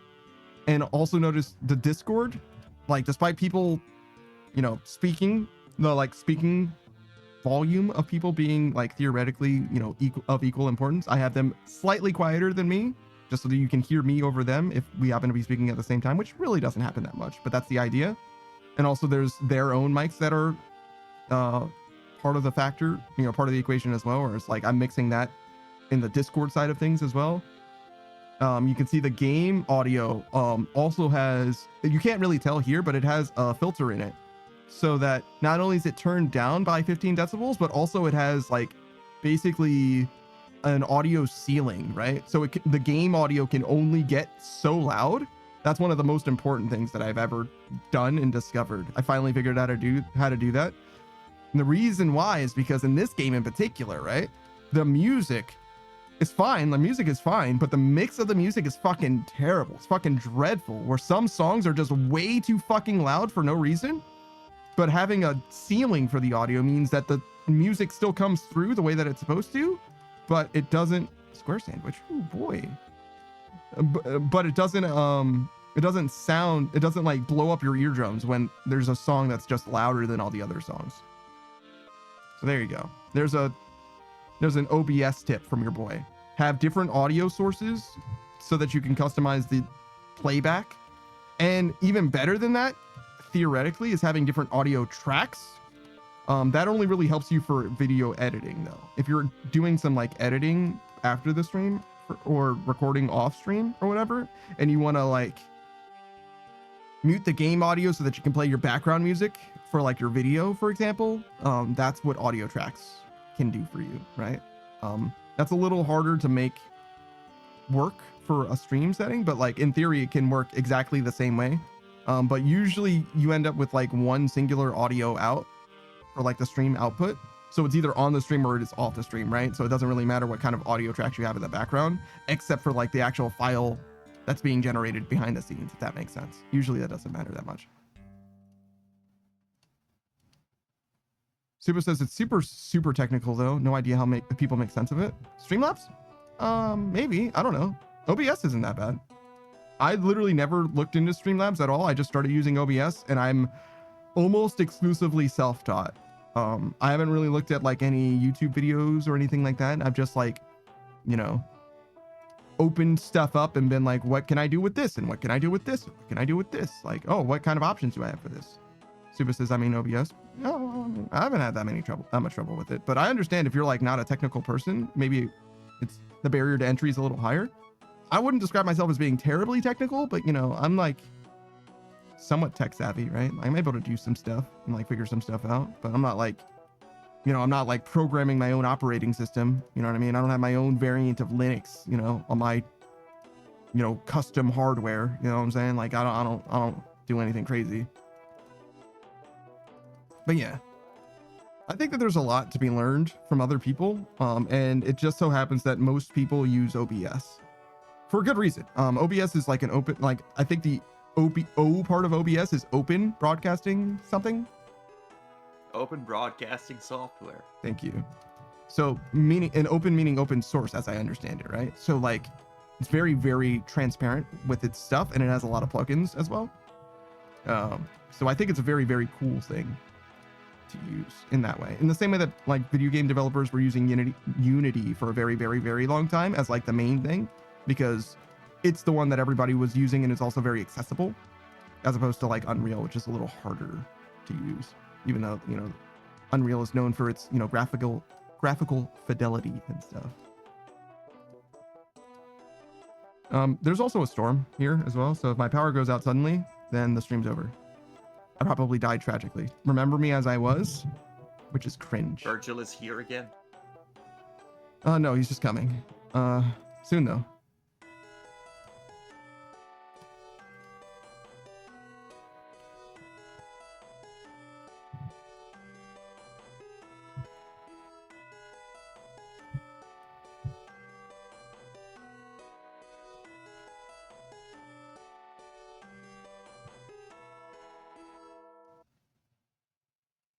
There is a world where I probably should be more concerned about the thunderstorm, because like I am using like a very important device to me in my computer and all that, and also wearing headphones. But like, yeah, it's probably fine. You know what I mean? It's probably fine. Super says I'll host a funeral get together for Panda. Thank you. Someone's got to. That's not true. It would be okay if you didn't. In fact, I probably would hate it. Funerals are for the living though, so like do what you want, I guess.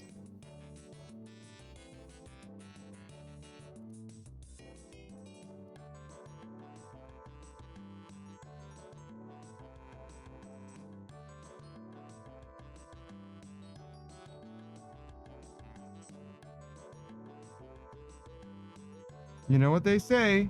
Don't cremate me. Don't cremate me. Don't cremate me. It was a very dark episode of Doctor Who.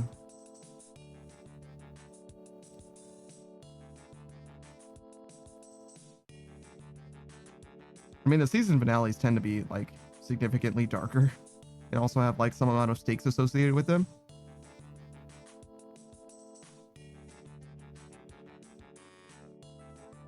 I can't believe David Tennant reprised his role as the Doctor.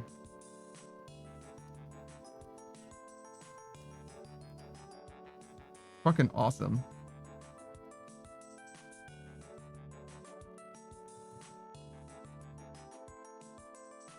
I don't know if that made the show like good. You know what I mean? Because as I understand it from Savage, Doctor Who's been bad for a long time. But he also hasn't been watching Doctor Who, you know what I mean? He's just been hearing people talk about it. So it's not exactly what I would say is an informed opinion. It's just like, it's the same way that I talk about a lot of video games, where it's like a cultural zeitgeist, you know what I mean? It's just like reading the room rather than like, this is my bespoke opinion, like my own defensible stance, you know?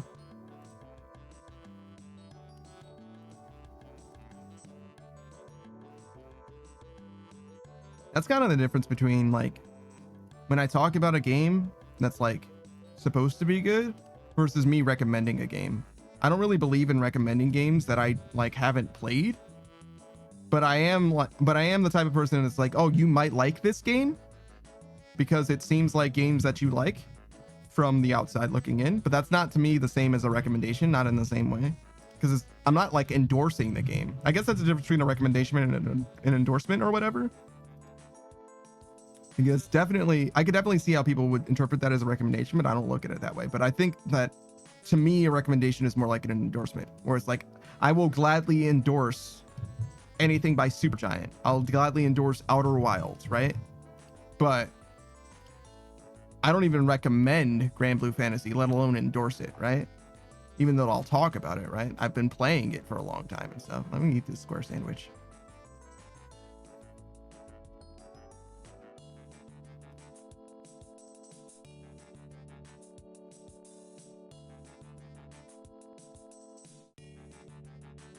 But yeah, I'm definitely of a mind to be like, hey, you should look into this game and see if you like it, rather than like, hey, you should buy this game. You know what I mean? Like, I would never want somebody to just like buy a game just because I mentioned it to them. That's not, you gotta like do some amount of research to see if the game is worth buying, unless you just have it like that. You're just big balling, I guess. There's a refund policy and everything, I guess, so it's like not the end of the world. But yeah, me personally, first of all, I don't even like taking video game recommendations nowadays, because I just got so many fucking games in my Steam library that I want to fix the proportion of games that I've played versus games that I haven't. You know what I mean? Maybe I should like make a library of games, like make a curate my library such that I have like, these are the games that I've played, these are the games that I haven't played. I'm pretty sure I can recognize at any moment like these are the games that I've played and beaten or whatever versus not.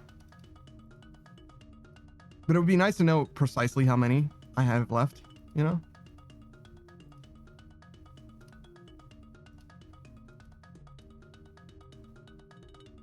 Not a huge deal, but one of those things. I might actually do that.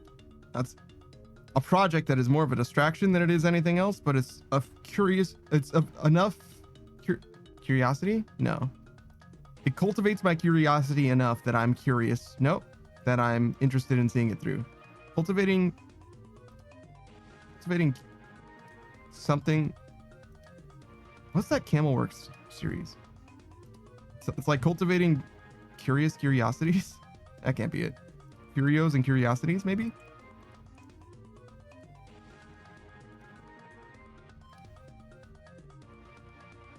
CamelWorks is like an Elder Scrolls or Bethesda.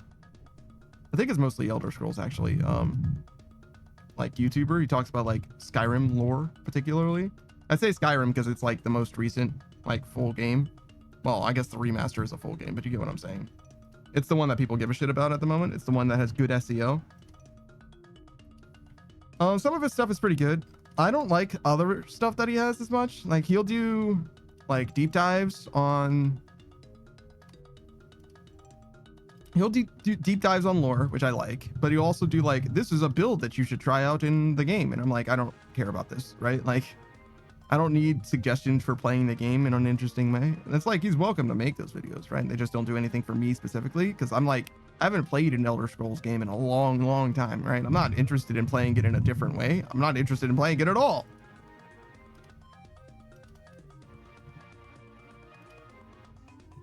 What is happening?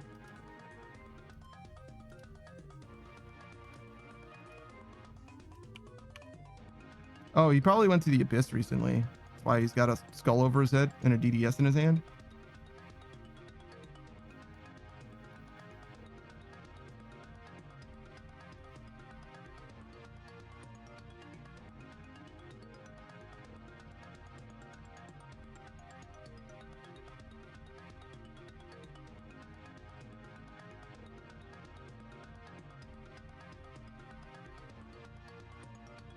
All right, goodbye.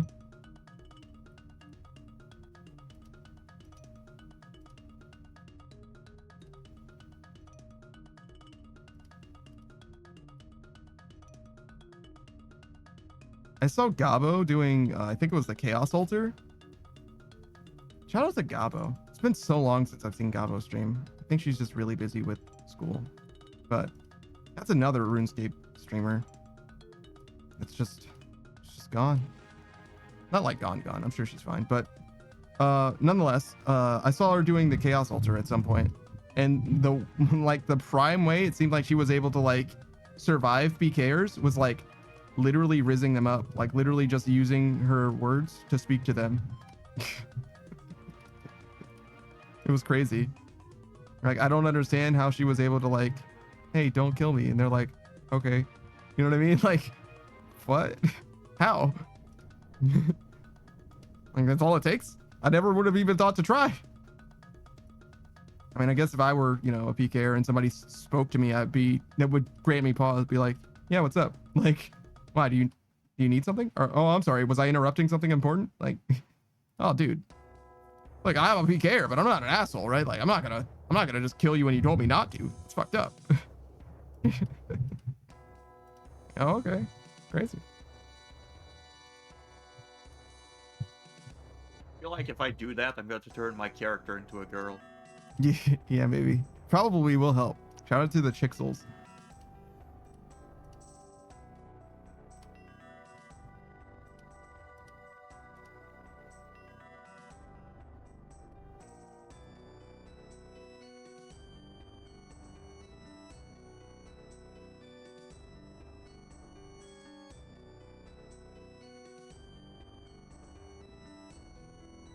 I think I was, recently I was watching Lokrin stream Mecha Break, which is like the new Gundam type fighting.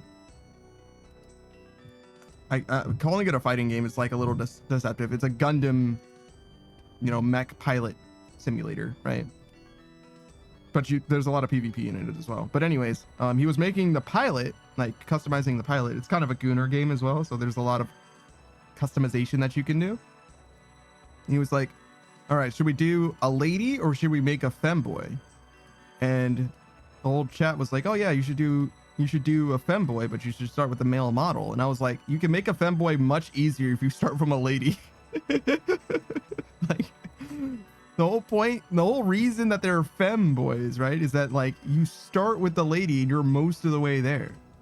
Some femboys that exist in media literally just have the pronouns changed. Like, that's literally it. It's like, and they're a boy now. Like, fair enough. Like, the character design's like fully lady. Like, that's it. Scream, that's his life hack. Yeah, exactly. Shout out to actually this character's Jun Watarase from the anime Happiness, I believe. And she predates the term femboy by probably about 10 years, maybe 15 even. Maybe more than that. But she is fully a she, but she is actually, is she fully a she? Maybe she does use male pronouns. I don't think so though. She definitely dresses like a girl and likes to wear cute shit. You know what I'm saying? But I think she goes by she. I'm pretty sure. As opposed to there's a guy in Lovely Complex,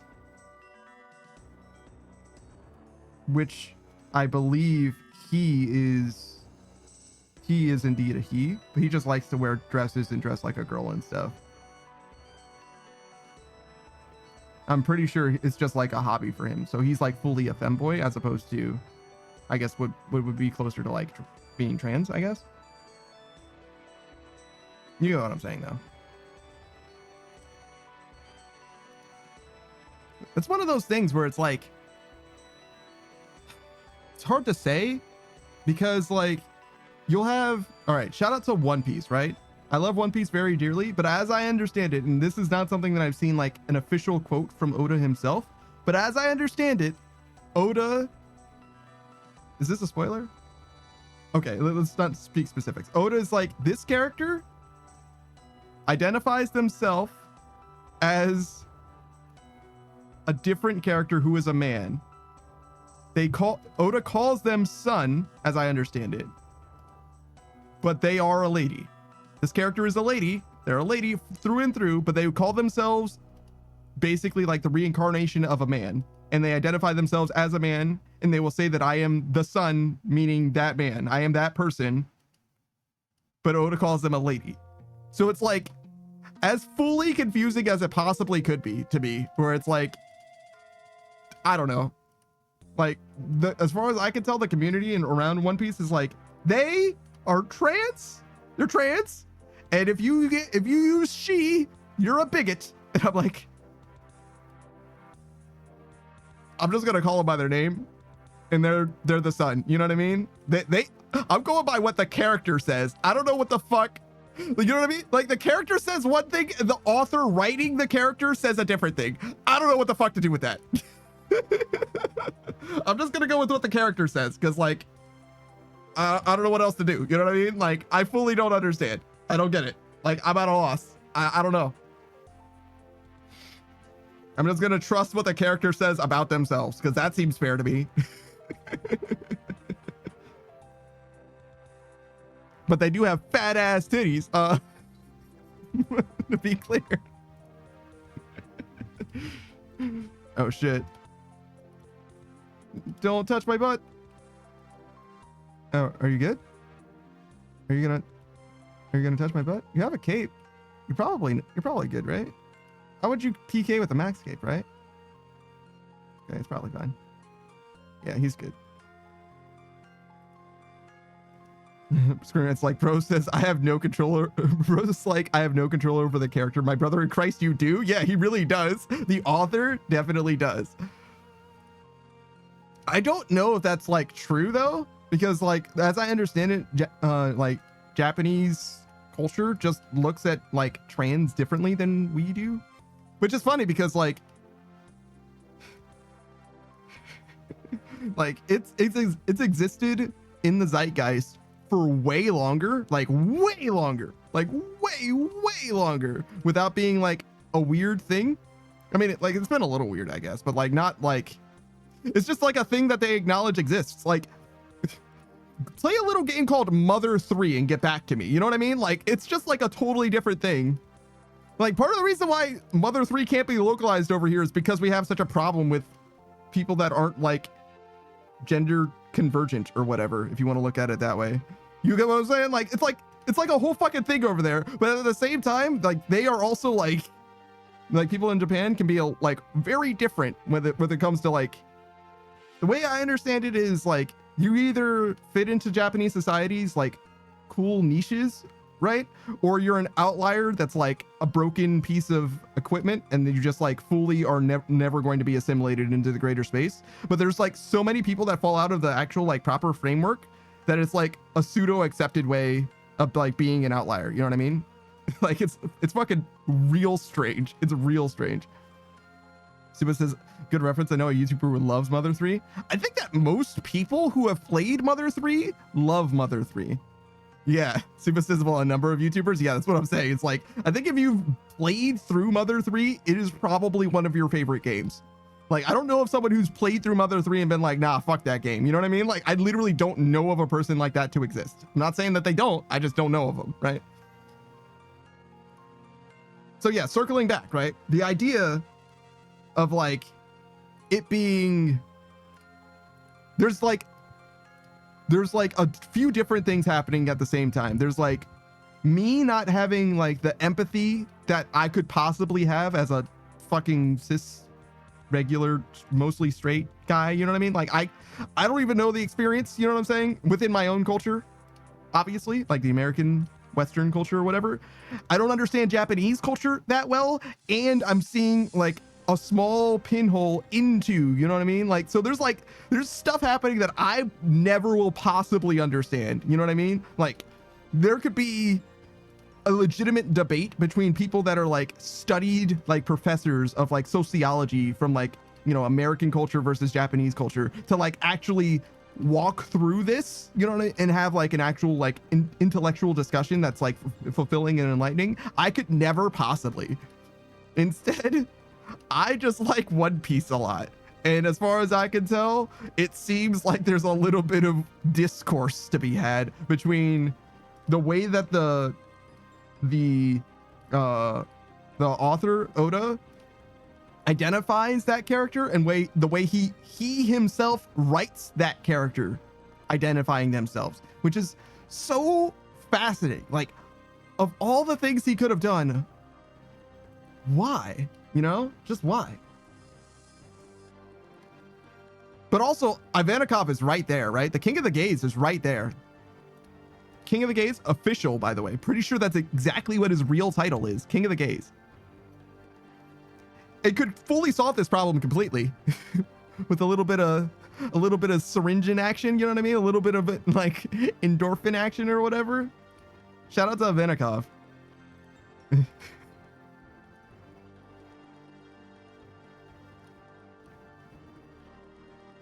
Very cool cannon power to exist in One Piece.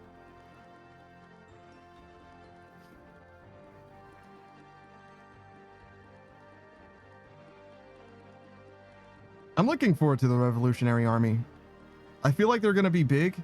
I mean, they've been in One Piece since the very beginning, but they haven't actually ever directly done anything with like Straw Hats present. And I'm so looking forward to it. I'm like all-time hype for One Piece right now. Still, I've always been all-time hype, but you know what I'm saying? Like it's just been building up and up and up for me, and I'm like here for it. Like do it, Oda. Send us to deliver us onto the One Piece. You know what I'm saying? Do it. I fully believe in you, man. 100%. I don't like the way that Naruto ended very much. I don't like the way that Bleach ended.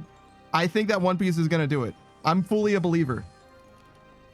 Clip it, send it to me in 10 years, 20 years when One Piece ends, and we'll see how well that aged. You know what I'm saying? But I'm fully a believer right now, 100%. I read that shit every time that shit drops, 100% of the time. And I always have a great time too. Sometimes I don't totally understand, because sometimes it's a little dense. There's like a lot of lore happening, and I don't like remember everything, because I read it like week to week. You know what I'm saying? Like I'm kind of stupid.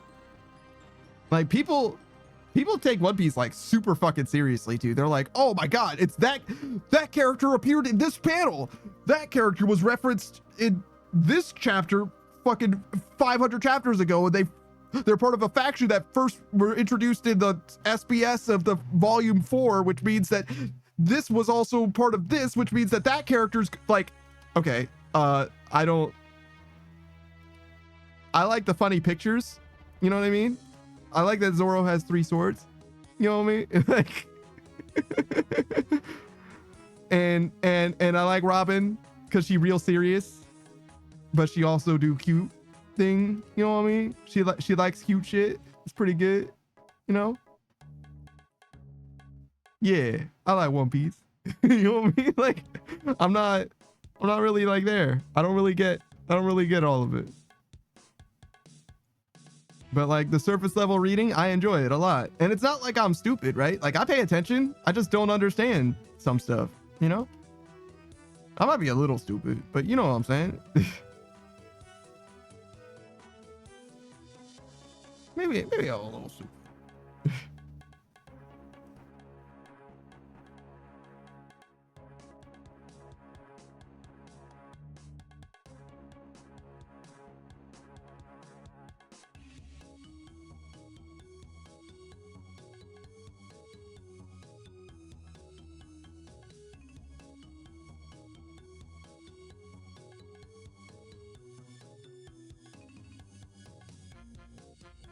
Oh man, fucking One Piece, dude. I'm so excited still.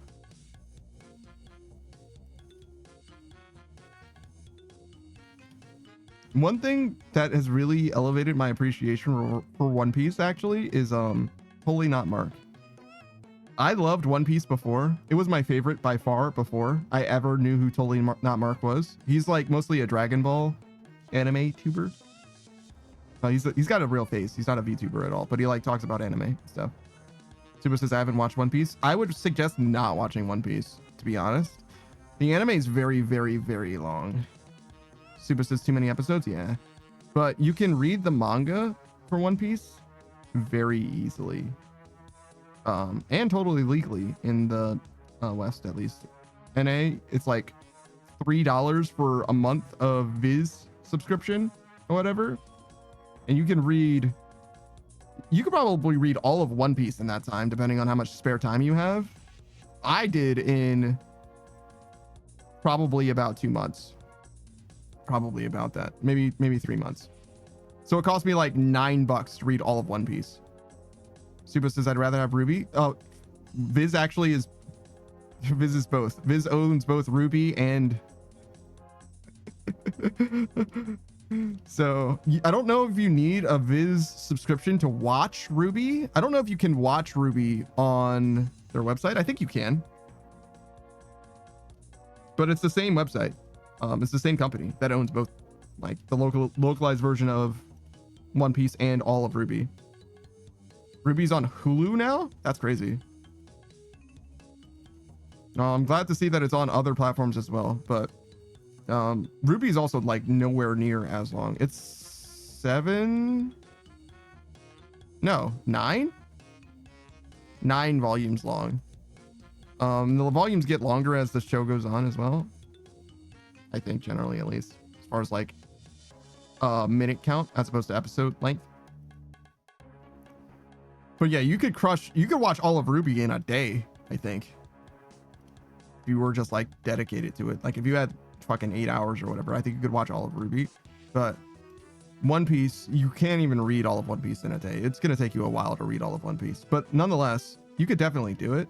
It's fast, and the manga doesn't have any filler. But if you don't like manga, if you really prefer anime over manga, then yeah, you have to figure something else out. They're supposed to be like redoing One Piece, like One Piece Kai, a la Dragon Ball Kai. Maybe that'll help. But there's also One Piece, right? It's a fairly famous fan thing that has all the filler cut out or whatever. I don't know if I would fuck with that, but you know, if you really, really like anime, I guess I could see that having benefit. Like, I don't know. To me, what I would do if I wanted to catch up to One Piece right now, right? If it was super important to me that I caught up to One Piece and I didn't believe in the manga at all, right? And I just was like, no, fuck the manga. I'm never going to read the manga ever. What I would do, honestly, knowing what I know now, is I would watch Totally Not Mark's videos all the way through, just all the way up until I get to the point where I'm like, no matter what happens in my life, I am going to catch up in One Piece. I'm like too attached to this franchise now to give up on One Piece. And then I would go and watch probably the manga proper rather than messing with One Piece. Because by watching his videos, you're going to have a very, very good understanding of the broad strokes of everything that's going to happen. And it's going to cost you less than 6 hours, I want to say, for all of One Piece. Something like that. And that'll get you a good understanding, I think. It's not going to be perfect, and you're going to miss a lot. That, like, to me, you won't develop your own favorite characters. You'll definitely have an appreciation of his favorite characters. You know what I'm saying? But you won't be able to have your own opinion of the show. You know what I'm saying? Quite yet. And he's definitely influenced my affinity for some characters, but my favorite characters are my favorite characters for sure. And it's definitely like, I don't like how pervy Sanji is. It didn't bother me at all originally because I was like, that's just an anime thing. But like now I'm like, it does actually like affect my affinity for his character, because him being the gentleman and also the pervert is a little bit of a like an oxymoron. Like it is a little bit not quite hypocritical, but you get what I'm saying, where it does. The characterization is a lot less clean to me, and thus I like it less. It feels less good. But when Sanji is good, Sanji is good. Oh my god. Oh my god, do I love Sanji at his best. But he's also like my fourth favorite Straw Hat or some shit. Like, there's no way Sanji can be my number one. Or even like, you know what I mean? Like, slow down. Let's slow the fuck down, all right? Like, I like him, but he's not that good, right? Super says, covers Panda's mouth. I haven't seen One Piece yet. That's not a spoiler.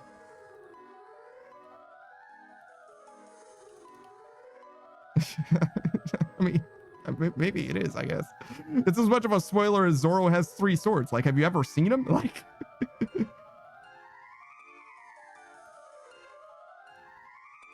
like I don't know. I guess. All right, fair enough. I'll stop talking about One Piece then. Shit. But you better fucking get through One Piece if you're gonna make me stop talking about it. You better get through that shit. Because it's not gonna happen unless you make it happen. One Piece is one of those things where it's like, you cannot passively catch up with One Piece. It's not gonna happen. And you can't watch like one episode a week and expect to catch up with One Piece either. There's way too much fucking One Piece. Like, you gotta nose to the grindstone. You gotta get that shit done. Super says, what about the new anime? What about the new anime like Moonrise? I don't watch anime at all. I haven't seen anything like contemporary in 5 years, 6 years.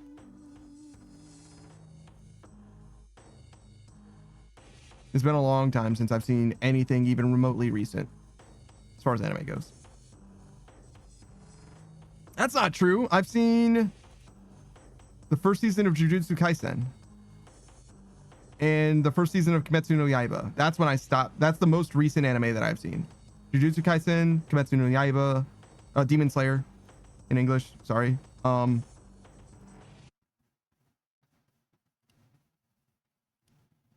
Season 3 of My Hero Academia. How long ago was that? Suba says not even Cyberpunk Edge Runners, not even Cyberpunk Edge Runners. I've only seen the first 3 episodes of Arcane even, actually. No episodes of Castlevania. No, what is that? Devil May Cry. Yeah, I used to watch anime a lot, but I haven't seen anime in a long time at this point. Yeah, people love Arcane. Less so season 2, it seems like, but generally people love Arcane. But yeah, no, I don't. I've seen the first 3 episodes, and only because somebody made me watch them, to be honest. And the only reason we stopped is because they never hosted more Arcane. To be honest, we would have continued watching all of Arcane if they just hosted the rest of it, but they didn't. So it's the only TV show we've seen on movie night as well. But it was fine. It was actually good. Everybody loved it. Like literally everyone loved it, I think. But they just never hosted another group of episodes, so that was just the end of it, I guess. You know, sucks to suck, I guess.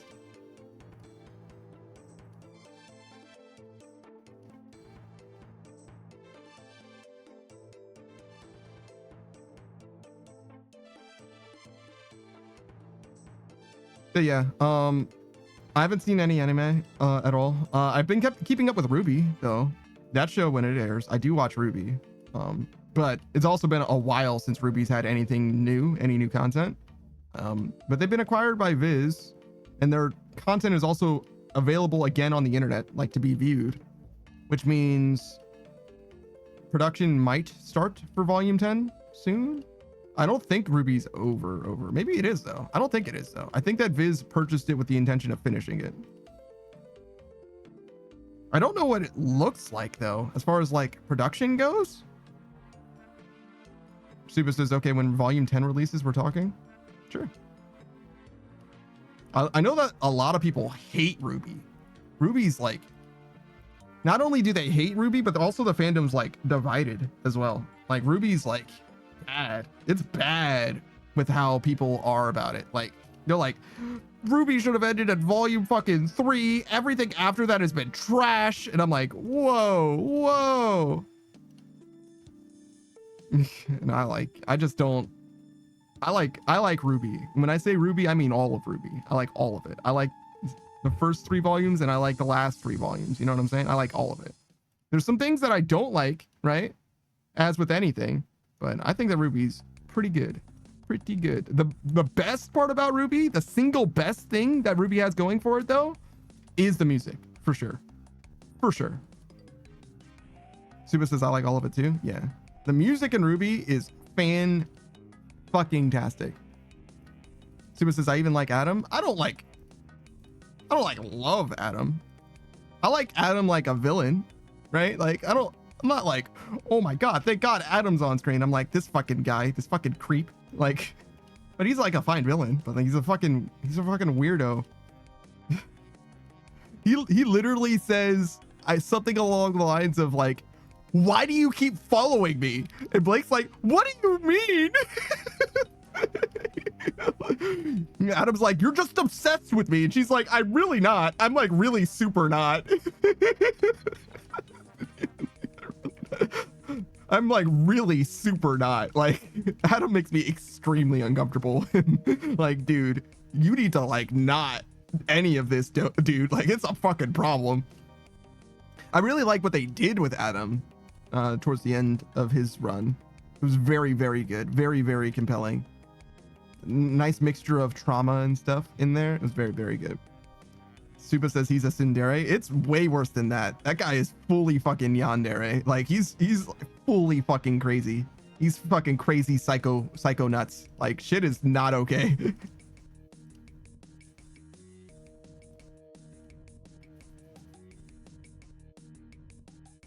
Shout out to the Schnee Dust Company, by the way. That joke is just for Supa. I mean, if you know, you know, but that's that's definitely for Supa.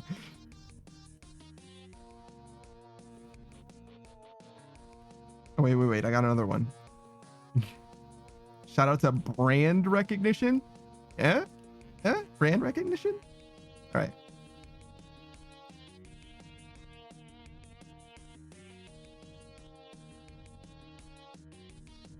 But yeah, no, I'm very much looking forward to seeing the story continue. I would be very, very sad if there was no more Ruby.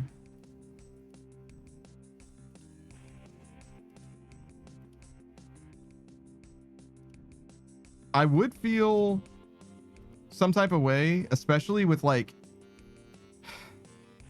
Rooster Teeth makes me sad. I don't think Rooster Teeth should have ever collapsed. Because like, I don't know what their finances look like. But to me, the only reason that their business collapses is because they didn't invest in the things that were doing well, and then instead they were investing in like random bullshit that costed them money.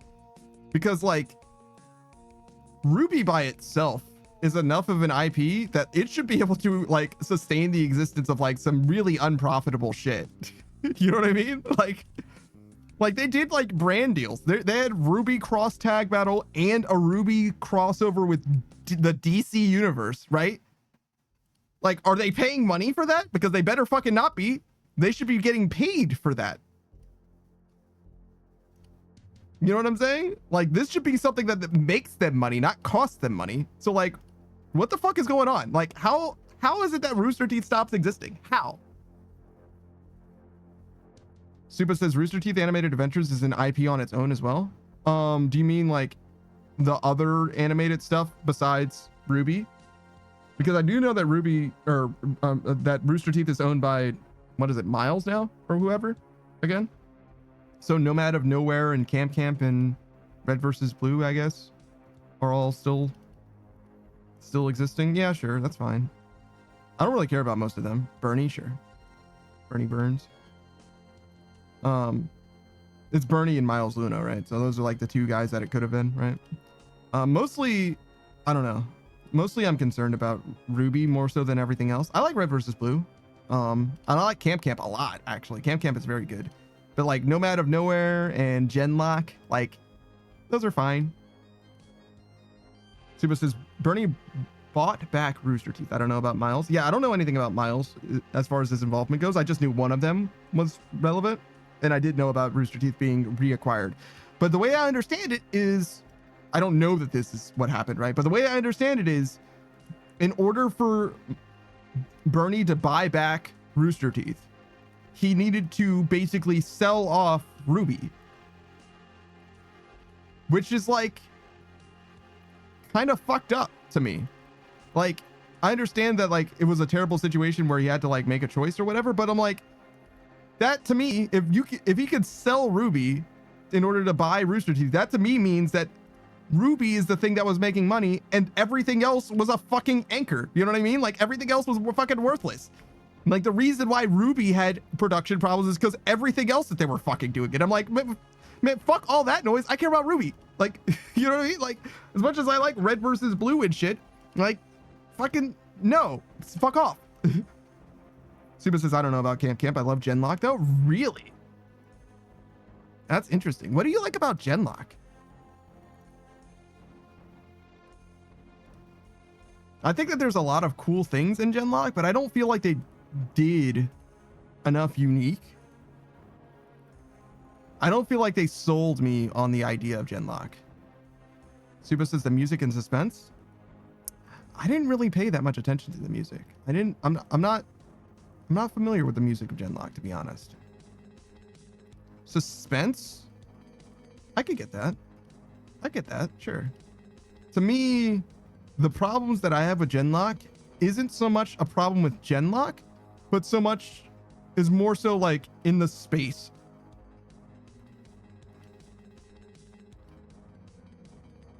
I feel like Genlock hasn't done anything that Gundam hasn't done better. Is kind of the problem with Genlock. I think Genlock is fine, but I don't think it's great. You know? It is fine though.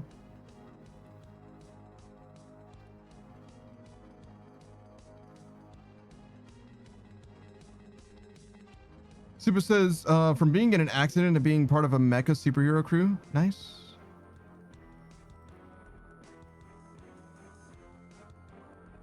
I don't even know who you're talking about. I mean, I guess Michael B. Jordan's character was in an accident, but he was a fighter pilot before. Like, that's not an accident. He was a fucking fighter pilot. Suba says it's like the Netflix series Dragon Prince. It is similar in art style to Dragon Prince. I've never seen Dragon Prince, but I do know that that Dragon Prince is similar looking. And I know that people love Dragon Prince a lot. And the same people who like Dragon Prince like Avatar The Last Airbender and what's her name? She-Ra. And there's maybe one more. I mean, I guess there's two more. There's also like Owl House and what's the one with Bill Cipher? There's like 7 or 8 or 9 shows that are all kind of in the same, you know what I mean? Suba says, I love Avatar The Last Airbender. Who doesn't? Avatar The Last Airbender is legitimately one of the greatest shows of all time.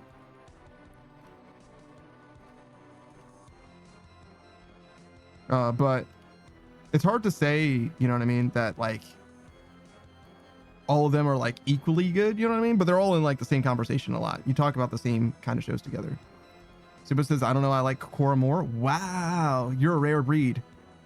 Very, very rare to have a Korra preferer. People like Korra. Some people hate Korra, but some people like Korra.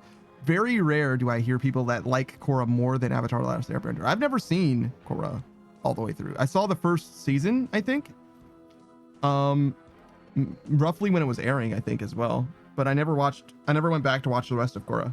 So I don't have an opinion on most of it. I liked the first season though. The first season of Korra was fine. I don't know if it was great, but it was definitely fine. I would have to watch it again in order to have like a strong opinion on it. But I saw the first season and I thought it was good. Definitely. But right now, I would say that I would place Genlock. It's hard to say. Most of Genlock I would put ahead of Korra, I would say, as far as preference goes. I think that Genlock does enough interesting things, but like, to me, it's also like a little flat. I feel like my problem with Genlock really appears in season 2. Season 1, I didn't really have any problems at all. I think season 1 did a fantastic time. Or did a fantastic job, and I had a fantastic time watching it. Season 2, I feel like it missed a lot of beats that it shouldn't have missed. It did some surprising things, I'll grant you. So I definitely feel that suspense vibe. And even like menace, to be honest. But like, it doesn't do everything that I really, really wanted it to nail, you know? Suba says, that's me with Camp so far, bruh. I don't know. Or so fair, excuse me. I don't know. It's like, Camp, I think, mostly is like a funny, episodic, like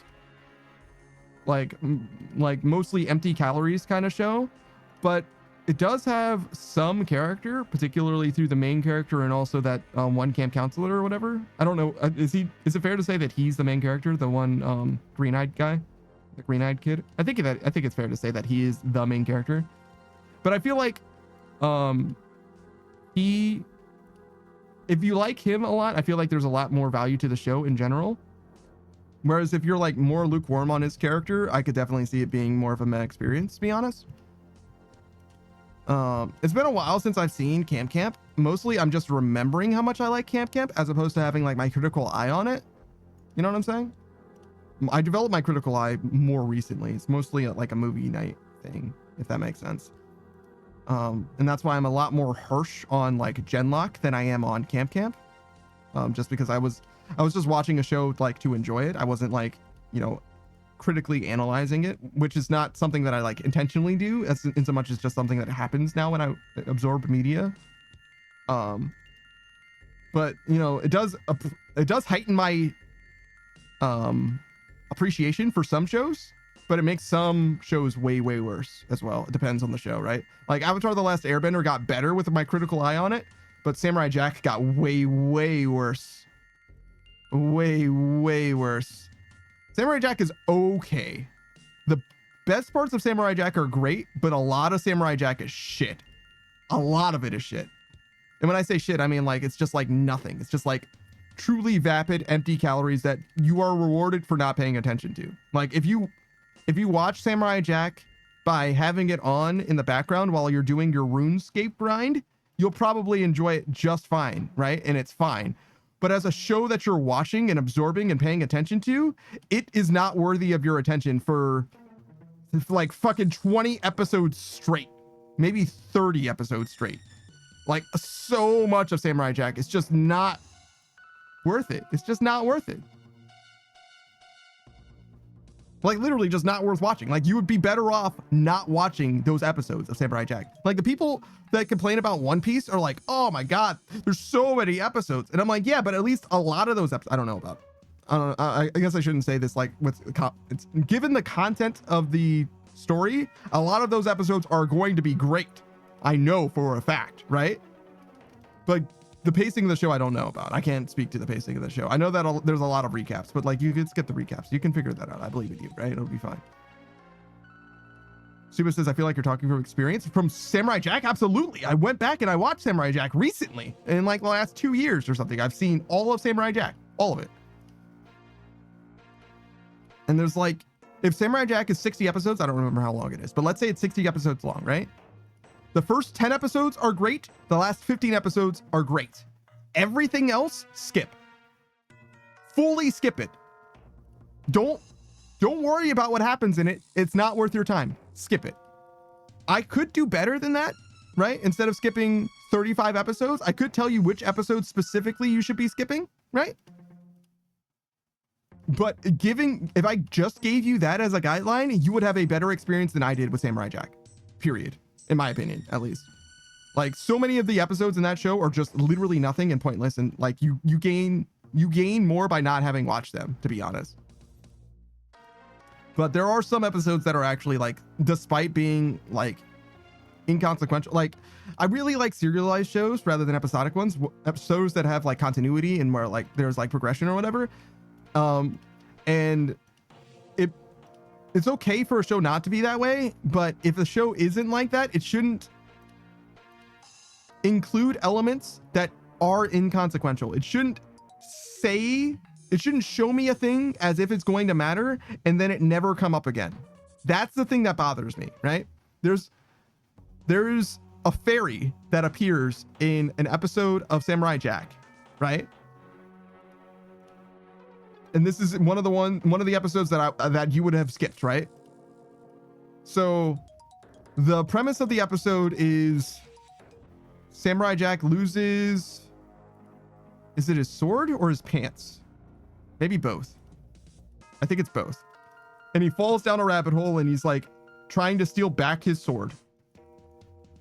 And there's like this narrator fairy thing that's like there for like part of the episode or maybe the whole episode or whatever. And then the way that the episode ends is like the narrator fairy's like, oh man, I can't believe all that happened. Well, don't worry. The next time you see me, things will be different. You see, I am a major thing and like the things that are going on here are very important and you should pay attention to me.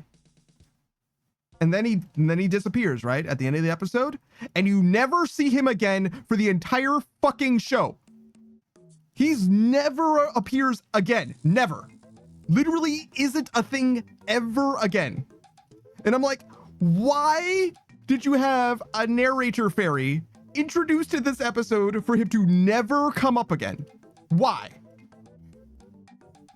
Why? What was the purpose of this except to make me feel like shit when he wasn't relevant when I listened to what he said? Literally, me listening to what he said made me stupider. I'm more dumb now because I listened to his words. I don't remember what exactly he said. I'm definitely playing it up a little bit, but I swear to God, it was like a Cheshire Cat situation where it was like, haha, I'm so mysterious, and like, wow, I wonder what kind of influence he has or what he's talking about, like why he's saying things in such a strange way. It's like, it doesn't matter. It's literally just nothing. Just ignore it. Like, it fully doesn't matter. It's like fully irrelevant to the rest of the show completely. Like, he doesn't even get a cameo later.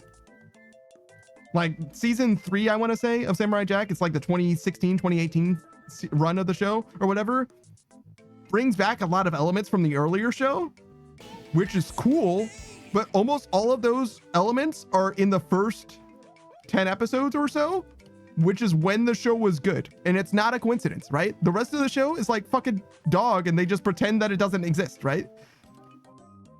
Suba says, give yourself head pass as there's no redeem for it. There is indeed no redeem for it. But yeah, sure, hold on. There's a few ways I can do this, hold on. I've done it before, but it's like not something that I can do very easily. So give me a second.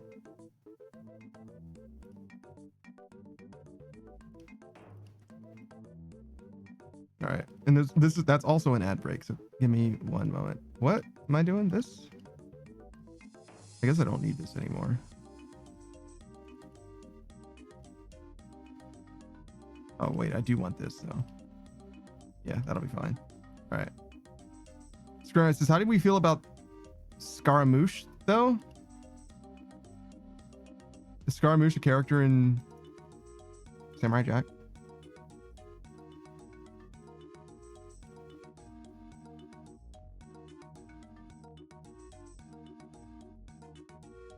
Samurai Jack. Oh, he's in season 3. He's fine. Everything in season 3 is fine.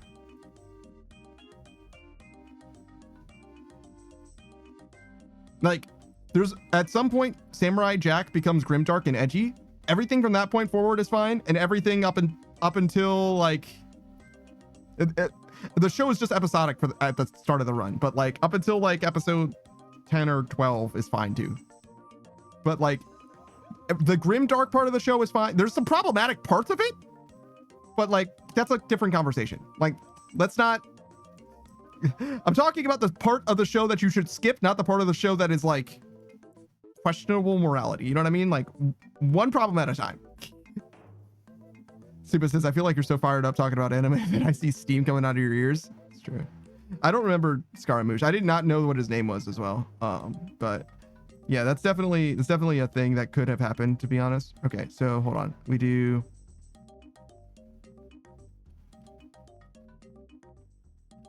Hold on, we can do this. Copy this. All right. Paste this. But hold on. We need.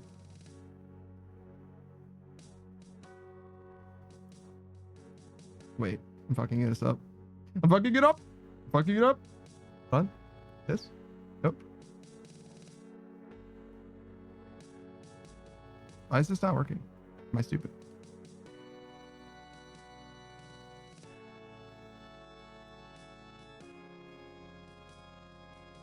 Okay, yeah, hold on. We'll just do it this way then.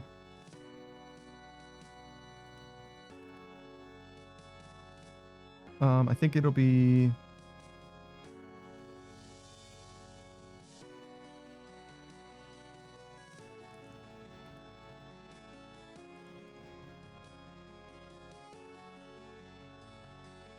Oh, it doesn't want to show me. Okay. Oh, that's the problem. It was just not showing me the changes that I was making. That's unfortunate.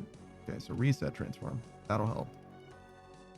I literally lost one of my traps. Okay, so I literally can't be doing this at the same time. It's fine. We'll just take a break in order to do this because I can't do two things at the same time at all. I'm like terrible.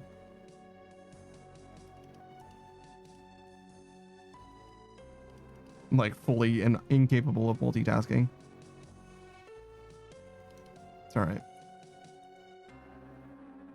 It'll only take a second still, but I just can't do something else while trying to do it.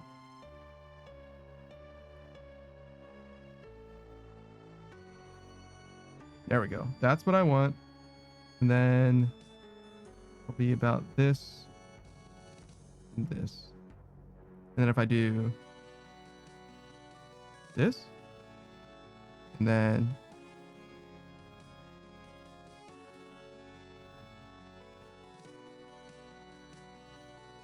yep, there we go. There we go. Yeah, there you go.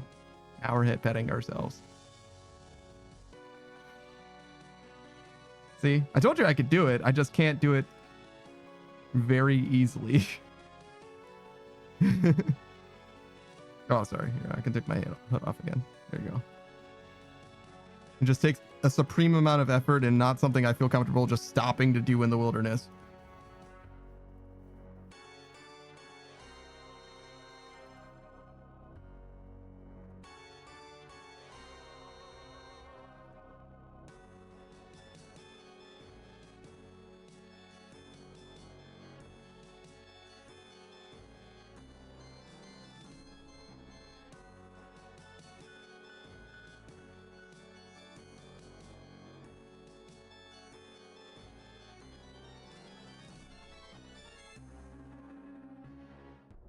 No, I didn't get more tar.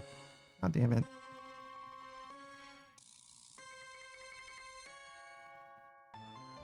It's okay. I'll just pretend we have enough tar and hope we don't run out.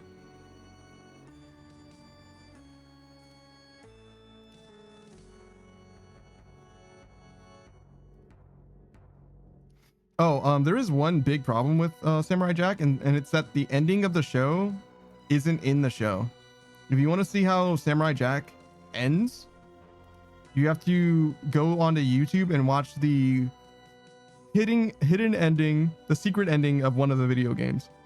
There's like a video game that was released like somewhat parallel with the airing of the finale of the show, and you have to do all of the bullshit in that game to like 100% it or whatever in order to get the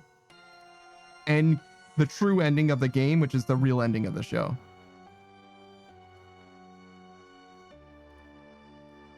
Which is like fully bullshit. Like that's not correct. That's not how anything should be made ever. Similarly, the ending of Asura's Wrath, that game from around the same era actually, is like locked behind the DLC. Like you don't get the actual like true ending of the game unless you buy the DLC, which is like very fucked up to be honest.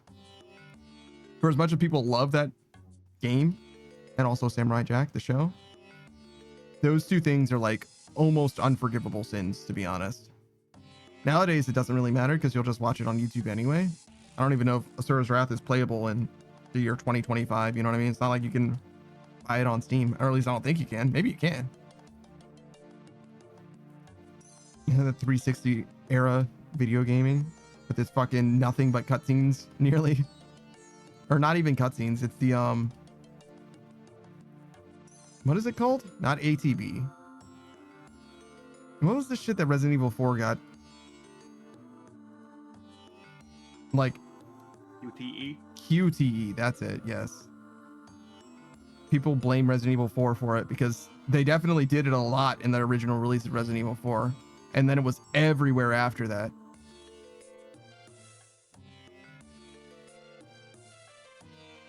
Suba says there's one episode of Samurai Jack with no continuity that I kind of liked. I think he explored a terrarium.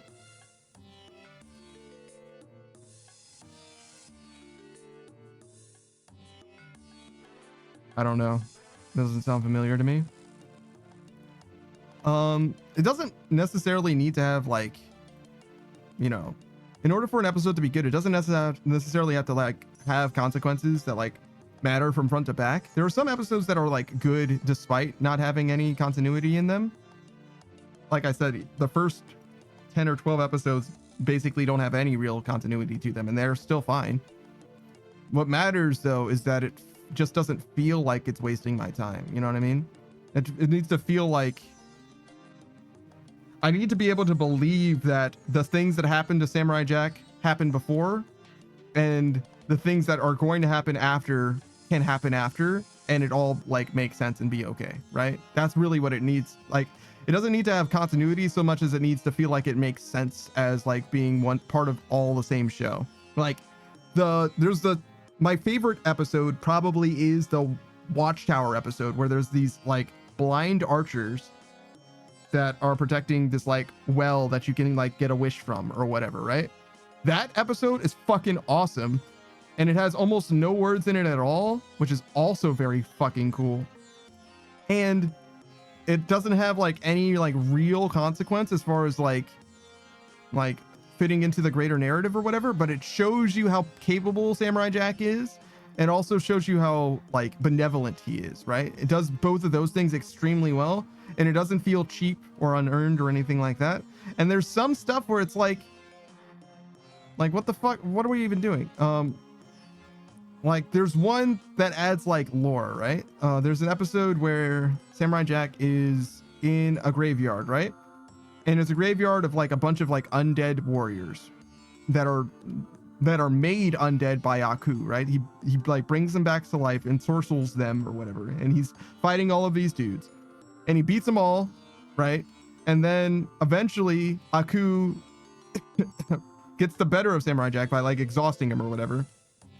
And Aku is going to literally win. He's going to win against Samurai Jack, but he chooses, instead of killing Samurai Jack with like literally anything else, he's going to stab Samurai Jack with his own sword.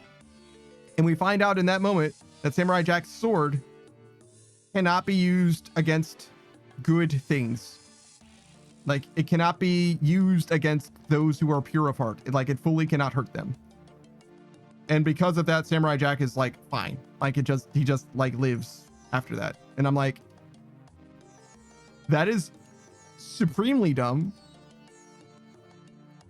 Feels like fully a retcon, and also it's not like, it doesn't feel good, right? Like, it's just like, what the fuck was this? You know what I mean? Like, why did this happen? And I'll contrast that. There's an episode where Samurai Jack meets like a sexy lady that like is working with him to find this like gem or whatever, right? And when they eventually find the gem after having worked together for a while, it is revealed that the sexy lady was Aku all along. And then Aku, snipes the gem away from him, and then Samurai Jack has to go find another way to get back to the past or whatever. That is similarly like uneventful, but it tells you about Aku, it tells you about Samurai Jack, and it tells you like what kind of lengths Aku's willing to go to, and like how Samurai Jack wants to trust people and he wants to have a companionship, and why he can't have that kind of thing. Like, it tells a story that makes sense in the continuity of the show. Suba says steam coming out of his ears again. Yeah, it's true. It's actually true. It's true. But also, Aku is a fucking baddie, and you can't convince me that Samurai Jack does not fuck Aku in that episode. Because it's like several days that they're traveling together, and they're definitely feeling each other, dog. Like, you can't convince me that they don't fuck in that the span of that episode. Foolish samurai, you came inside me. Samurai fool, I was Aku all along. You developed feelings for me, and I totally wasn't interested at all.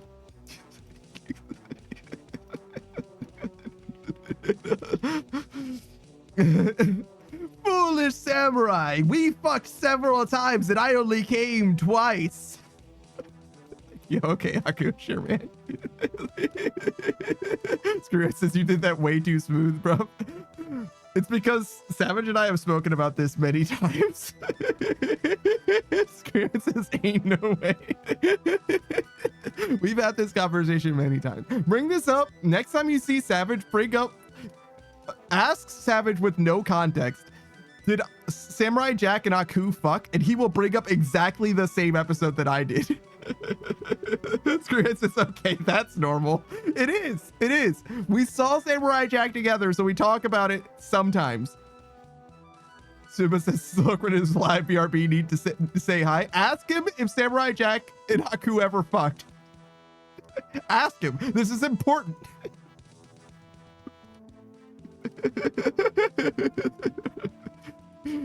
Suma says, "LOL, okay."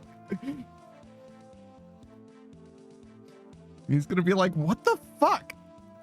What did Apple make you ask?" No, it was Panda. That makes sense.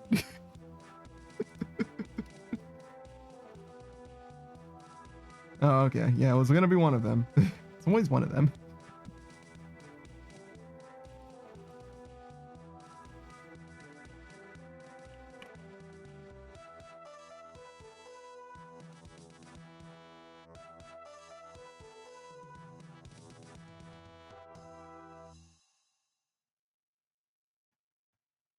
But yeah, Screenride's looking at me crazy.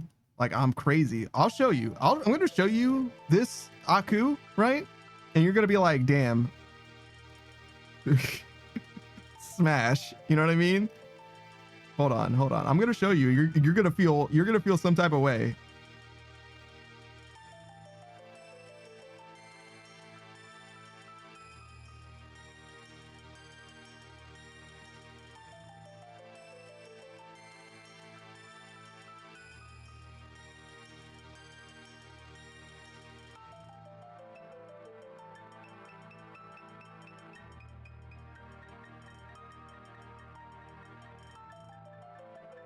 All right, this will do.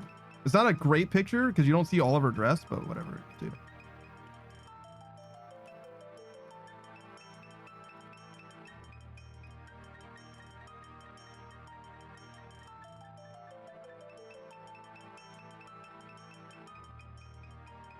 Like, damn, girl, what the fuck?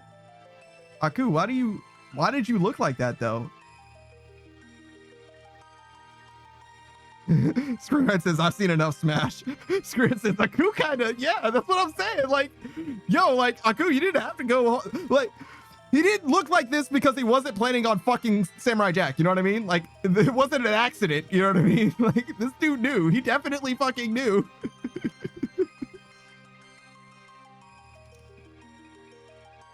Like, hey, whoa, what the fuck? Hello? Damn, girl, what the fuck? Her dress is, like, pretty good, too, though.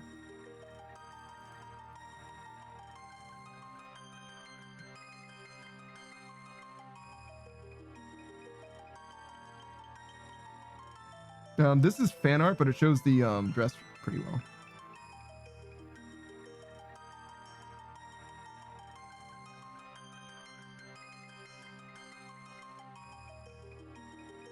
Wait, no.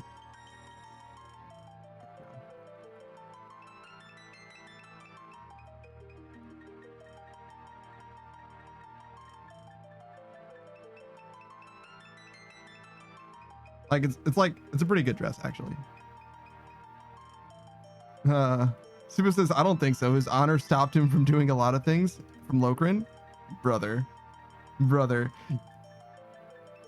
I would believe you, except that he definitely smashes the daughter of Aku canonically in season 3. Like he 100% fucks that woman. Like literal spawn of Aku, by the way. And he definitely fucks her. That is canon, bro. 100% canon. Screenwriter says Lokrin Trippin' Jack was in there. Oh, definitely he was in there. Definitely. Ain't no way he wasn't.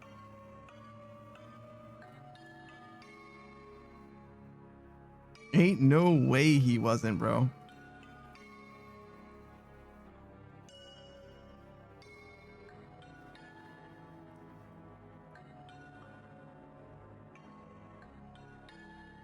He is a very honorable guy, though. But that doesn't mean he can't smash. He can smash.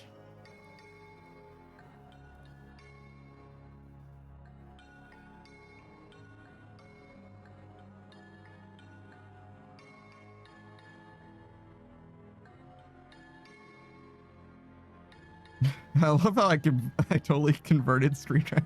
Screenshot was like, yo, what the fuck are you talking about, bro? And I sent him a picture and he's like, oh, wait, hold on. Actually, everything's starting to make sense.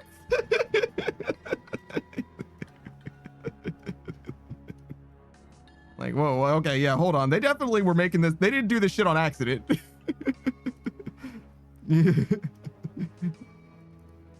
This definitely was not a mistake. You know what I'm saying?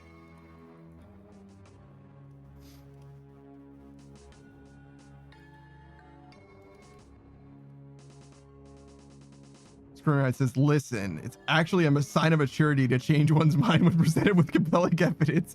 Now show me them titties respectfully. True. True.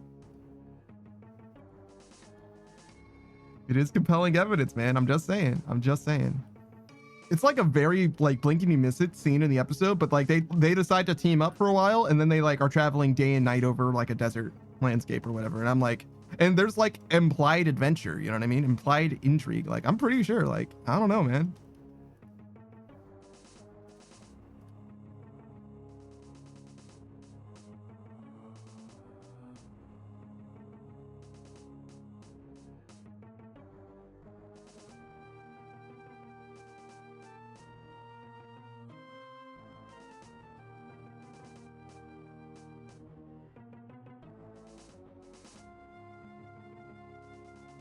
Also, that girl that Samurai Jack fucks in season 3 is probably the smartest character in the whole fucking show.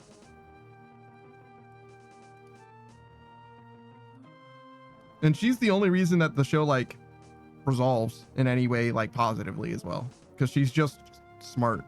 She's just smarter than everyone else. like literally just smart.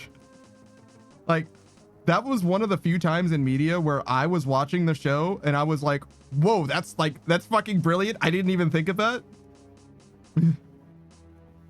Very rarely am I surprised by like twists and shit like that in shows, but definitely that time. I was like, oh shit. It wasn't even like a twist. It was just like, oh, then this is what we're doing now. And like she just did it and it just happened and they were just good. Like, oh shit. Oh, we're done now. We're good. We solved it all. We solved everything.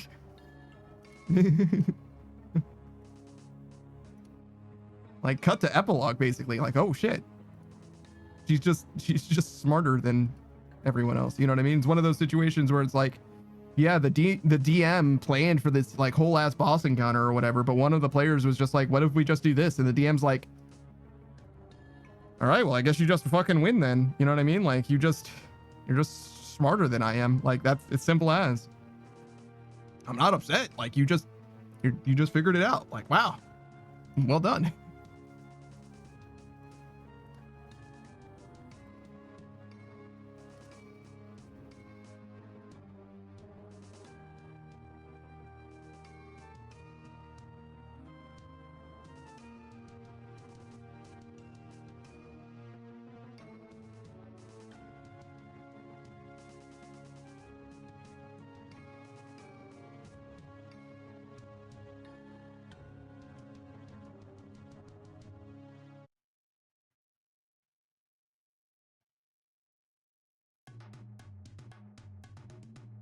Super says Lokrin did reference the episode you mentioned a little. Like, yeah, that happened. That's pretty funny.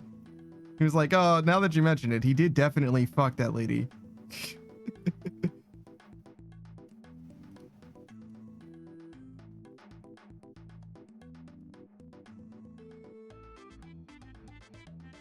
Speaking of sex that's weird in shows, circling back to Genlock, why did Genlock have Bush?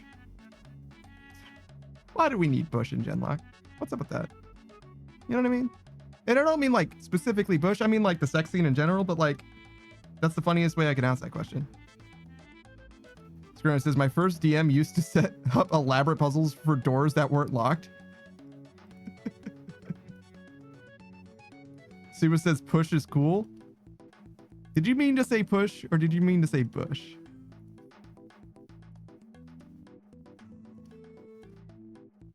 Because those are two very different things, Suba.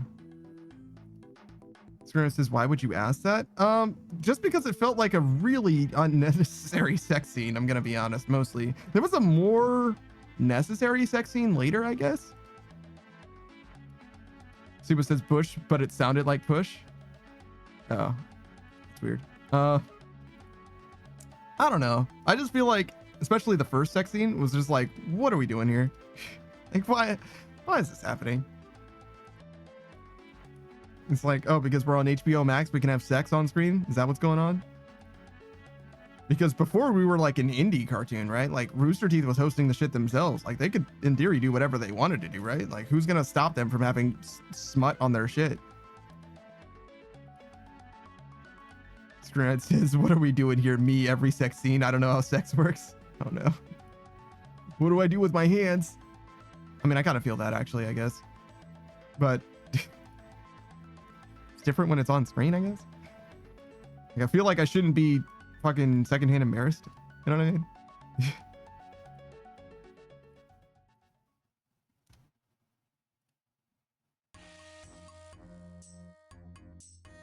I don't know. It wasn't like terrible or anything. I just felt like it was unnecessary and also didn't add very much. Not that I'm like a prude, like, oh my god, this sex has to have meaning. Like, I've seen redo of Healer, right? Like, I'm not like, you know what I mean? Like, I'm not like a fucking cultured, you know, privileged entity or something. I'm not like, oh, well, if there's a significance between the emotional connection, then why is this even here? I just like, I genuinely am like, yeah, but like, why did that actually happen though? Like genuinely, why did that happen?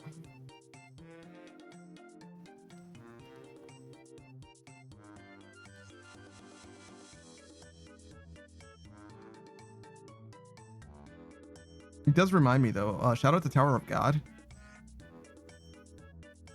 Screamrat says, nah, them pearls are getting clutched. Yeah, a little bit.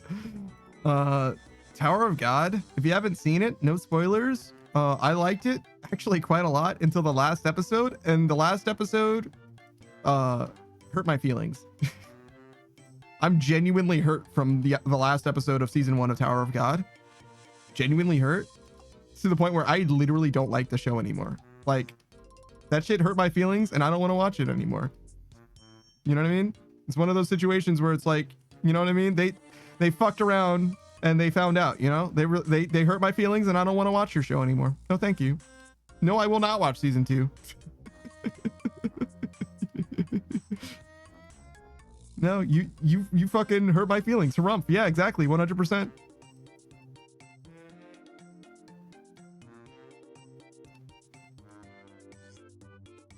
I'm hurt. I'm genuinely hurt. And I get that's what they were going for, but like you did too good a job. You know what I mean? You fucked up.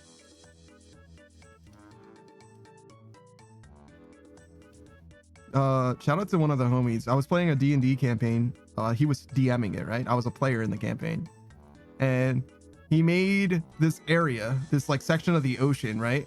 And his inspiration for it was this ability in Grand Blue Fantasy called Miserable Mist. So the idea was that the area of the ocean was just like a bad place to be and gave people like bad vibes. And so all of our like NPCs that were on our ship with us were like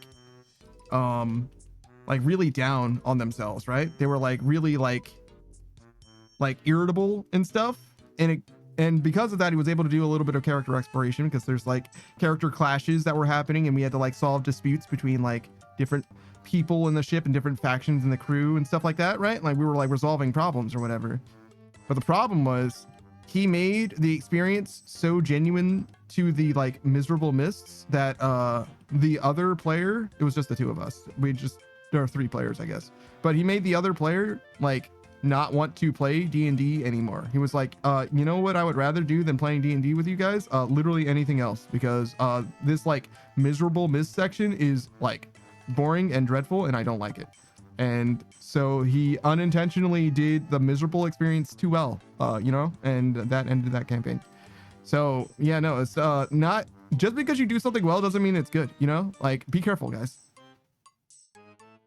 Screenwright says, I'm gonna go read about the depression in the DSM-4 instead. I think we're on the DSM-5 now. But yeah.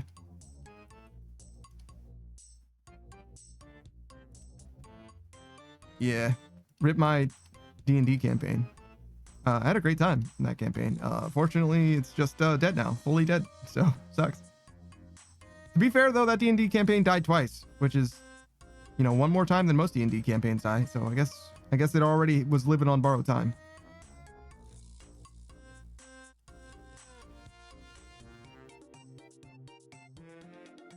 And yeah, you know, whatever. It does remind me though. Similarly, there was another set piece earlier in that campaign. That was there was an area. It's called the Swashing Pot, and the idea was it was supposed to be like a rundown like kind of ghetto medieval village where like you have to worry about people like stealing your shit and like, you know what I mean, causing problems. It was very like disruptive or whatever. And we heard about that area before, so we were like very much on guard before we went there. And when we got there, we were like, nah, man, we want to get the fuck out of here as soon as possible, right? So the guy who was going to give us transportation like ran this tavern or whatever, right? And we were like, man, fuck it, we're just going to stay at the tavern, we're not leaving. And the guy owning the tavern was like, dog, we're not going to just let you stay in here, fuck off. Like he like kicked us out. So rather than like going around about the town or whatever, we just stayed outside of the tavern, and we got harassed by like random passerbys and shit. Like there were some like invisible dudes that like tried to fuck with us and stuff.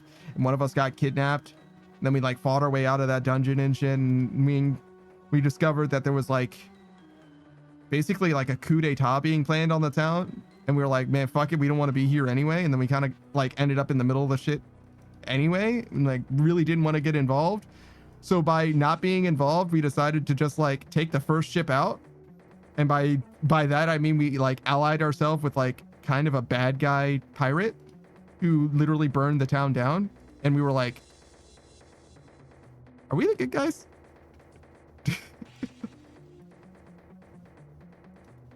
Like getting that town burned down, not the best thing that we've ever done.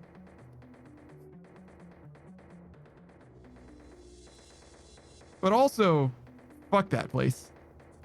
So it's another situation where it's like, he wanted that place to suck, and he like maybe did too good a job, you know? Screen Guy says, this is making me miss D&D so much. Yeah, D&D was pretty good. I miss D&D a good amount. D&D kind of sucks because it's hard to tell a story about D&D and have it be like interesting. You know? It's a lot like telling a story about a dream that you had where it's like everybody kind of doesn't give a shit. So keeping it brief is like an important aspect of it. And I think I did an okay job of keeping it brief, but I don't know if I did a good job of making it compelling. But it was ultimately the same story twice where it's like, be careful, guys. If you try to make something, if you're deliberately trying to make something, you know, dreadful, painful, you know, that doesn't mean that people are going to enjoy it, even if you do a good job, right? Like, it's one of those things.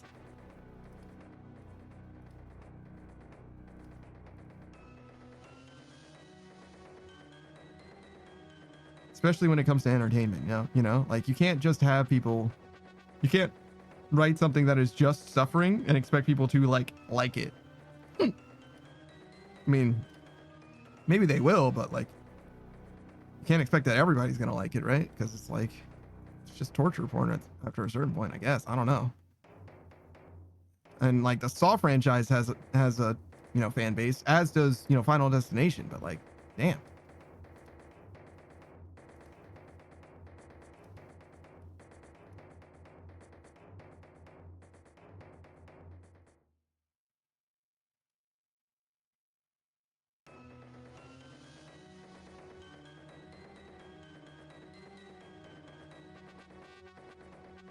Oh, shit.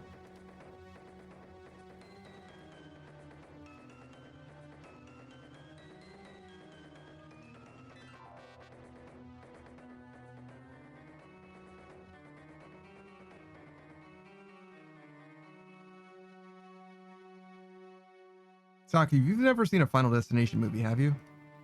Nope. How much money would it take for you to watch a Final Destination movie, Saku? I don't think it would take money. I think it would take a friend wanting me to watch it with them.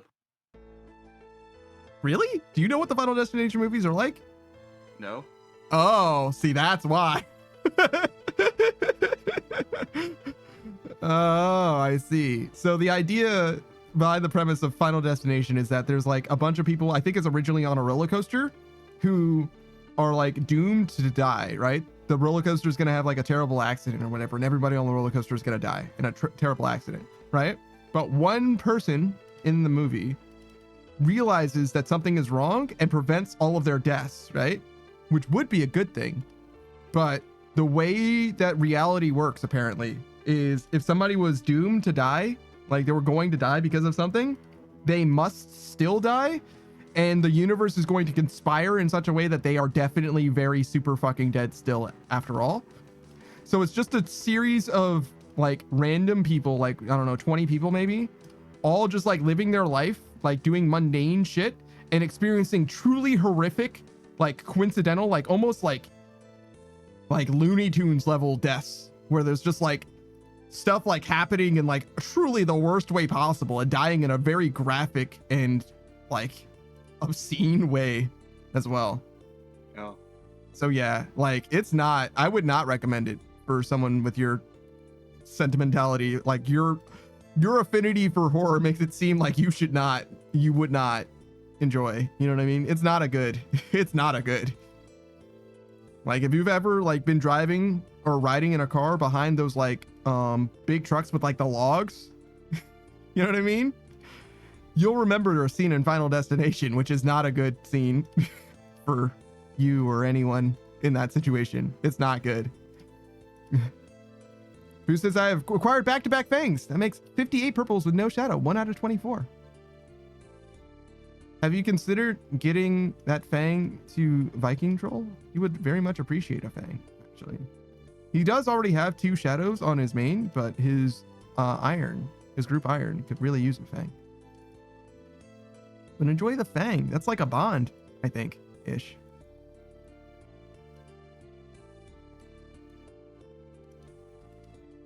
Also, welcome back, Booze. Hey, is that guy again? Oh shit, it's that boy. I think it is. Yeah, second OSRS. What's up, dude? Who says nope? I was considering it until you told me about the shadows. Fuck them. Yeah, Viking Troll I think has 2 shadows from COA. I think he got them like pretty close to each other as well. His log is kind of nuts. Not that he hasn't earned it, right? Like he's definitely done his fair share of TOA, but I don't think he's done enough TOA to justify it. You know what I'm saying? But he's like, you know, he's sending some pretty difficult invocations.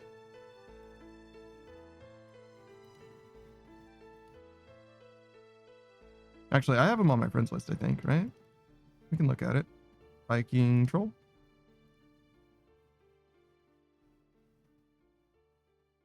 We can't look at like the log and everything to like see the details, but oh, well, you know, he's only got 324.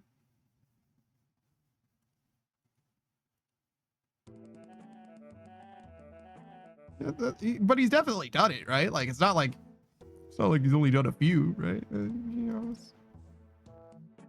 yeah, you know, like they can't all be winners. It's fine.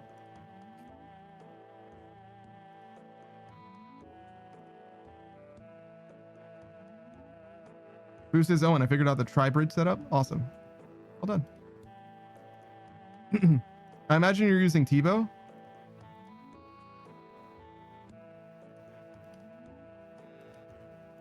No? So Bofa then. Okay.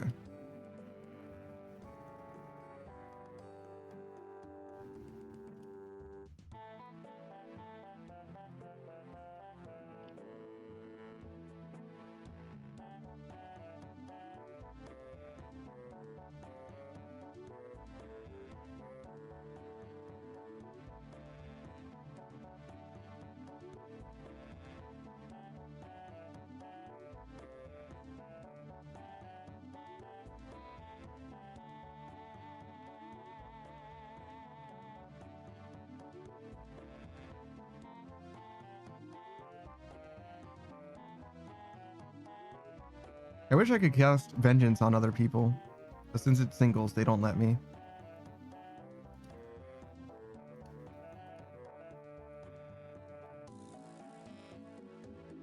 Taku says, Booze says, so my setup becomes full crystal, mage cape, magus ring, rancor, insert weapon swap between Fang and Bofa.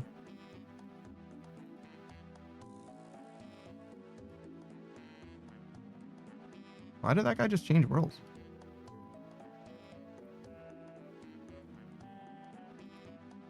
I don't see anyone here. Just because I guess? I don't know.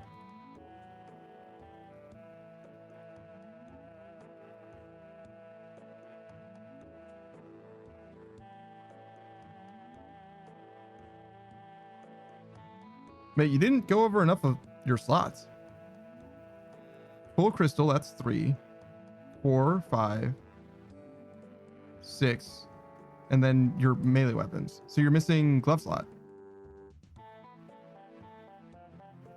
3, 4, 5, 6.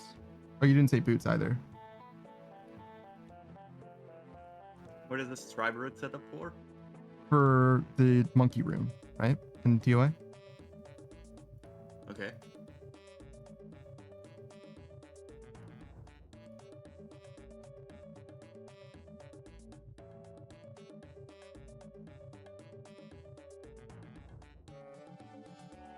Ferocious and Eternals. No boot swaps brought into the raid. Okay, so you do Eternals for the whole time, and you got Ferocious gloves. Interesting. Okay.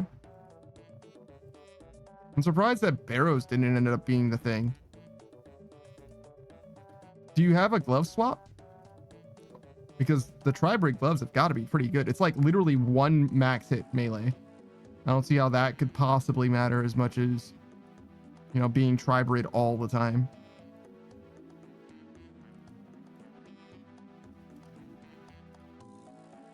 The magic bonus obviously doesn't help with your max hit in any way because you don't get percent mag bonus. It's just accuracy, but I think Ferocious gloves are also not defensive at all, right? Glove swaps between Ferocious, Tormented Bracelet, and Zorai Van Braces. Okay, so you're probably also using those if need be. Okay. Actually, no, you said that you use the Ferocious the whole time, so you don't need to switch to the Tormented. Okay. Tormented is good enough to make sense. I don't know if the Zorai Van Braces matter. Do those give range strength? Do you know, Saku? Zarek Van Braces have range strength. Okay. I think it's like +2. +2? That might not even make a max hit, to be honest.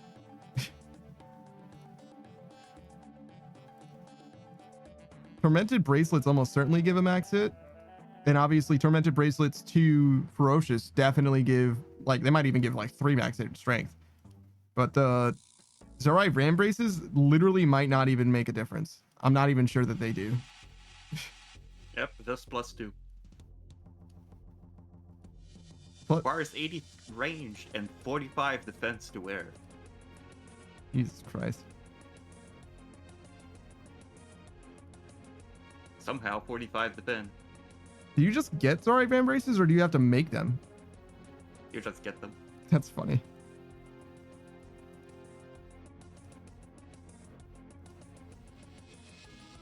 I don't know, man. It doesn't seem worth it. 2 range strength?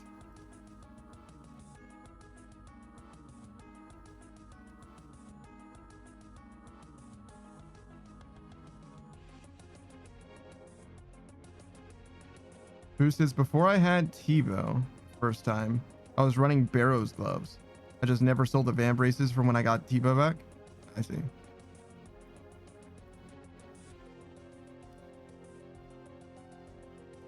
So you think that the Van Braces made a difference with Tebow?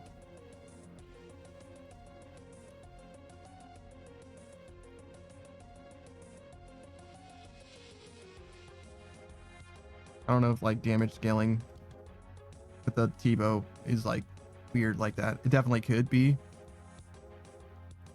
Who says the accuracy bonus is big, but also it does make a difference with Tebow most times. Less so on Bofa because they only see an extra max hit on a Slayer task. Okay. Bofa's like also extremely accurate. Usually it's more accurate than the Tebow as far as like attack rolls go. It depends though, right? Depends on the magic levels because the accuracy that you get from the magic levels is relevant. It's very, very relevant.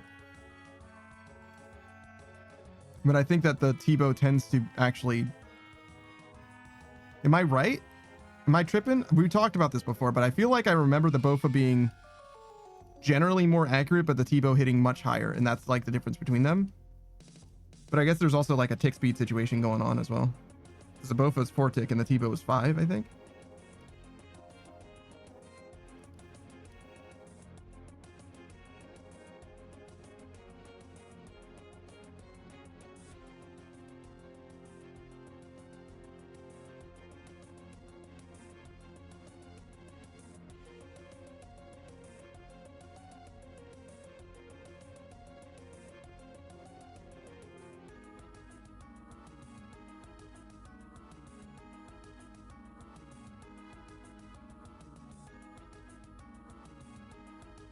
Boostus, I'm certain is going to come in clutch in Inferno. The extra ranged strength, probably.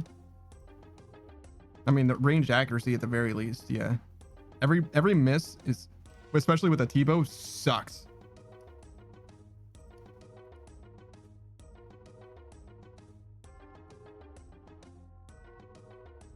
Boosts the accuracy as well. Sure. Yeah, I could see the Van Braces being good, at least in that case. And it's like, it's nice to be consistent as well, where it's like if you're switching for a set, you always switch the same amount of things, minus, you know, melee having a main hand and an offhand. You know what I mean? It's nice for it to be consistent so that you don't have to be like, oh, what gloves am I on? Oh, I don't need to switch my gloves for my ranged or whatever. You know what I mean? I could see that being nice in a way, but.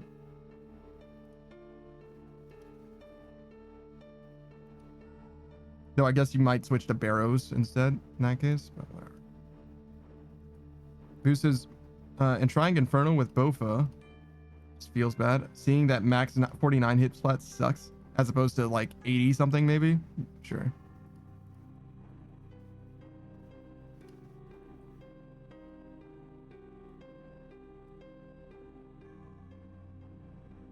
At least 80 for max it? Damn, it's crazy.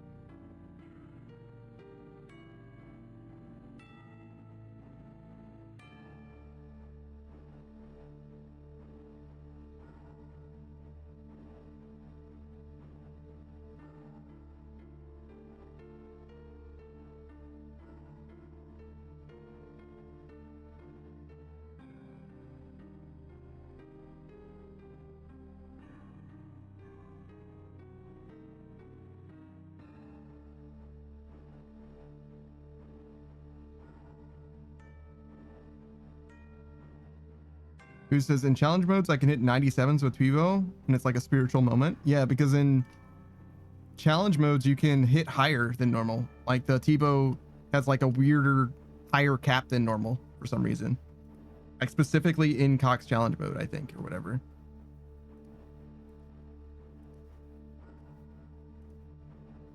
Which is very cool. It's a very good way of designing something like that, I think. I think the Fang is similar, right? Fang is more accurate in TOA than it is anywhere else.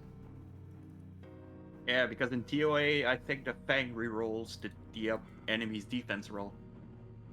Who says, also yes. Also, for Cox, it's accidental because the max hit of the T-bow is based on the enemy's magic level. So in challenge mode, the enemy's levels tend to be higher. No. I think it's separate. Two separate things, I think, to be honest. Is it? I think that there's separately a bonus that you get, not just the incidental magic level increase. In the same way that in TOA that the Fang has an extra non-incidental bonus, right? Because the Fang is better against higher level TOAs because they have higher defense and rerolling their defenses or rerolling your accuracy is better, but you also reroll their defense rolls, right? I think it also has an interaction like that. I think. You can definitely fact check me on that though. There's also a similar phenomenon with the Shadow in TOA. Oh yeah? It is ×4 instead of ×3 in TOA. Oh, wow.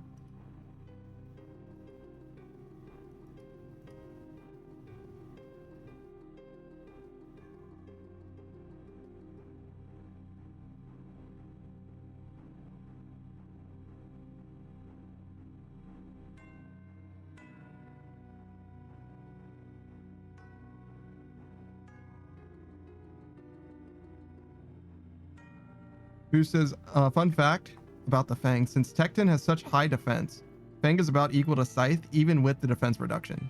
Dang.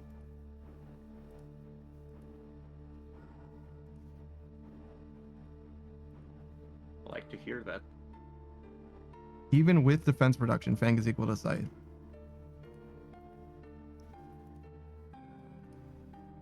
So what you're saying is you might as well, for Saku, since he doesn't have a hammer to reduce defense, he might as well just use Fang because it's going to be way better. if he has to fight Tecton, which he wouldn't have to do, obviously. Hey, I got this for Tecton.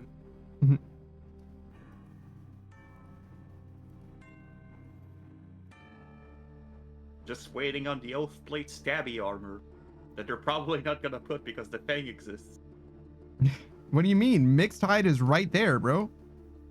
That's not Oathblade. No, it's better. Because That it's is such a so D-hide. it's so cheap. It's so cheap. Yeah, that's also very cheap for your defense. Yeah.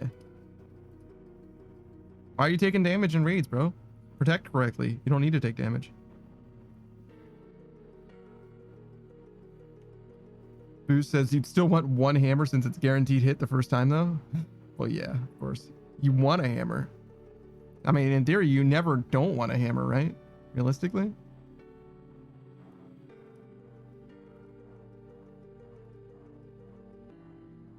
Is there any reason to hit the hammer more than once, though? More reduction. Does it stack? Yeah. I know BGS stacks, and I know that Arclight stacks, but I didn't realize. Ideally, you want 4 hammers? God damn. You want every of those hammers to hit. That's a lot of fucking specs, bro. Is this Corp?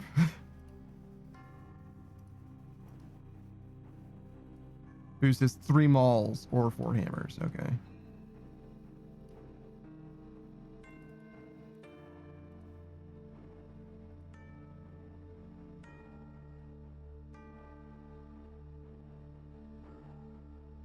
Shout out to the Elder Maul.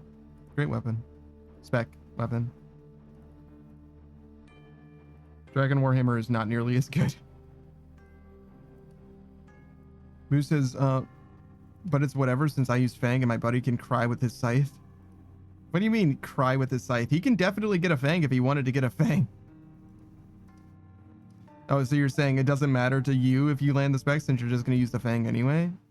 I see. That makes sense. Homie could definitely switch to the Fang as well, but he's just committed to using Scythe since he has Scythe, I guess.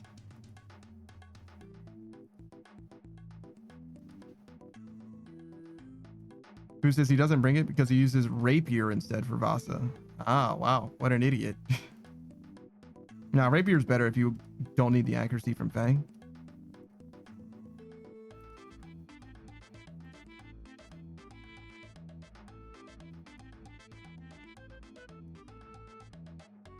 Who says Rapier is best in slot there, but Fang is just overall better in more rooms? Yeah, of course. Makes sense.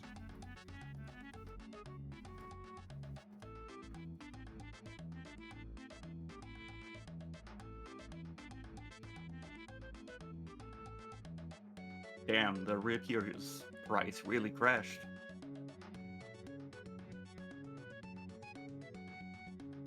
Who says like fucking Vanguard's the worst goddamn room in that raid? I wouldn't know.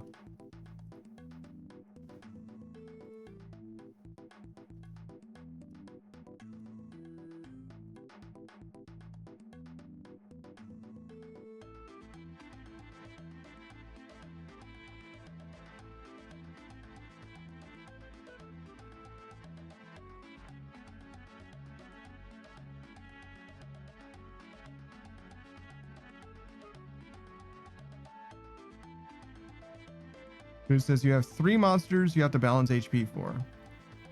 If you hit one of them too low, all of their HP resets and it's super annoying. Okay.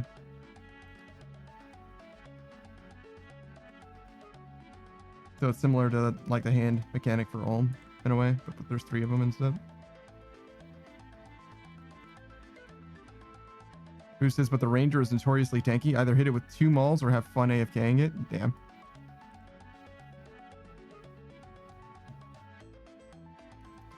Any room that starts with V is bad. Yeah. Vespiola being the worst offender, apparently. Booze just said it was Vanguards instead.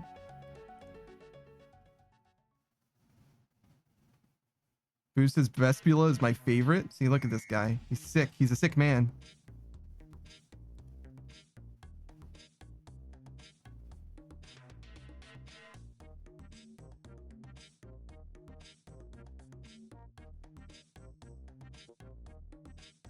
Who says it looks way more scary than it actually is? Yeah, sure, man. Sure, sure.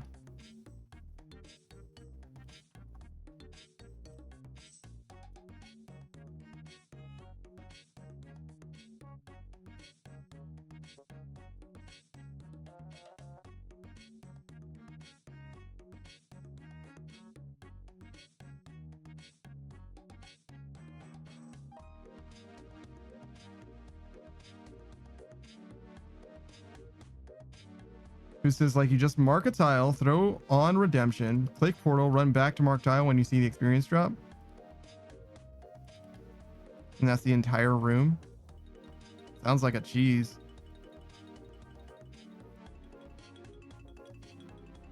Sounds like a puzzle Pretty room much rather a than a cheese. combat one.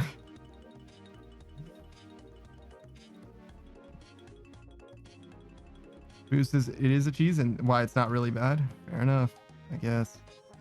I mean, if it's solved, it's solved, right? I'm not about to question the people who solved the raids. They're like, listen, this is the fastest way to do it and also the least painful way to do it. Say less. Not that I'm about to go do fucking Cox regardless, especially not challenge mode. I've done my time in Cox. I got my fucking 1 KC. I'm good. Boost is we're on a timer, so you gotta go fast. Yeah, I understand. Boost is like Sonic the Blue Hedgehog. You didn't have to say that. You didn't have to.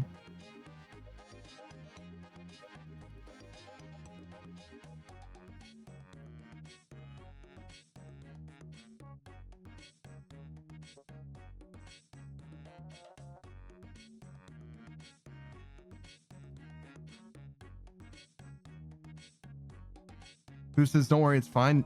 No charge this time? Yeah, it's true.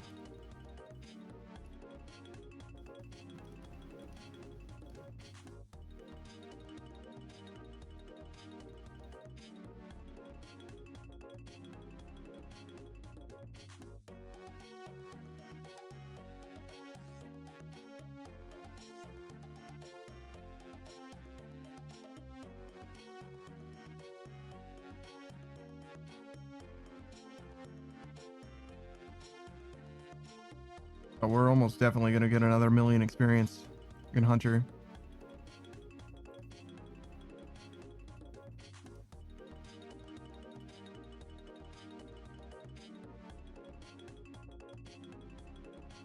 That's 2 days then with 1,000,000 experience apiece. Pretty good.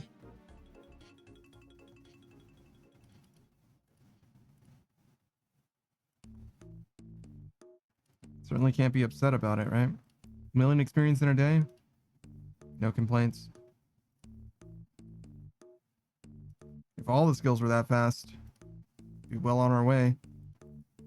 Goose is 14 raids away from that 1K cape. Yeah, man. Good luck. What if you got the shadow on your 1K? Wouldn't that be great?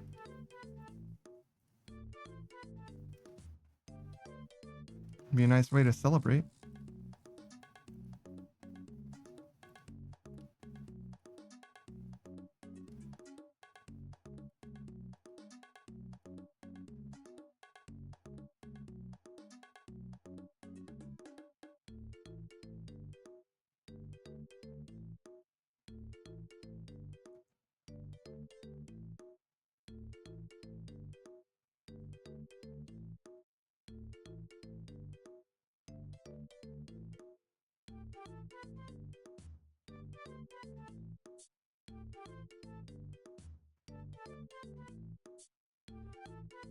Who says yeah, go on.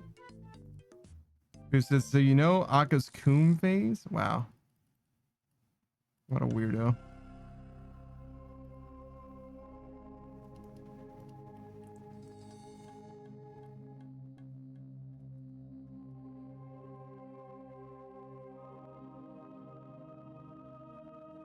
Who says chat is a reflection of the streamer? Mods, make his insides, make his intestines out-testines.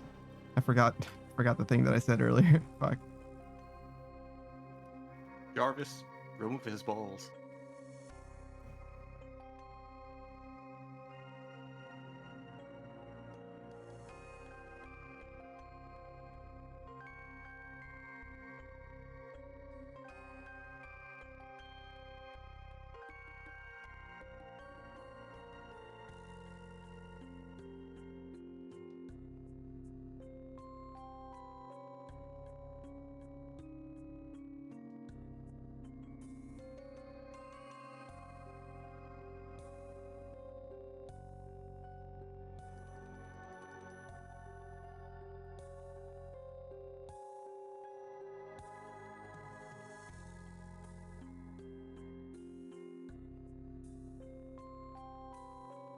God, there's so many fucking Chijampas.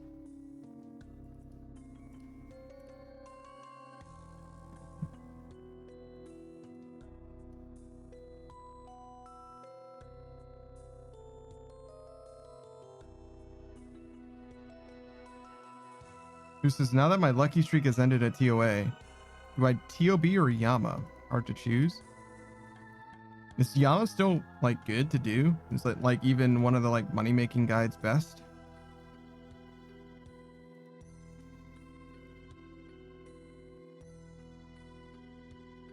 Who's just not sure, but it is fun. Yeah, but like fun doesn't pay the bills. Booze.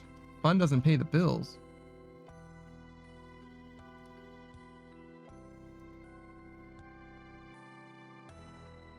Boost is fun also doesn't max. What do you mean?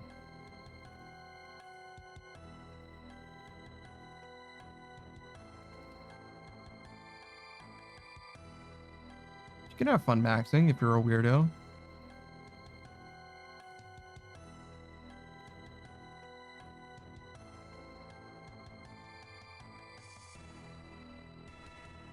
No, you can't. Definitely not Because true. maxing involves the agility skill. I like Hollowed Sepulchre.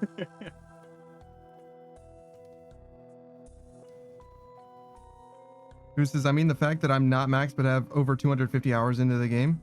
Yeah, but that's because you have a problem.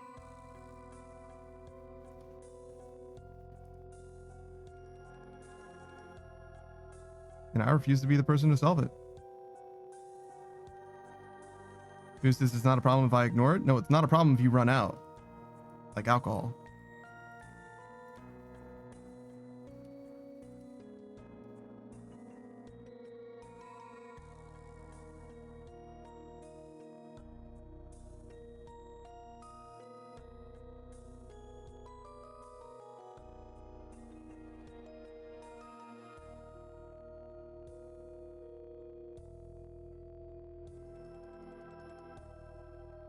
Who says, I suppose I'll put my Bud Light down. Booze is a Bud Light drinker?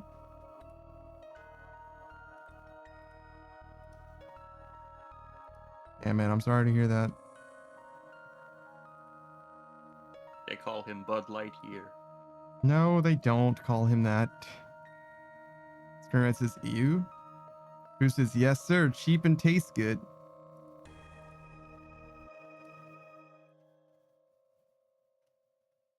Who says, but Lightyear dilly dilly?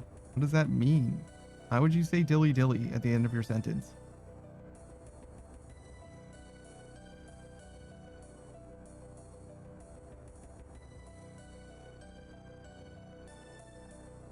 Fuck. I didn't even like finish making the fucking trap. I like fucked that up so badly. Jesus. Who says it's an older commercial reference? Oh my god, this guy's referring to old Bud Light commercials. Oh, 8 years ago? That's not that old.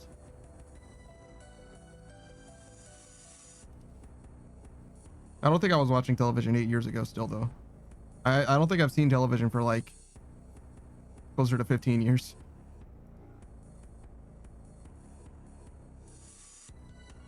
It's been a long time since I've like been watching television. You know what I mean?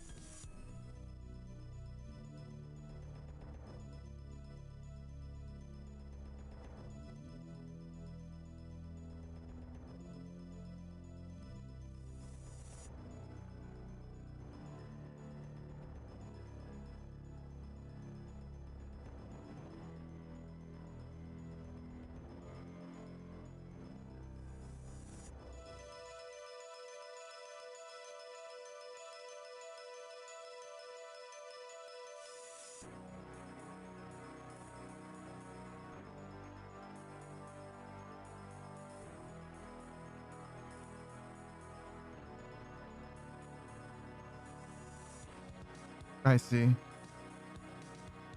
Yeah, I'll check it out later, but it definitely looks like a commercial.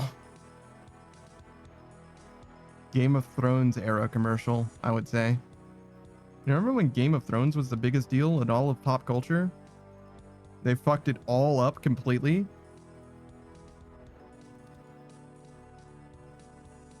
You know what the best part about them fucking up Game of Thrones is? The guys who were making Game of Thrones who fucked it up, part of the reason that they fucked it up is because they were like, oh man, we have an opportunity to do Star Wars instead of Game of Thrones. I'm so much more interested in doing Star Wars. Let's just wrap this Joker up and say fuck it, right? And instead of wrapping it up and then doing Star Wars instead, they did so poorly with Game of Thrones that they lost their chance to do Star Wars. Disney was like, oh, what the fuck? No, you absolutely are not touching this project. Absolutely the fuck not.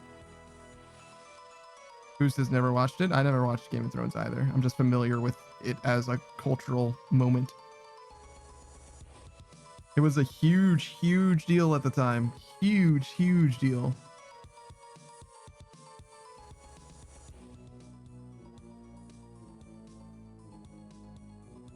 And now no one even cares about it. Pikachu me says Panda. Yeah, what's up?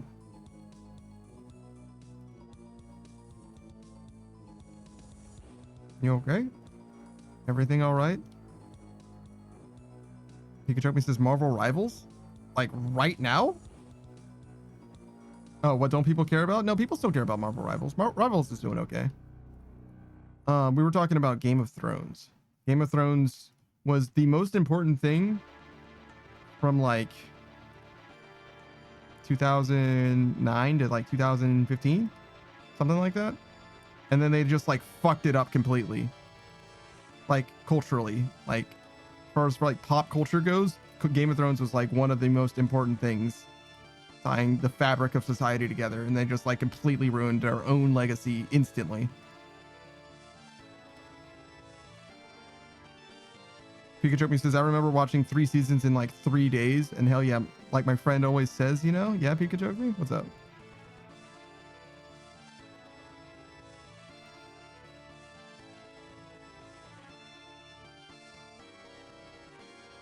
Pikachu says, build bridges all your life, they'll call you a bridge builder, but if you suck one dick, you're a dick sucker.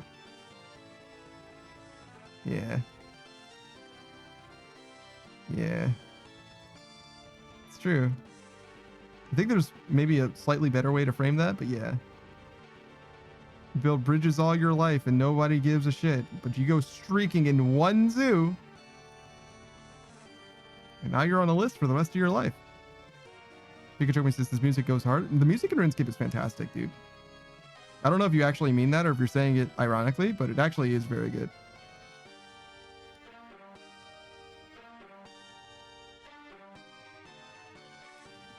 There's even like an operatic song in this game.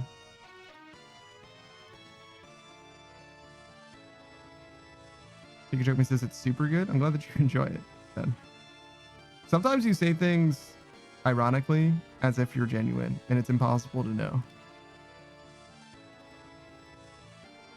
For me, for someone like me, it is impossible to know.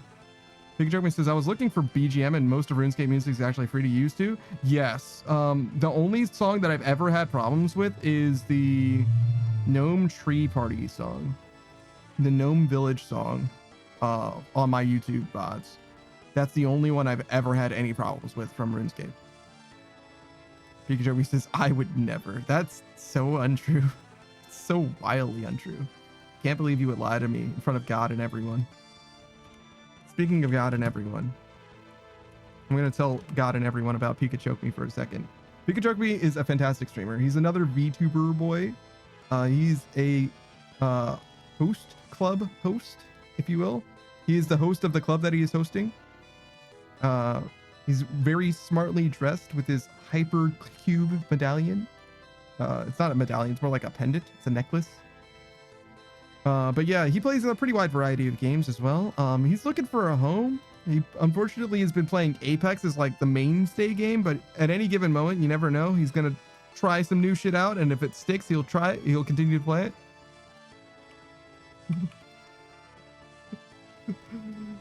dude. You're not actually gonna kill me, bro.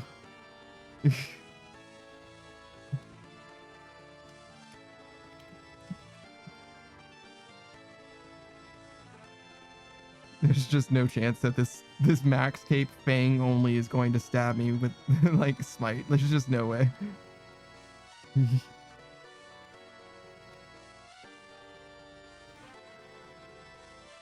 Pikachu says, I only play Mecha Break now. I always knew you were a fucking gooner. And by always, I mean I had my suspicions at one point, but now I'm like fully convinced. Like, I don't think you can unconvince me that you're a gooner now, to be honest.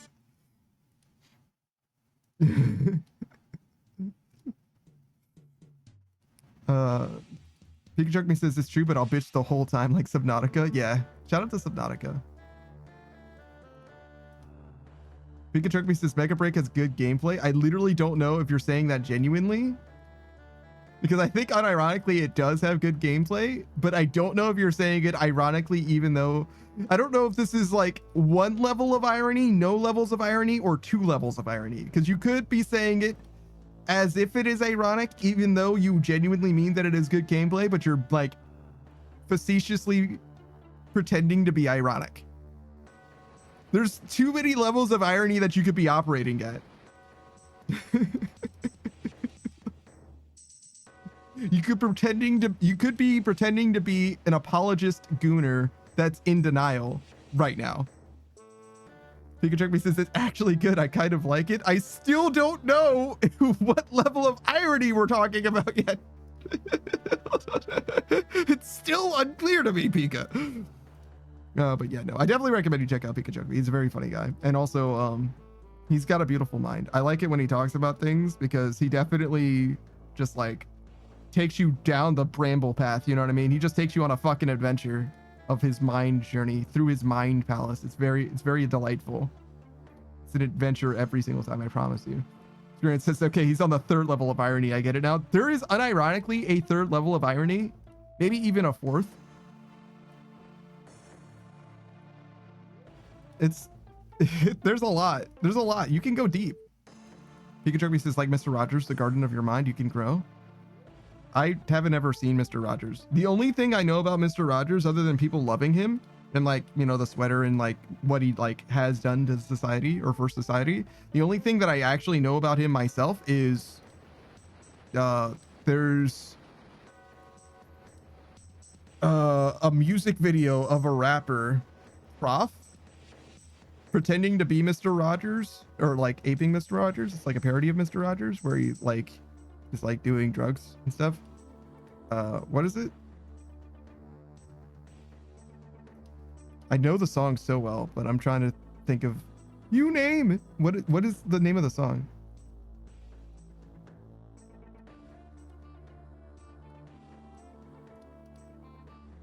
Squad Goals? Is it called Squad Goals? It might be Squad Goals.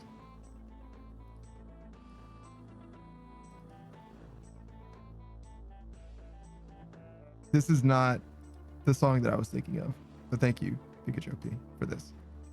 Screenwriter says, yes, it is. Thank you. Yeah, that's the main reason that I know who Mr. Rogers is, because of that guy's music video specifically. Pikachu says he's pretty poggers. Yeah. Bob Ross, Mr. Rogers, and Steve Irwin are like the 3 guys that if like we needed a person to communicate with aliens with, we wanted a human to be an ambassador for all of humanity. Those are the 3 that people come up with. It's like, this is the best that we can do, the best that humanity has to offer, and all 3 of them are dead people. And that's part of the reason why they're the best, because they can't fuck it up anymore, right? They can't fuck up their reputation. They're fucking dead. Their reputation has been crystallized as good. I mean, obviously something can come out about them, but it won't have nearly as much impact, you know? Because Bill Cosby used to be on that list. Used to. He isn't anymore. Pikachu says, I mean, Fred Rogers was pretty damn old when he died.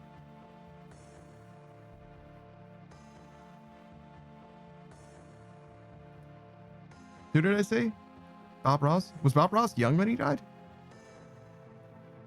I know Steve Irwin was young when he died, but was Bob Ross also young? I actually don't think he was, but maybe he was like relatively young. Pikachu says, you know, I think everybody longs to be loved. Oh, this is a quote, I'm sure. You know, I think everybody loves. Nope. One more time. Hold on. You know, I think everybody longs to be loved and longs to know that he or she is lovable. Consequently, the greatest thing that we can do is to help somebody know that they're loved, capable of loving.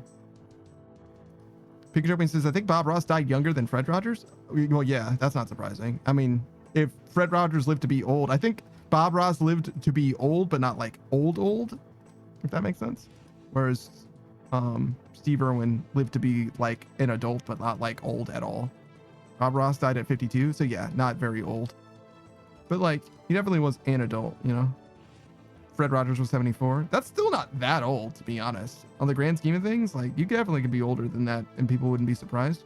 But I guess people wouldn't be surprised that people died at 74 as well. It's like, yeah, that sort of makes sense. 50 is a little young. Steve Irwin was 44. That's surprisingly old. I thought he would have been like 38. I would have placed him at closer to 38.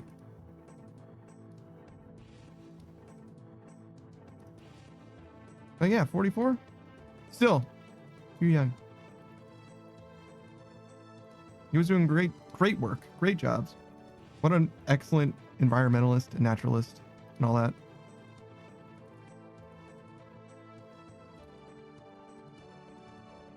Pikachu says, damn, Bob Ross died from lymphoma and cigarettes. That's the way I want to go out. Lymphoma and cigarettes. I guess I gotta start smoking. I'll just eat them. It'll kill you faster that way.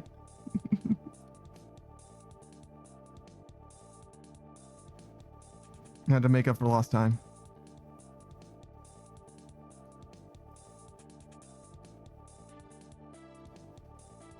Pikachu is so true. See? He gets me. No one gets me. Pikachu gets me.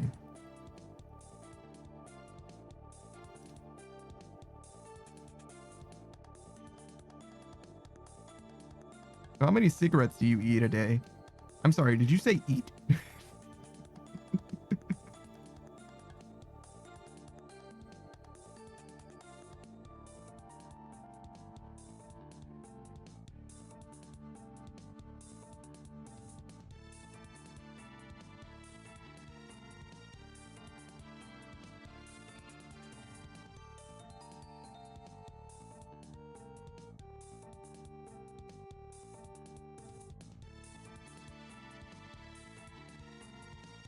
Do we stop at 1 million?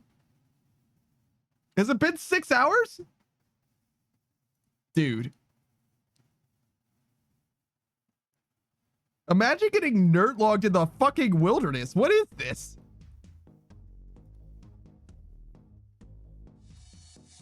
There's no fucking way. How do you get nerd logged out of the fucking wilderness of all places?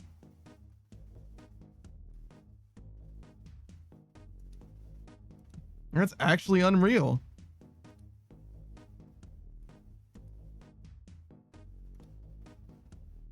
Pikachu says, you have like the floating text on the screen? Yeah, I do. Sure.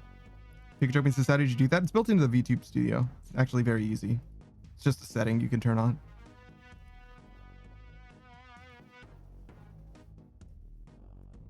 It's very, very easy.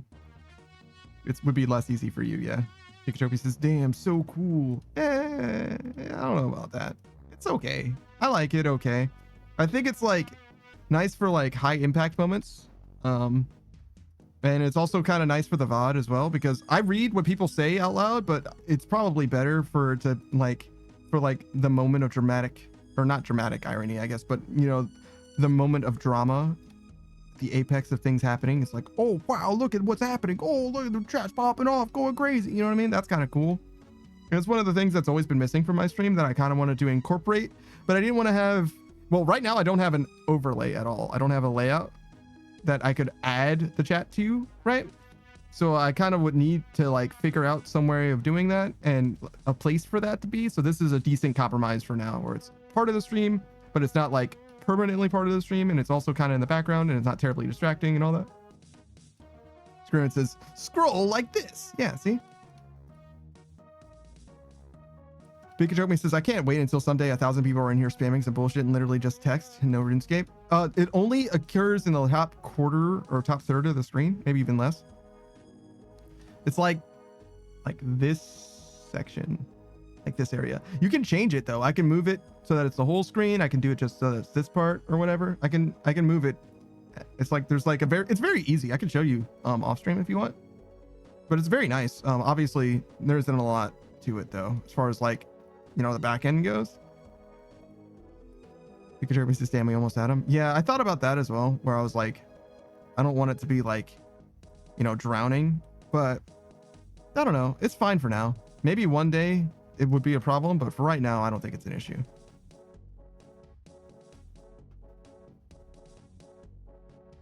There's also, what I enabled for now is there's a 10% chance that if you put emotes in the chat, the emotes will fall from the sky above me and land on me and bounce off of me and stuff.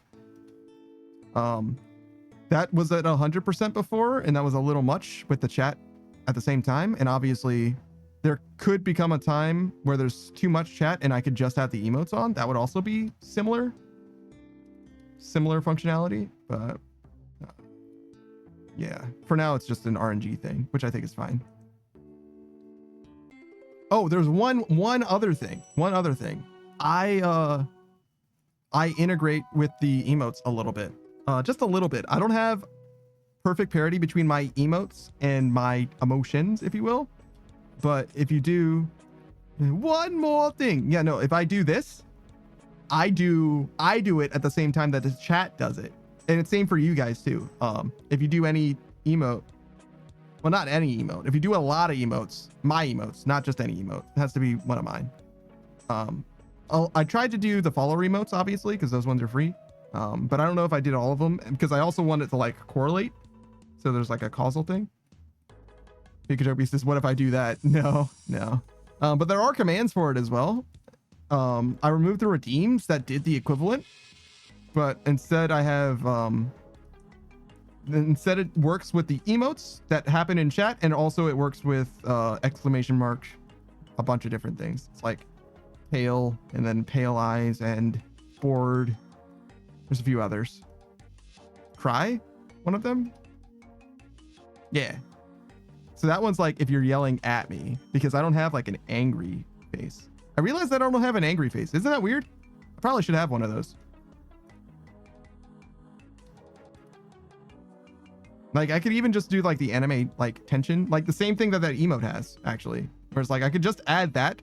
That would be fine, but I don't have anything like that. Pikachu says my angry face is just my face. Real.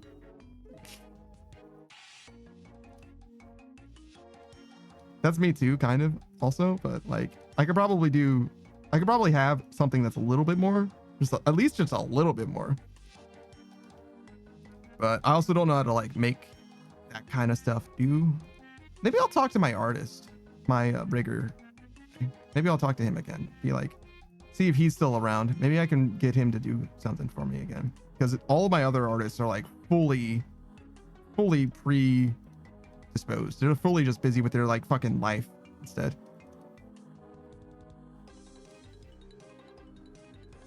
Which like makes sense, right? Like I'm not blaming them for being just like regular busy, but you get what I'm saying? Where it's like I can't commission anything because none of my artists are like willing to take my money. It's crazy. It's crazy. Pikachu says, how dare they? Yeah, right? Fucking selfish bastards. What's more important to them? Their lives or my artwork? God.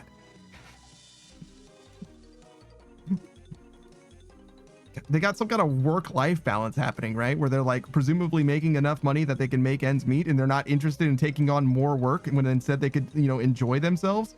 Fucking disgusting. What kind of capitalist is this? You know what I mean? Pikachu says, my money. Yeah, that's what I'm saying. I feel like I should be able to throw money at any problem that I have, and the problem should solve itself.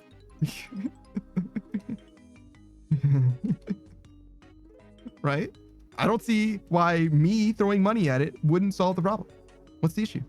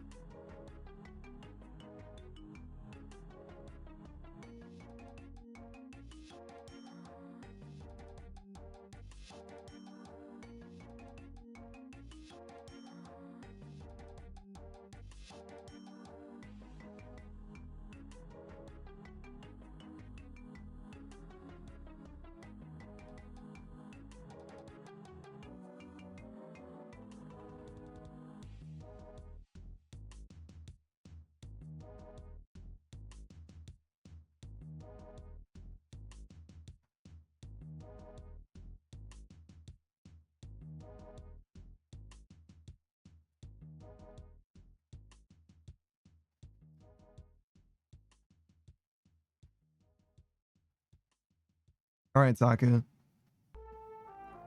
Yeah. Let's say I gave you money to solve a problem, right? But I only gave you $2,000. What problem are you solving with $2,000? Only $2,000. Yes.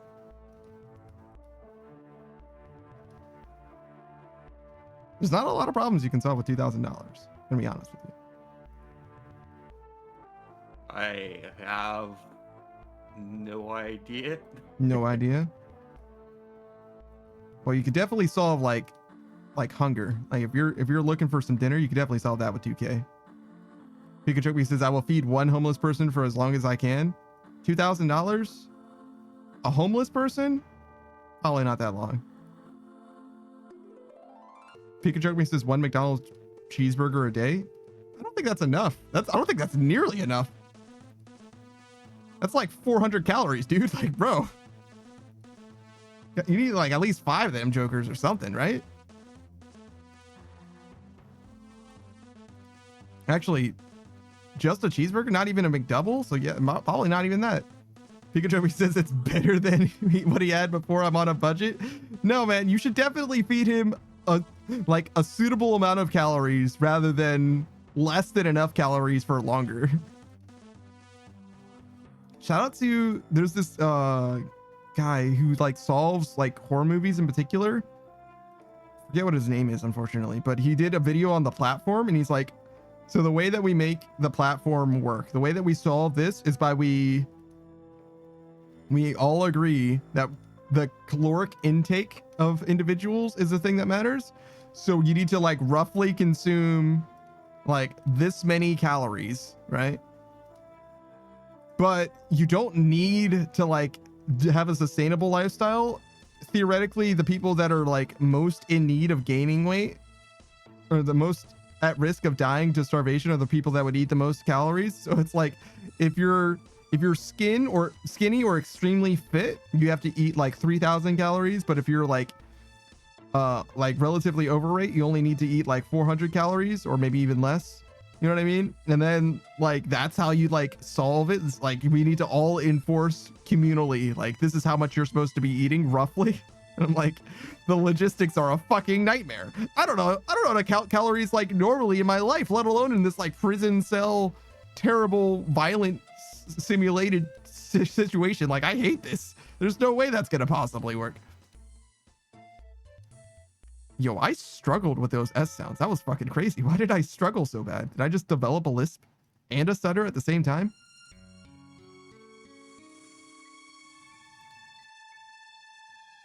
Yo, when are we gonna get to this 1 million, bro?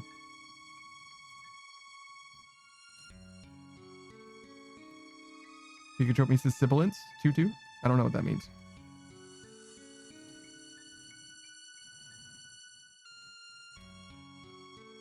Pikachu says he waited for the stop sign to turn to a go sign. Sibilance? Is that the name of a person? It's a fucking Mac DeMarco video? I don't know who that is. I feel like DeMarco sounds familiar. I don't know who Mac DeMarco is, though.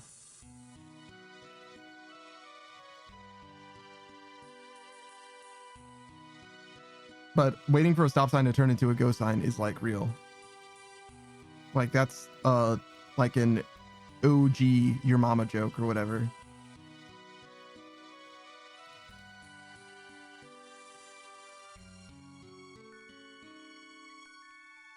Pikachu says I posted the video. Yeah, I see it here. I don't know what this has to do with. You'll understand in time. Okay, great. The title of the video is Advanced Studio Recording Technique 02 Microphone Comparison, which is crazy to me. Pikachu says this guy was my audio inspiration at one point. Weird. Audio inspiration, huh? Okay. I don't know that I've ever been inspired. I want to say orally, but it's like AURAL, not orally, but orally. You know what I mean? Like with audio. I think there's a word for that, but I don't think I'm smart enough to use it properly. I feel like there is a word for that. I'm just too dumb to say it right. Pikachu says he has some pretty funny videos. Sure. Pikachu says in one he's a professional backer, like a Kickstarter or something. What does that mean? Is that the bit? Is that the whole joke? Pikachu says guiding people into backing into their parking spaces. Oh, I see.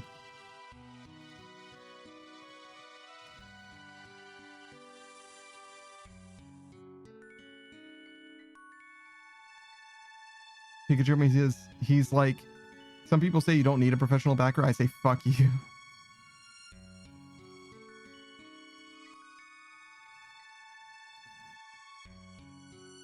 Yeah, I don't know.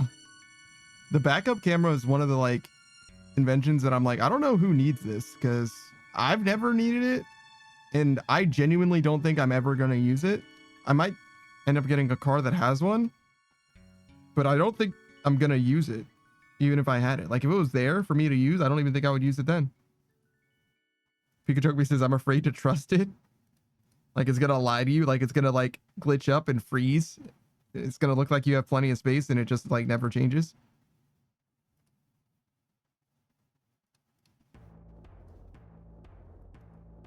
Pikachu says, and I'm just like, nah, bro. Oh, wait, hold on. Pikachu says, Sheena hit a boat with Sakana's Mercedes.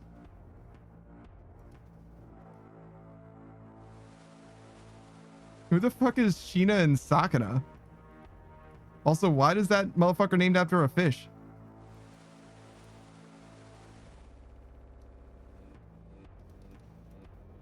Also, why do you have a Mercedes? Who are these rich people? They're Phase Connect people? I see.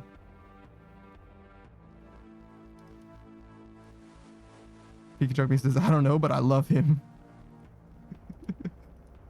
That's all right. Pikachu says he's unironically my number one Oshi. Sakana?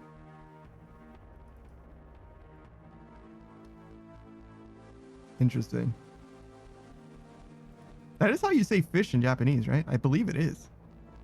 Pikachu says the only CEO that I know that's also a VTuber. That's interesting. Phase Connect, huh? Okay.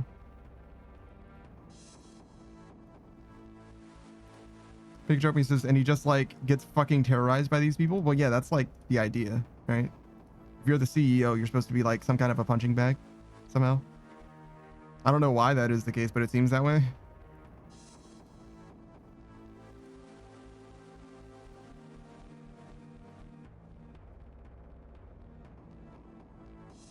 Screenwriter says he specified unironically, which is unironically a level 5 irony play. Stop it.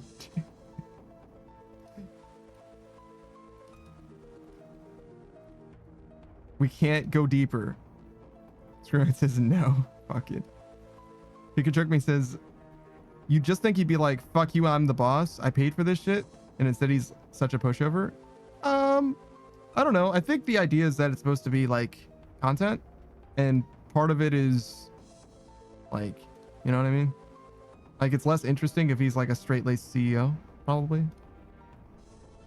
Pikachu says, and just terrorized by these fucking mentally ill VTubers. I mean, I don't think there's a sane VTuber. I'm going to be honest. I don't think that VTubers become VTubers if they're sane.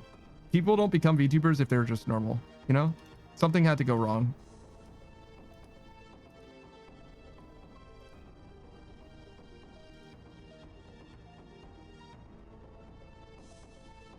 Oh, well, I suck. Speaking of going wrong. Can I please move this fucking thing? Jesus. Pikachu says, I don't even think he was supposed to be a VTuber. I think someone from Phase Connect bought him a model and they like forced him to answer questions and shit, probably for content, but still. Yeah, sure.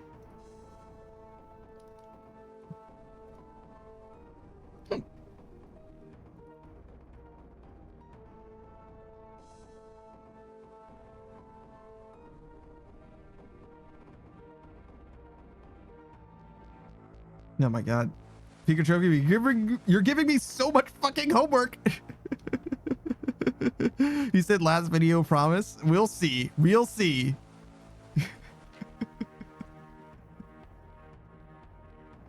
This motherfucker, dude. So much fucking homework. How fucking dare Pikachu share with me the things that he likes? This fucking bitch. Pikachu says the last one's like a 2-hour long video too, bruh. Bruh. He's like, I know how much time you have. I'd love for you to spend it all watching these videos.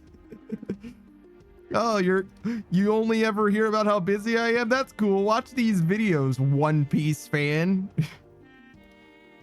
That's fine. I'm gonna make Pikachu read all of One Piece one day, and that'll justify everything that he's ever made me watch. Don't worry. I'll get even. Pikachu says, yeah, they're so good. Wait, hold on. He didn't respond to the other thing yet. Give it a second.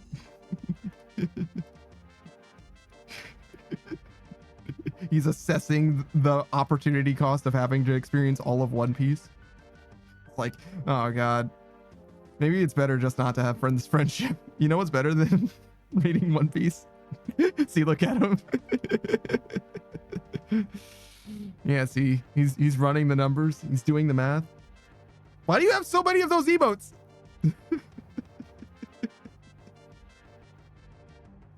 Oh, wait, hey, I have one of those too, I guess, huh? Weird.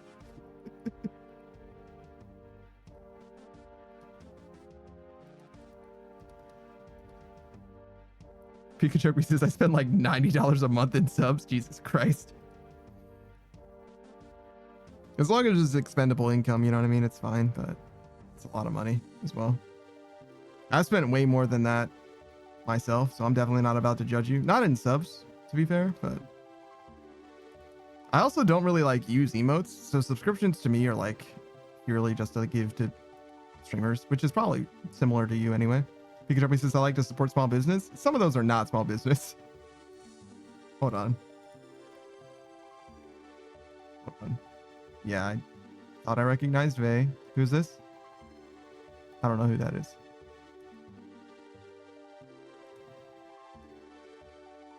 I don't know who that is, but they're live right now? Okay. I don't know who that is either. Okay, I don't know who that is either. Okay, but definitely not Vey. Vey is not small business. Pikachu says Vey is unironic. Oh, I'm sorry, it's just Vey now, right? Pikachu says Vey is unironically my longest Twitch sub. She's fine. Any streamer that is like big enough probably has some like questionable things, and I've definitely seen some questionable things from her or whatever. Where she like, one time she like popped off about like, this is definitely not a safe space. Like, listen, if you don't like that I am this way or whatever, then like you can fuck off, which is like in some ways kind of base, but at the same time I'm like, oh, I don't know if that's like, you know what I mean? Like, that's questionable is what I'll say. Definitely, it's one of those things where it's like, it's a fine thing to say in isolation, but if the things that you're willing to say on the microphone, you know what I mean, belies the things that you're not willing to say while on microphone, you know what I mean? That's one of those things, right? Like, if this is the side that you're willing to present, I don't know how much I'm willing to go down the rabbit hole. It's kind of definitely gives me, yeah, definitely gives me pause. That's what I'll say. Pikachu says she talked about wanting her short king boyfriend and picking him up overhead and sucking his wang, and I was like, damn, she's so real for this. Yeah, that definitely sounds like pandering. That definitely sounds like pandering to me. Actually, there's a word for that. It's called a pick-me, right?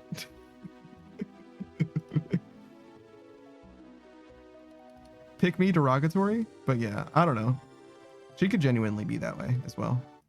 That's where pick-me comes from as well. It's like people that are genuinely like that, and they're like, oh, you know what I would like to do? Rather than being a femcel, I would rather be a pick-me.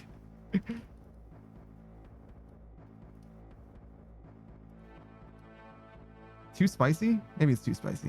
Especially since it's not like I fucking know who Vey is, right? Like, I've never fucking spoken to her. You know more about her than I ever fucking will, probably.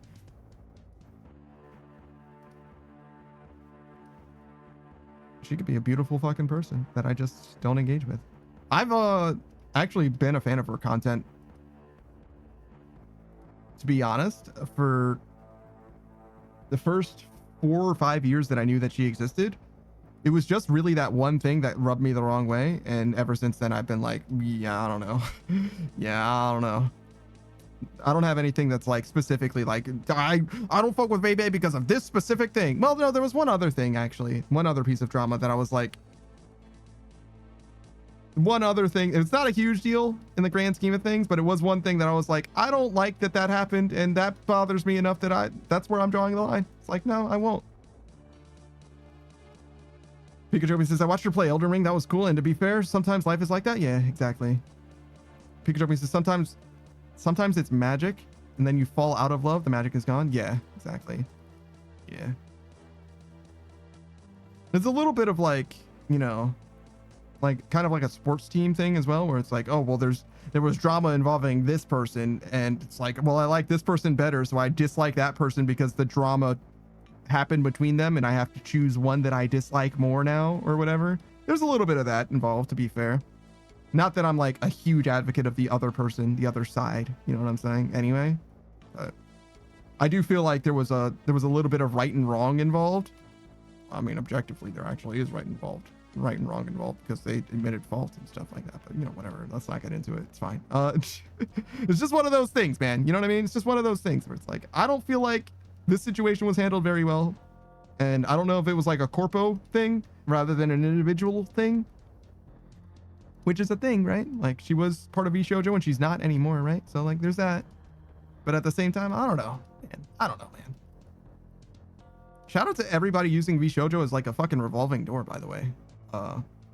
Honestly, in a lot of ways, that's cool because like, it's kind of what corpos are supposed to do, right?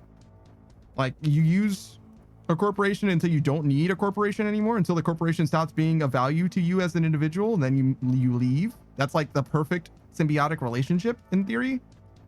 And the people that would never ever leave the corpo are the ones that are benefiting tremendously from it, you know? That's fine. I don't have a problem with that, but at the same time, it's like a little grim to look at it that way, where it's like, it's just a temporary thing, but all things are temporary, I suppose. Pikachu says Vey is 42 months. Sertle is 39 months. I don't know who that is. Then Apricot and Smock are 34. I don't know who Smock is. And then Iron Mouse is 32. Okay. Because I think I subbed during one of her subathons and never stopped or something. Damn. 32? That definitely could be the case. 3 years ago, seems like it might have been like the first big subathon where she became like the most subscribed to lady on Twitch or something like that. Like her first big subathon or whatever was like a big deal. And that might have been around then.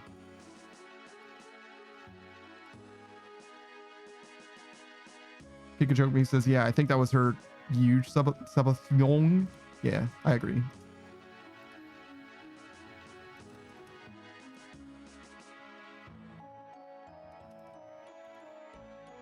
Yeah.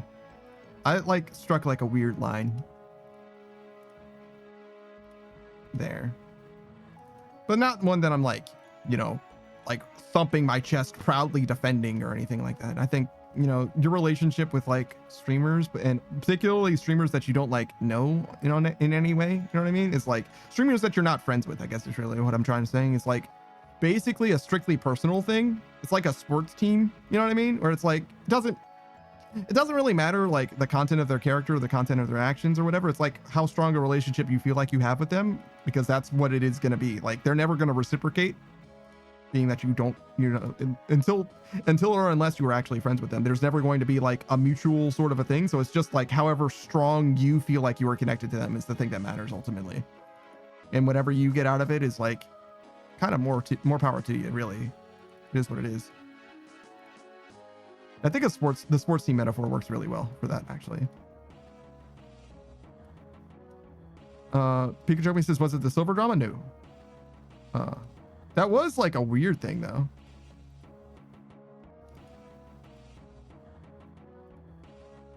Especially like from the outside looking in, where it's like, what is actually going on here? It seems like,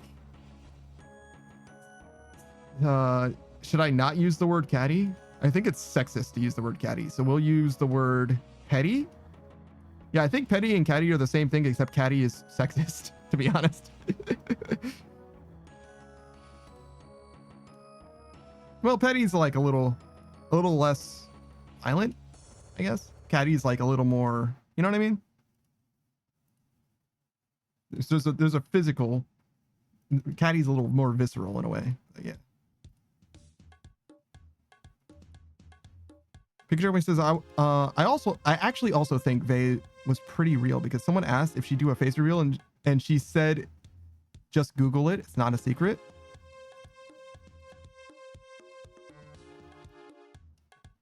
I don't know if that makes it real though. I don't think you are any more real or not real for doing or not doing a face reveal. We started the stream. You were not here for it, so you missed it. With talking about Corpse Husband, where somebody face revealed him, if you will, which sucks a lot. And I don't think that not doing a face reveal is a problem. I think sometimes it is like a corpo strategy, but sometimes it's like, listen, dude, I just don't want to do that. You know what I mean? And I think you can be genuine without showing your face. And I think that some people are more genuine when you don't see their face. I think that what is the aphorism? Give a man a mask and he'll tell you the truth. You know what I mean? I think that there's something to that, and it's okay. Pikachu says, oh yeah, I mean, that's not cool. Yeah, no shit, right? I think you should always respect what the streamer wants. Yeah, of course. And I think that like being an open book, which is what I think you're implying with regards to Vey, is that something, but I don't think that that's like strong points for as much so as it's just like a way of expression. You know what I mean? I don't think that's like, definitive. You know what I mean? I don't feel like that's their maximum based by virtue of this, which this isn't your argument to be fair as well, right? But you get the idea what I'm trying to say, where it's like, I don't think that that's something that's going to earn you favor from me necessarily, just because, you're okay with something or something isn't a secret, which is like arguable as well, but like whatever, it's fine. Pikachu says, I just thought it was cool that she was one of the first VTubers I ever knew that was big and didn't care about hiding her face.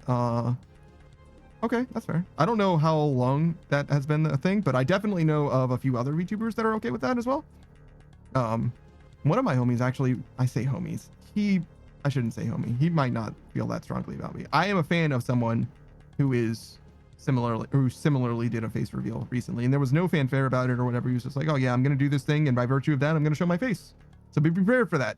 And now he's mostly back to being a VTuber just because he likes being a VTuber, but he also, I know what his face looks like now, and it's just fine, But yeah, I don't know who the first VTuber was to show off their face intentionally. I wonder, but I think that K-Zone is probably early on, but she wouldn't have been, well, actually, maybe she showed her face before as well. I'm not sure. Because obviously, since like VShojo or whatever, she's definitely been like a big person in the space. But prior to that, she might not have been. You know what I mean? It's like a different sort of a situation. I don't know a lot about VShojo, VTuber history. You know what I mean? As far as I'm concerned, it like starts with Kizuna Ai. You know what I mean? And then it like goes straight into like Hololive, and then from there it goes to like VShojo and others, obviously, but. Like, we're definitely in the VShojo era, or maybe even the post VShojo era, I would say, of VTubing, mostly. Pikachu says, I know that one Manny did a face reveal a long time ago. He used to play CSGO as a Doge. I don't know if that counts as VTuber in the same way. You know what I mean? Like, maybe, sort of, but like, maybe not. Well, like, is the annoying orange a VTuber? Like, not really.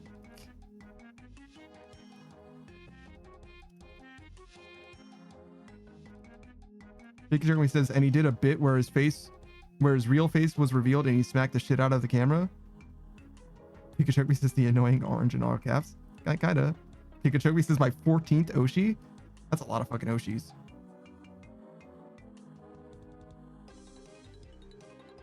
Oh, I'm past 1 million. Should we stop?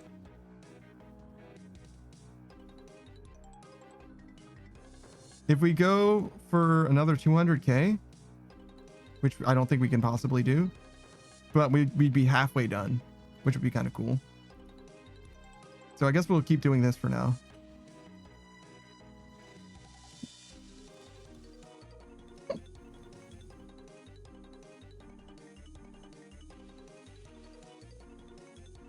Because we're at 11.4 million, so nearly 11.5 million. And max is roughly 13 million. It's like 13,034,000, something like that. So if we can make it to that so that it's 11.5, 11.6, you know, somewhere in there, that would be very, very close to like conceivably the next time we do Hunter will be done with Hunter, which would be kind of cool. That would be Friday as well. We don't stream on Thursdays.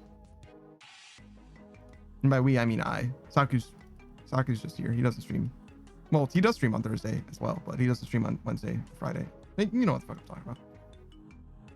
Pikachu says, I love being done with Hunter. I kind of unironically will appreciate being done with Hunter. It hasn't been as bad as Slayer as far as like ruining my mental. Slayer was fine for the longest, but those last few Abyssal Demon tasks, I genuinely was having a bad time. I was like, I do not want to be here anymore. I do not want to do Abyssal Demons anymore. Other tasks were still fine, but that task was like not good. I was like, yo, we need to like stop this one specifically. Like this one is not good. This is a bad task. Pikachu says, almost as much as I love being done with Hunter x Hunter. I don't think Hunter x Hunter's over. You might be done with Hunter x Hunter, but I don't think it's done, right? It's hiatus. Shout out to the writer for Hunter x Hunter, because not only did he make Hunter x Hunter, which is like one of the like perhaps best shonen manga as I'm aware of, he also made Yu Yu Hakusho, which was another one of the best shonen ever. But additionally, he's married to the mangaka behind Sailor Moon, which is objectively one of the best like media properties in existence as far as like beloved franchises. You know what I'm saying? Objectively one of the most beloved franchises in existence. You know what I mean? Like that one household is responsible for 3 of the biggest IPs in anime. Pikachu says, Yu Yu Hakusho used to scare me because I was like, oh no, I'm gonna die. Well, I mean, it's true. You are gonna die. Probably. I don't think you're young enough to possibly live forever. I think maybe people being born now might be young enough that medical science will advance fast enough that they can theoretically live forever type situation. I don't think we're there yet though. But there is at some point going to be some kind of like medical singularity or whatever, where the development of, you know, medical science or whatever advances the, maybe not forever, right? But for a while, right? It's going to outpace the rate of people dying. Like the rate of people, what is it? The life expectancy will increase faster than the technology's increasing life expectancy is what I'm trying to say. That's what I mean by singularity. It's not exactly the same thing, but you get what I'm saying. I'm sure, at this point at least. I imagine that there will become a point where that is the case. I mean, the medical fields have been developing faster and faster, and the life expectancy has been getting longer and longer, is right? So, like, it's just a matter of time before those two data points have a significant relationship with each other. You know, one passes the other, basically. And then it's run away until some kind of upper limit, some kind of gene manipulation is necessary because we're flipping off the ends of our genes or something like that. I don't know, something. Shout out to X-Men.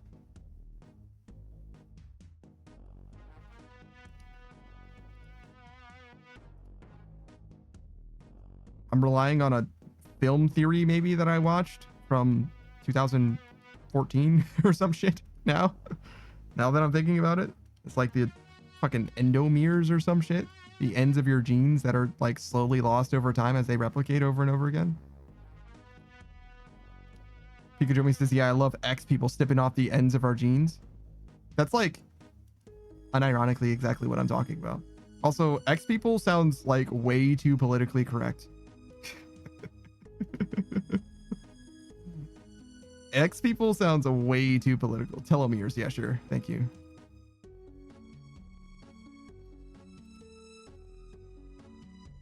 Pikachu says this is my favorite Deadpool joke. I see. I did actually end up seeing all the Deadpool movies, but I watched them in the order of 1, 3, 2. Weirdly enough. We saw Deadpool and Wolverine before we saw Deadpool 2 Electric Boogaloo. I don't know what the fuck the second one's called. Pikachu says when that chick's like, we're X-Men, and he's like, no, you're X people. Yeah.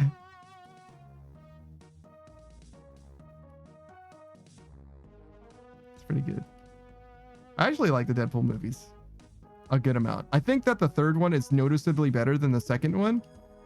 And I think that the first one is probably overall better than the second one as well. But the second one's not that bad, to be honest. It's fine.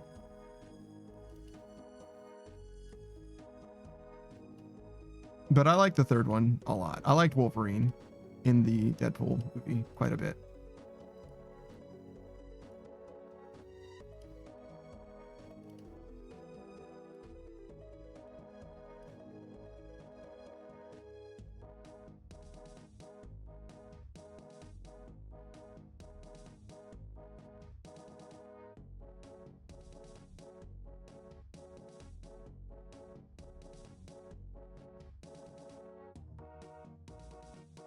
Oh, am I listening to wilderness music? I am.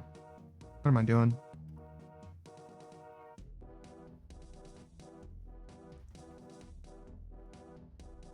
I mean, we're only going to be here for another 45 minutes, but still.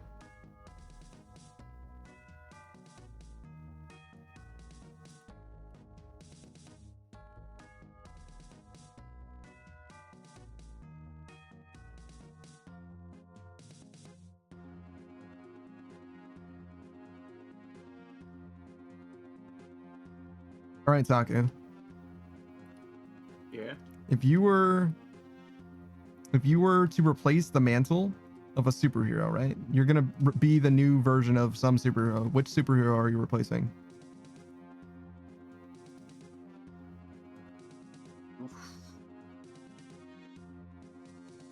Like, do I inherit their powers or Yeah. anything? Yeah.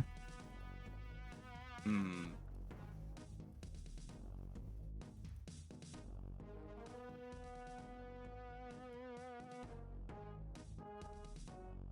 I'm thinking.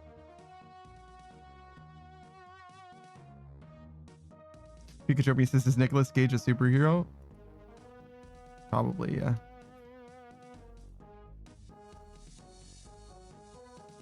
But then you have to do every movie that he would have done.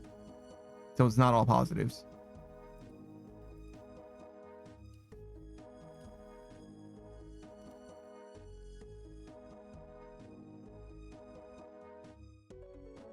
Is Mercy from Overwatch a superhero?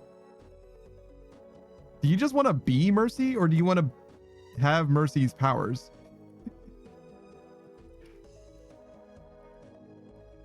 Because what do you mean by that exactly, actually?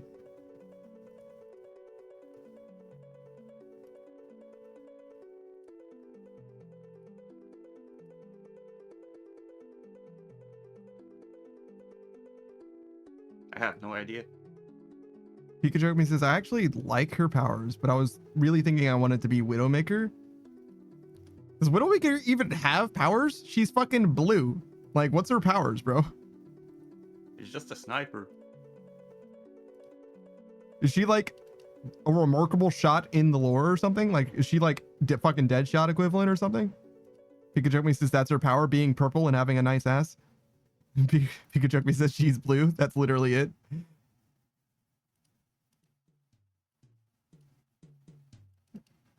That's fucking crazy, dude.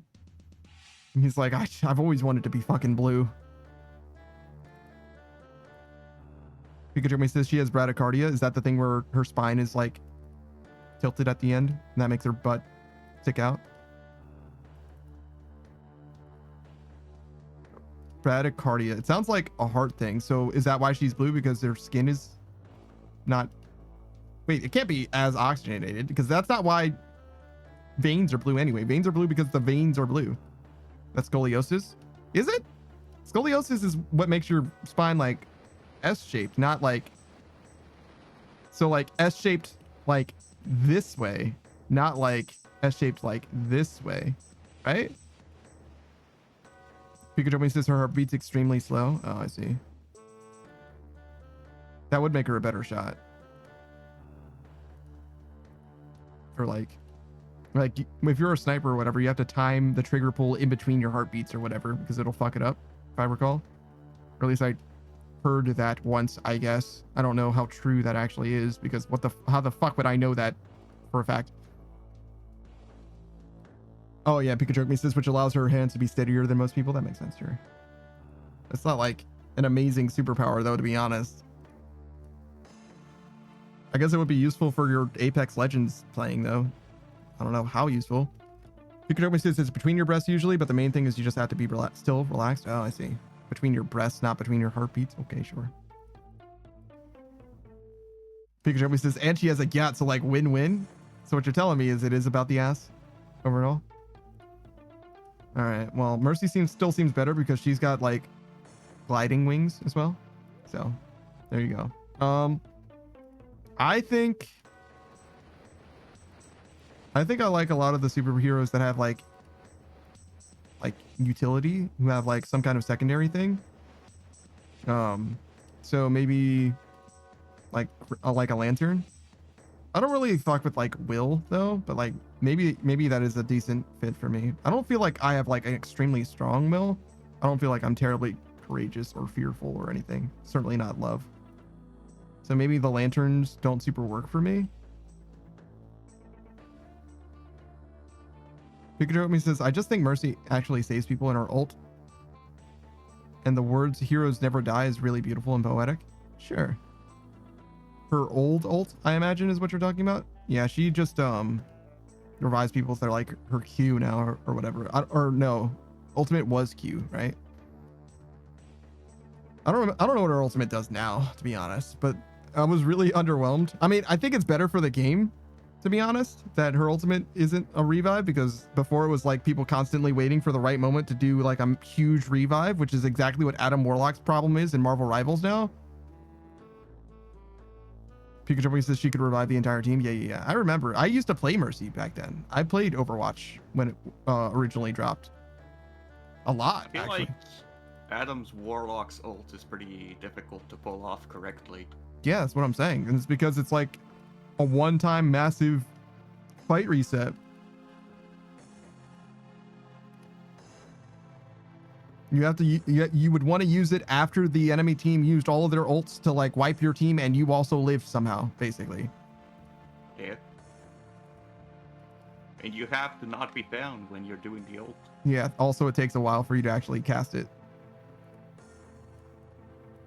Pikachu says, I mean, you used to be able to murder her during the revive animation, which was balanced. Then one day they gave her iframes, and then they were like, holy shit, we deleted the counter to her ult. Now it's uncounterable. Oh my god, I'm shocked. I don't remember her being killed during your ultimate, but maybe that was a thing. I never really got to the level of play where that would be an issue for me. I never played like ranked or anything as well, though, when I played Overwatch. Same with Marvel Rivals. I just played it casually the whole time with the homies. Pikachu says, honestly, the developers of Overwatch are so fucking dumb, it makes me seethe. That's pretty funny. I mean, for the longest time, they simply didn't need to worry about innovating or improving their game literally in any way at all, because they had literally zero competition. But now that Marvel Rivals exists, if nothing else, Marvel Rivals is great for the gaming space, because not only is it like a game that people like and also can goon to or whatever, but also it single-handedly made Overwatch actually try to do shit. Never have I seen Overwatch innovate so much so quickly as when Marvel Rivals came into existence. Suddenly Blizzard's like, oh shit, we have to wake up. Like, fucking good. Pikachu says, I just thought Overwatch was so goated when it came out, and I watched Blizzard fucking destroy that shit one dumb fucking decision at a time. I thought it was pretty good at the time as well, but I did not stick with it regardless. Man, though, Overwatch is like the reason loot boxes is like as ubiquitous in the gaming space as it is. I don't think it was the first game to ever have loot boxes, but it might as well have been, to be honest. Screamer says first time. Yeah, true. Every franchise Blizzard has ever been involved with has gone that way. Actually, I guess that's not true, because have they fucked up StarCraft? Because they just haven't made another StarCraft. StarCraft 2 was just the last StarCraft game. Is there a mobile StarCraft game that I'm just not aware of? You know what I mean? Like, they fully just didn't. You know what I mean? Like, they just fully didn't. They were like, StarCraft? Star who? Like, what do you mean? They've been trying to make a game starring Nova? What's the name of that sniper lady that has a Widowmaker skin? They've been trying to make a game starring her for like 20 fucking years straight. I mean, on and off, but you know what I'm saying? Like, they've started that project and stopped that project like 4 fucking times. StarCraft Ghost, sure. Is that why I wanted to call her Ghost? Probably. Because that's not what her name is. But, you know, the blonde one with the sniper. You know exactly what I'm talking about. She's badass in Heroes of the Storm, by the way. I fucking love playing her in that game. Pikachu says, and then they announced Overwatch 2, and I was like, I'll never play that shit because you know you had everything the first time and fucked it up. And I know even if that shit is fantastic, you'll still fuck it up a second time. You were right. First of all, they overpromised and underdelivered on Overwatch 2, which no one even wanted to begin with. It's fucking crazy how bad they dropped that ball, which it didn't even matter for a year or whatever, maybe longer, however long it took until Marvel Rivals came out. It didn't even matter. Pikachu says, but also StarCraft 2 pissed me off because they purposely removed the ultra wide support. Her name's Nova. Yeah. Okay. So I did actually get it. Nova. Wow. What a pull. How the fuck did I know her name? Just because of Heroes of the Storm, I bet.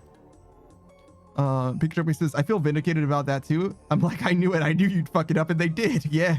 Yeah, they did. They're definitely improving the game now, though, to be fair. Like, credit where it's due, right? They are definitely doing something for the game now. I don't know if it's enough. I don't know if it ever could be enough. I don't give a shit. I technically own that game, right? Like, I own it. Overwatch is Overwatch 2. Like, I bought Overwatch, so I have Overwatch 2, and I'm never playing it. I'll just never know. Pikachu says, no, they're fuck-ups. That's definitely not fair, right? Well, now you don't need to buy it. What do you mean? Isn't Overwatch free now? I think Overwatch 2 is not necessarily free to play. I think it's a free upgrade from Overwatch 1. I don't think if you had Overwatch 2 already, you can play it for free. I'm not never sure. bought Overwatch, and I was able to play it. No, really? Okay. Well, then you would know. Then why did you ask so uncertain? Don't fucking trick me, Saku, with these fucking questions. If you know, then say. God, no, just kidding. This motherfucker's trying to entrap me and shit. Well, I can't. I'm not a police officer. No, you can definitely entrap people without being a police officer. They're just famous for it. Pikachu says it was pay to play and then went free to play. After that, they made people pay $60 for PvE content that never got released.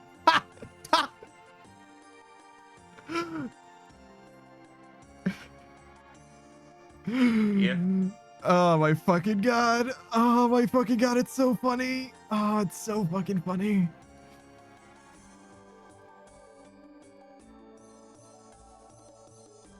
Pikachu says they promised 5v5 PvE for $60 and they were like surprised there's no PvE and it's also 6v6 just like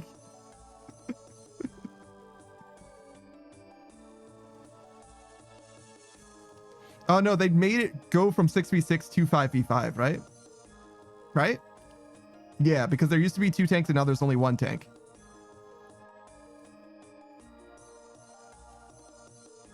Pikachu's like, yeah. I just don't even have words. I want to be mad, but it's so fucking dumb. It's funny. he's just incoherent noises, anger. Pikachu says, yeah, but then they recently went back to 6v6. Oh, did they? I see. I didn't know that. I saw one of the homies playing Overwatch 2 recently, but I didn't realize, I didn't do a head count on how many people there were. Because I also don't give a shit. I was watching one of my friends stream. I wasn't watching them play Overwatch. You know what I mean? Like, I did not care. I fully did not care. And I was like, oh shit, there's a Gundam crossover apparently. All right, cool, I guess.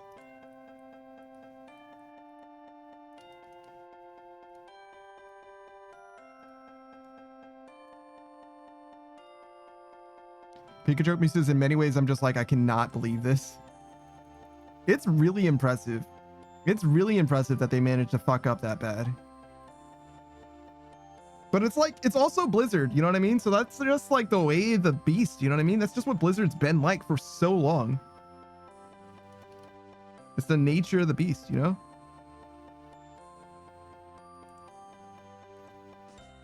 Oh my god, dude. Speaking of though, I remember Savage once said, was Blizzard ever good? And I was like, I was immediately fucking offended. I was more offended than Pikachu me is right now. I was like, don't you ever disrespect Blizzard of the past like that.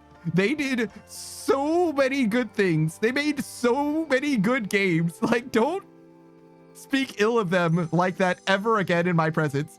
Reduced to Warcraft 3 and World of Warcraft and StarCraft Pikachu says, and Diablo 2. I'm not even offended. I'm just disappointed. Shake my head. Yeah. Oh, I guess I should have said good night, but whatever.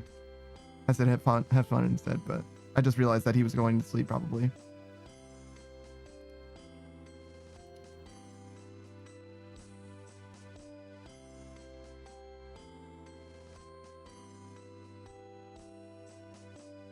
But yeah, I was genuinely upset. If Pikachu is not upset about the state of Blizzard, I might not be genuinely upset because I never like felt that attached to Blizzard. But I definitely knew Blizzard was a good game developer at one point. It definitely, truly was. Warcraft, especially Warcraft prior to WoW, but even WoW was like big. It was a big fucking deal.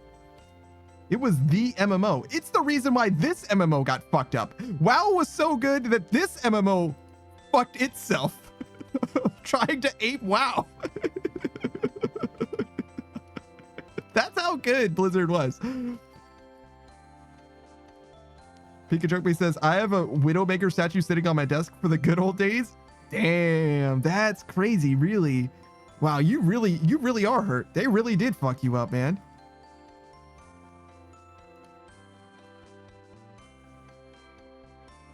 Well, now you know what it's like, you know? Whenever I talk about Bungie, you know what it's like.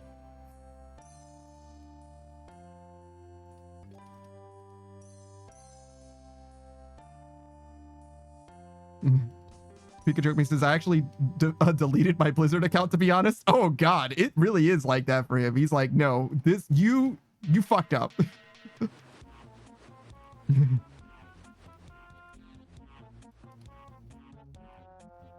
Not only do I say no, I also say to my future self, no. Just no. Pikachu says they banned that guy for saying free Hong Kong on top of everything else. Yeah. Pikachu says, and I was like, holy shiitakes, Batman. Yeah, shout out to Blitzjung. Wait, was that free Hong Kong? I think it was, right? Was it Taiwan or Hong Kong? Sorry, I didn't remember. Hong Kong. Okay. Yeah, I did get on my gamer soapbox for a second. Blitzchung, I remember the moment, but I didn't remember what he was talking about. And it's equally true for me. It's like Hong Kong and Taiwan are equally, you know what I mean? Like, I'm okay with it. I'm here for that. That's one thing that I'm okay. It's probably because it's distant enough that I'm okay with being political about that one. You know what I mean? Like that those politics, I'm like, yeah, sure, I'm fine. Yeah, okay. But nonetheless, yeah, that one, that's the reason why I didn't max in vanilla WoW. I made it to like level 54, 56 out of 60. I was playing basically solo in vanilla WoW, experiencing WoW for the very first time, basically. Playing that game solo, having a good old time as a hunter. And the Blitzchung thing came out and I was like, nah, man, I can't play this game anymore. Sorry, dog. I'm out. I can't do it. I'm out. That's it. That's it for me. And I haven't played a Blizzard anything since. I almost played Diablo 4 though, because I got Diablo 4 for free. But I didn't, so I still haven't played any Blizzard anything.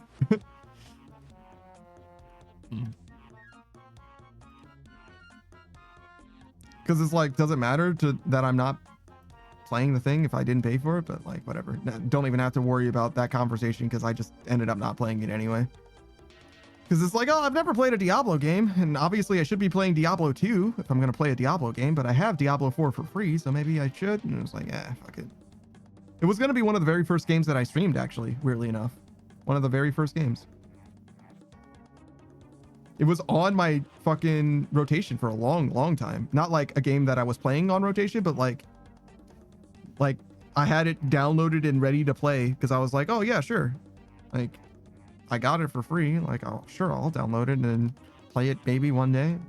And then I moved it around, you know what I mean? I moved it down the list far enough that I was like, fuck this game, clearly. Big Jeremy says, dude, there's like What, PoE? There's no shortage of memories about this company that doesn't piss me off. That's very funny. That's very, very funny. Pikachu always says that whole, like, yeah, it was a few months where they did a bunch of different things. A bunch of things came out about Blizzard all at the same time. Pikachu always says, don't you guys have phones? Yeah. Not that we needed that game. Diablo Immortals, you know what I mean? If Diablo Immortals was exclusive to phones, it wouldn't have been that much worse anyway. It's probably anti-gamer but pro-consumer for that game to be phone exclusive. Pikachu says, I'm fucking screaming. It's not like it was a, you know what I mean? It's not like it was a gem that we were missing out on anyway. Pikachu says, I'm more butthurt that people played it and spent literal millions. Yes. People ate Diablo Immortals up. They fucking love that shit, apparently. Pikachu says, instead of just letting shit fall on its ass as a fuck you to Blizzard, yeah, no. People fucking love Diablo Immortal, as far as I can tell. Do you think Diablo Immortal is more successful than Diablo 4? Do you think it's even close? You? I think Diablo Immortals is probably more successful than Diablo 4, and it's probably not close.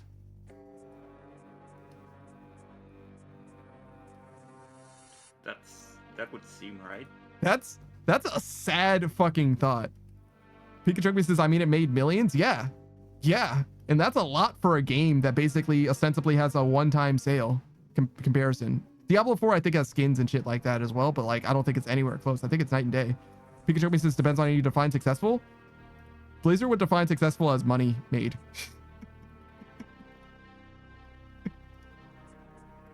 That's how that is success. The money made. That is what they care about, right? To me, what would matter is how good the game is, obviously, and obviously it's night and day. Diablo 4 is almost, it's gotta be, it can't be worse than Diablo Immortals. It can't be. Pikachu says, yeah, they would, and that's why I hate them. I don't know. It's sometimes it's okay for things to be worried about the money, because money does matter. But yeah, I don't know. One of the conversations that I've had with someone before is like, sometimes I think that it's important for you to make the game that you want to make, regardless of what other people think about the game that you are making. But sometimes it's important for you to listen to what people are saying about your game in order to make your game better. And the times when you know when it's one case versus the other is impossible, as far as I'm concerned. It's impossible to know for sure which one is which. You just have to like trust your gut and go with it, right? If you feel like you want your game to be a certain way, you have to trust your gut and do that. And if you feel like the people are right about something, then you have to, you know, do that. You know what I mean? There's just no way for me as someone who's not a game dev to like even weigh in on it, because there are games that have been ruined by people listening to the people that are saying, this is what's wrong with your game, do this instead. And there are games that have been made by, you know, the director of the game being like, no, I'm making the game that I want. This is the game that I want to make, and this is what it's going to be. And it's been perfect, right? Like sometimes they're just right. And I just don't know how you would know. I just don't know how you would know. Pikachu says the entire games industry is falling on its ass right now because nobody wants to take any risk with games that they're making. It's literally the same rehashed slop. That's not totally true, because that's really only true for like the AAA space. Even the AA space isn't necessarily rehashed slop. Not all the time. The AA space is smaller now than it's perhaps ever been, to be fair. And the indies can do whatever the fuck they please, obviously, right? And I think that indie gaming is significant, if not prevalent. But yeah, I definitely hear what you're saying with regards to AAA games. Their AAA games might never be anywhere near as good as they have ever been. Again, it might not be that AAA gaming will ever be as good as it has been. Pikachu says, like, Claire 33 was supposed to fail by every metric and it was amazing. Yes. And even that's like, it's not terribly groundbreaking from someone who hasn't played it. I don't know for a fact, right? But it's like, it's a turn-based RPG. You know what I mean? Like, with like timed inputs or whatever. Have you heard of what? Super Mario RPG? You know what I mean? Like, we've been down this road before, right? It just looks prettier, right? Not to say that there's no reason to love that game. Many people do love that game for many good reasons, as I understand it. But like, if we're talking about rehashed things, right? It's just that particular ground is a little less well trodden than other paths, right? To be fair, because there are, you know, a countable amount of games that are in that space as opposed to an uncountable amount of Call of Duty likes and, you know, similar arena shooter type whatever, right? Live action or live service type whatever, right? There's a lot of shit like that, right? I get that. I'm there, but just saying. For the record, it's not like that game is terribly novel. Pikachu Me says because people took the risk with a team that had no clue what they were doing and did something completely amazing. I don't think that's true actually. Team that had no clue what they're doing. Are you sure about that? I think that the devs of Clair Obscur were industry veterans that made their own studio and wanted to do something different, you know, but they were like Ubisoft became Clair Obscur's devs or something like that, if that makes sense. It was like a big dev that became a smaller team that did something impressive. It was like a true AA, like former AAA true AA, if that makes sense, as opposed to a team that's like fully clueless, if that makes sense. Maybe it's just the way that you're framing it for, you know, the sake of the narrative, if you will. Both things can be true, I guess, without like me saying that you're like objectively wrong about it. It's just the way that you're framing it. But definitely it was a risk. Definitely. If nothing else was a risk about that game, the fucking name is a risk. Clair Obscur Expedition 33. Are you fucking serious? That's maybe the worst name for a video game I've ever fucking heard of.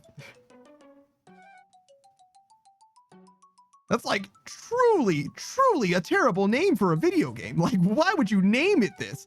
How did this game break any expectations, any barriers for like people like discovering this? Like, of all games, like people that I know who love that game dearly still don't know the name of the game. You know what I mean? Like, they'll tell you that the game is fantastic and then like mumble through the name of the game. You know what I'm saying?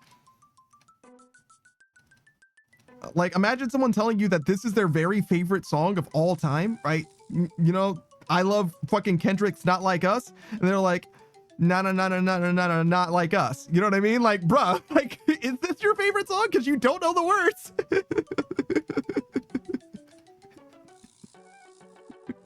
Like, it's actually kind of crazy. But like, obviously the title of the game is not that important for like the scope of the game.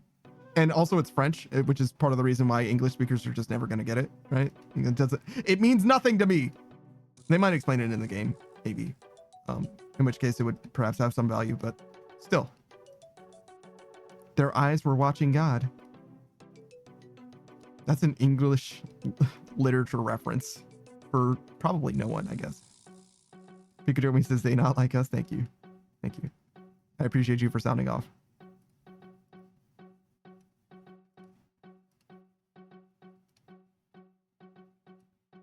But yeah, I don't know, man. Definitely I hear you for the most part, but I think that my own special favorite game devs are doing just fine.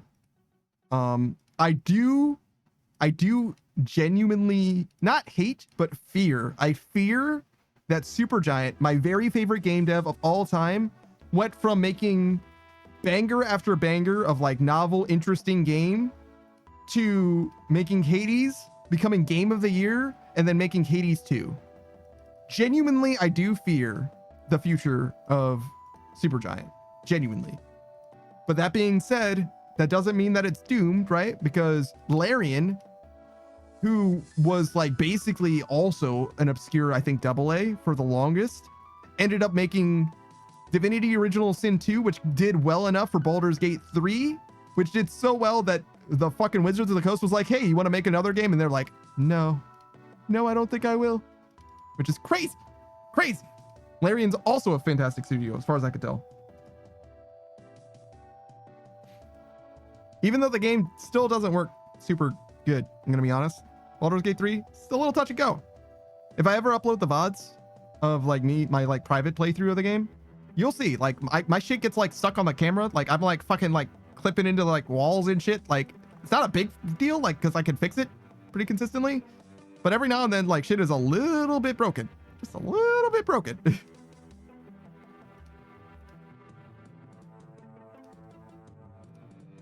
Again, not in a way that seems like it like detracts from the experience or whatever, but Screamrite says pebcac? I don't know what that means.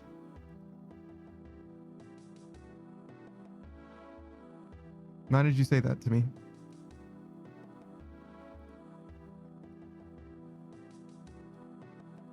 Did you like miss by one or something? What could that have possibly have been?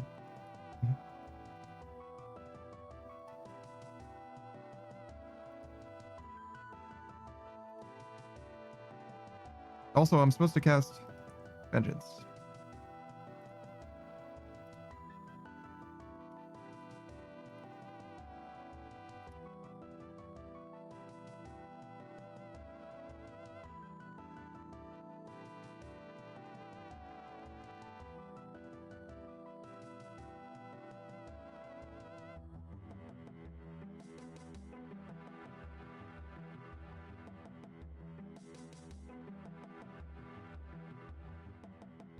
Okay, we're definitely past the halfway point. At this point, we're just getting some extra credit.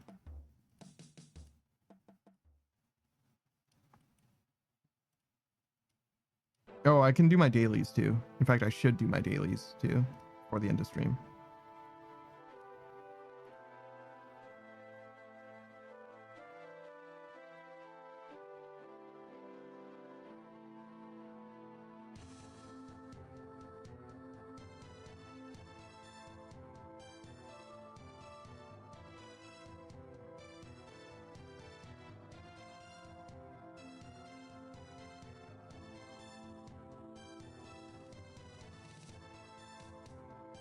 Oh, actually, I have a question. All right, so Saku, Yeah. you know how streamers, especially big streamers, will have like an editor that will like cut their stream down into like YouTube length content or whatever? Yeah. So I was talking to someone at one point and they were interested in being an editor, right? But they didn't have a computer.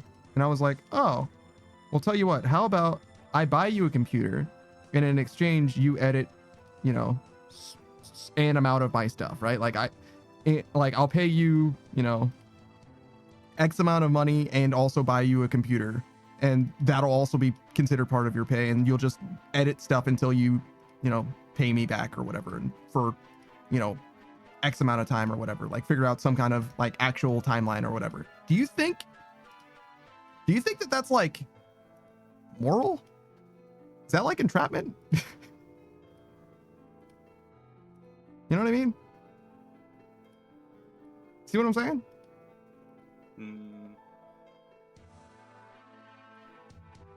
Because I was like, oh yeah, no, I'm doing it on a solid, but like obviously I do want you to like do stuff for me, but like, am I like forcing them, like am I trapping them with this computer to like edit for me, like be in the editing minds?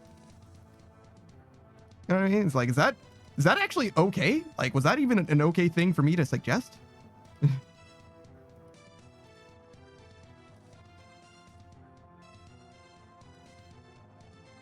It didn't end up happening as well, but that's just because they were like, I don't know, maybe they were skeeved out by it, which would be fine. Or maybe they were just like, I wouldn't be comfortable taking something of that much value from you or something. I don't know, but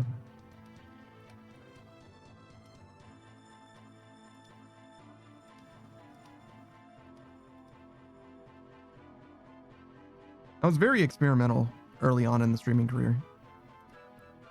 Probably wouldn't do something like that now. I mean, it was more of like a friend. It was more like a friend of a friend rather than just a random person as well, but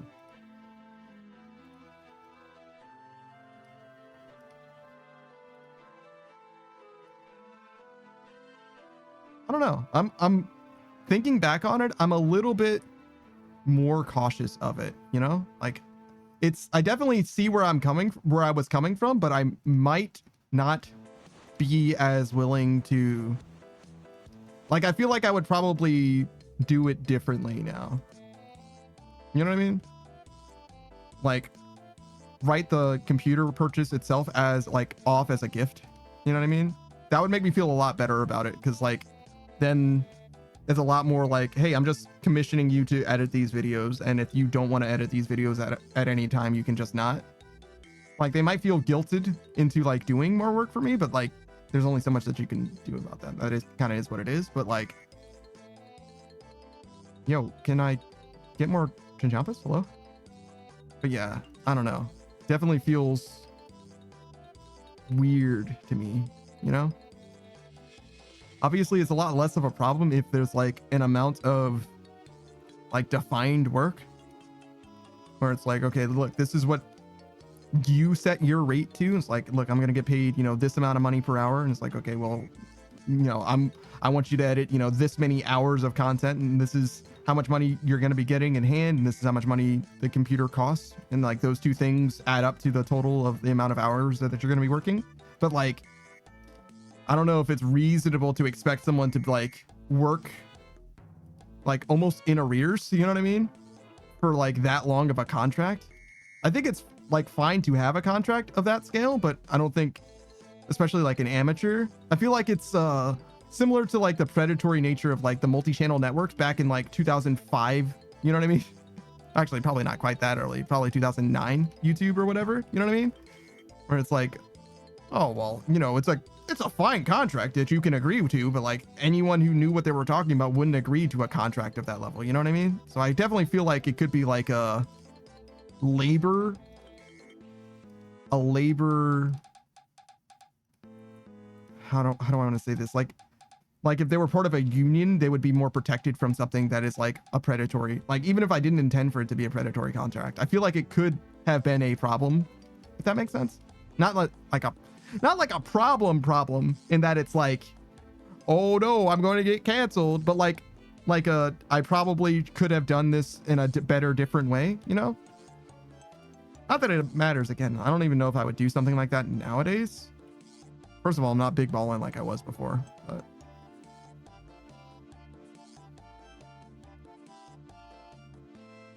still, you know, if I had the opportunity, I probably would just be more inclined to be like, yeah, no, I'm just gonna ask you to do something rather than financing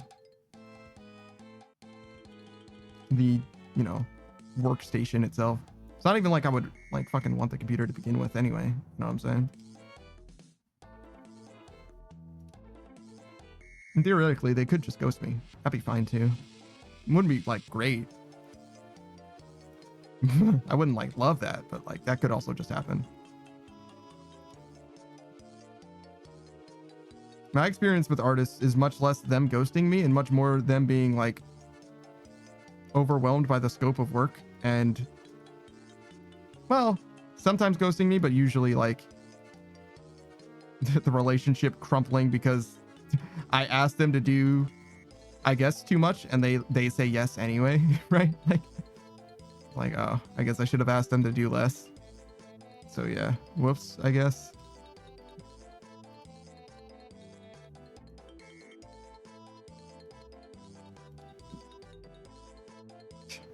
Gee, I wonder why all of my artists are always so busy. Can't imagine why. Look, I try to pay them well, and I also don't have timelines. I don't know how to make the burden of the work that I'm asking them to do any less. It's like, yeah, just do it whenever you want, and I pay you up front, and like I literally don't know how to make to ease the tension on the artists literally any more than that. I literally don't know how I could do it anymore.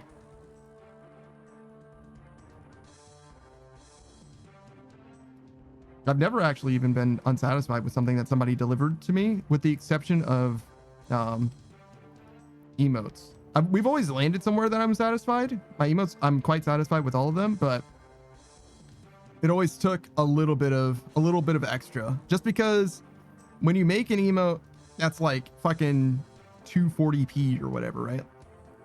It doesn't really translate to being tiny super well. Like there's too many tiny elements that are unreadable.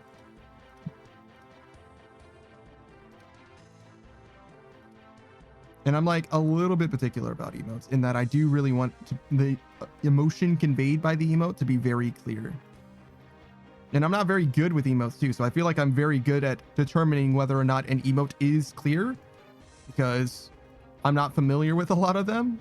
So I don't have like a shorthand for it. I have to look at an emote and then immediately appraise it and be like, okay, what is this emote saying to me? Like I'm doing that processing in real time, you know?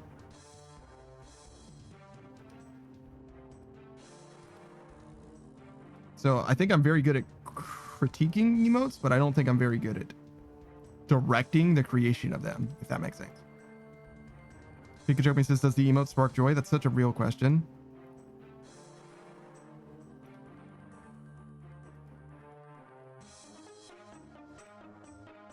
And I don't know, man. I really don't know how to feel about that. I like the emotes that I have, though. I think that we've landed in a really good spot for my emotes, but I do think I want a few more.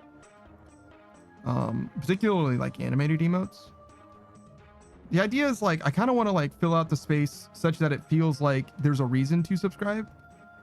Not because I'm encouraging people to subscribe. It's kind of the opposite. I want people that have subscribed to feel like they're getting something out of it. And one of the biggest utilities of subscribing is, you know, emotes. And I want to make the emotes thus usable. I want to provide a service vis-a-vis the emotes in particular.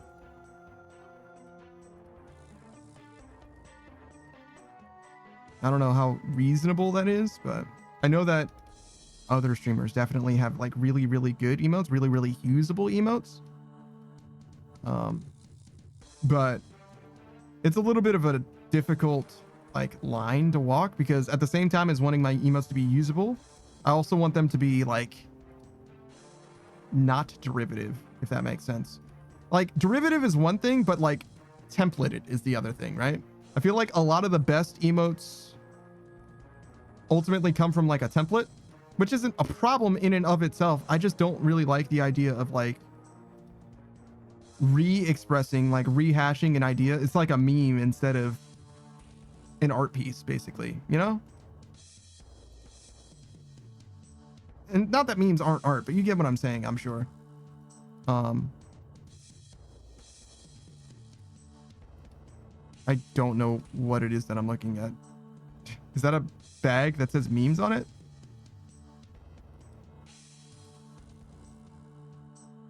I think it was. Yes, it is a bag of memes. It's a little hard for me to read. Scream says it's a bag of memes for you. Yeah, see, this is what I mean when I say that, like, I'm a pretty harsh pretty harsh critic of memes. It's just a little hard for me to read that, and thus Pikachu says M&Ms. Yeah, exactly. Where it's a little hard for me to read, and therefore I'm like, see, that one would have a revision, I would say. It's close. It's close, but it's not quite there. Communicates bag extremely well. Memes, though, not so much. And that's another thing. I wanted to have like an emote that conveyed sarcasm. Sarcasm is kind of a hard thing to convey without using the word sarcasm. Screw says, how about this picture of perfection? It's definitely Chewbacca.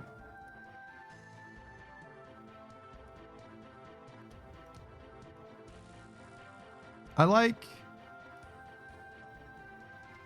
most of those memes. The third one I don't like as much. Did I say meme? I meant to say emote. Sorry. The last emote is very good. The goose doing the gritty or whatever is very, very funny. Pikachu says this is the most based emoji on emotes on Twitch, in my opinion. Sure. You know what's funny? You probably know this, Pikachu. Maybe you don't though. People do a lot of derivative emotes. So like the templated emote thing that I was talking about. Did you know it's technically not, you're not allowed to do that literally at all with regards to any Twitch global emote except for one Vohayo and like some Pepe or something like that, like 2 Pepes or whatever. Like if you have derivative emotes that are like literally the same as a Twitch global emote, but like switch out the character or whatever, that is technically against Twitch's TOS. It's just that they do not enforce that literally at all. So yeah, technically the gritty one might, that one's like an edge case because it's not like they own the dance, but you get the idea. If you just like screen grab each frame of the goose gritty, and you replace it with like a different bird or whatever, especially a bird of similar proportions, it very well could be that that is technically a violation of TOS, because it is like, you know what I mean? It's like so derivative to the point of it being like almost like you know, a copyright thing. You know what I mean? It's one of those things. Like, I think it actually is. Yeah, chicken gritty, for example, that would be a great example of one that's like maybe too similar. Pika gritty, that the proportions are probably different enough that if you did it as a Pikachu or even yourself, it probably would be fine. But you see what I'm saying? Like, it's one of those things, as far as I can tell, it's never been enforced. But it is like, if you read the terms of service, like there's a page, an article going over, it's like, no, you are not allowed to copy global emotes. You are not allowed to do that. That is not okay. Even if you do some like minor transformations to it, that is not okay. You can't replace our global emotes with your character and call them your own emotes. You can't do that. Except for Vohayo and like one of the like Hog or something. Screen that says you lost me at red. You shouldn't admit to not reading terms of service as well. That is like almost an indictable. You know what I mean? You know what I mean? That like they can sue you for like, well, not like sue you, but you get what I'm saying? That's one of those situations. That's one of those things that you shouldn't admit to as like someone who could in the future get into trouble for something. You know? But you also shouldn't be like, oh, I know terms of service through and through as well, similarly, but you know what I mean? You shouldn't, like, ignorance of the law is not a defense at all. You know, it's one of those things. I'm sorry, what did you say, Saku? I'm gonna hop off and go sleep. Oh yeah, it's the end of my stream anyway. But yeah, I appreciate you for hanging out, brother. Yeah. Bye. We gotta get up out of here. It's about that time. Here I am doing all this extra credit.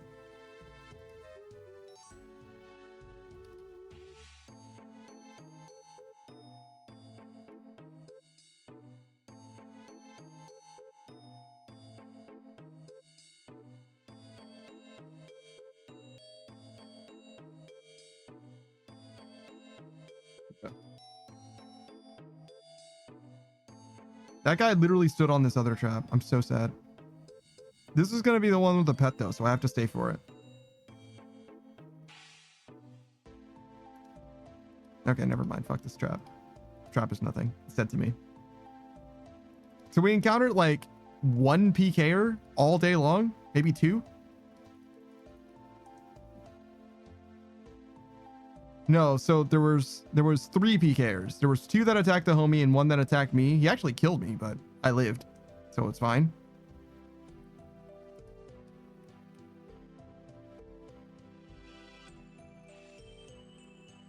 And that's the grand total. Wow. Total of 1.6 million. Wow. Wow, we did great today. All right, let's raid on out. I appreciate you guys for stopping by, but it's about that time. Gotta wrap this joker up. As I mentioned before, Saku's going to be streaming tomorrow. I'm not going to be streaming tomorrow, so if you want to check out Saku, you can. He's going to be playing Disgaea 4. He starts 7 p.m. East Coast time, so that's 5 hours ago today. Or 5 hours ago, but tomorrow, if that makes sense. 5.5. Usually goes for about 3 hours, so that's going to be a cool time. Who did I raid into? And who should I raid into next? Okay, so we raided into Bug last time. He's obviously not live. He streamed earlier today. We could maybe raid into them, but they're not playing RuneScape today, unfortunately. Nobody's playing RuneScape, obviously. This game is terrible. Nobody would ever play this game. It's stupid. It's a stupid baby game for babies.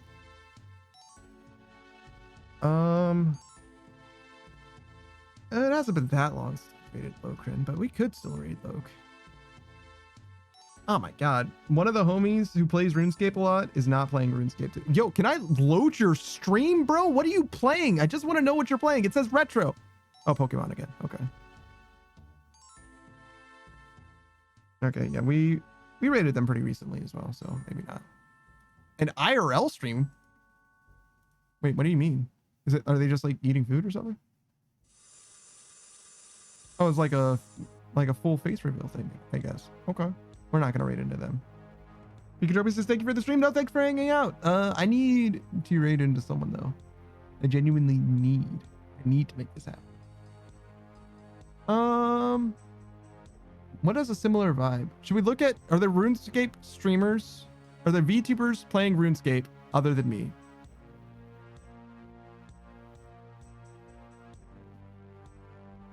Let's look. There are definitely streamers playing RuneScape other than me. But are there VTubers? I haven't raided into somebody who I don't know in a very long time. There's one. But we'll give somebody a chance. Because today we just happen to be... Oh, here's another one. Like, particularly short on people.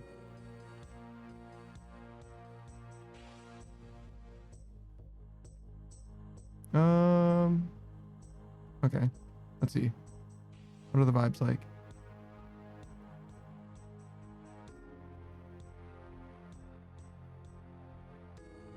Okay, you're pleasant. What about you?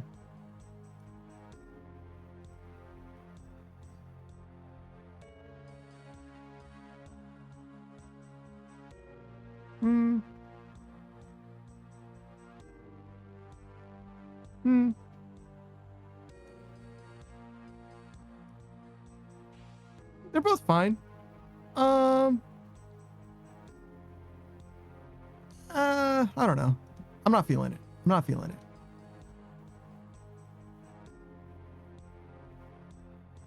They seemed like they would be pleasant, to be honest, but instead, we'll just raid into one of the homies who normally plays RuneScape, but is not playing RuneScape this time. It'll be a similar vibe because he's playing Supermarket Simulator. I believe he's playing it by himself as well. His name is Bean Man. And I don't want to take up too much time as well. I'm stalling too much looking for people. Bean Man's a cool guy though. He's a funny guy as well. He has all kinds of different games that he plays. RuneScape is a big one, but he plays a lot of streamer type games as well, particularly with like in a collab type setting as well. I think Supermarket Simulator is also one. I don't know if he's playing it solo, but we'll find out together. But he also happens to be a pretty late game as far as his main goes, but he's mostly been playing on his iron.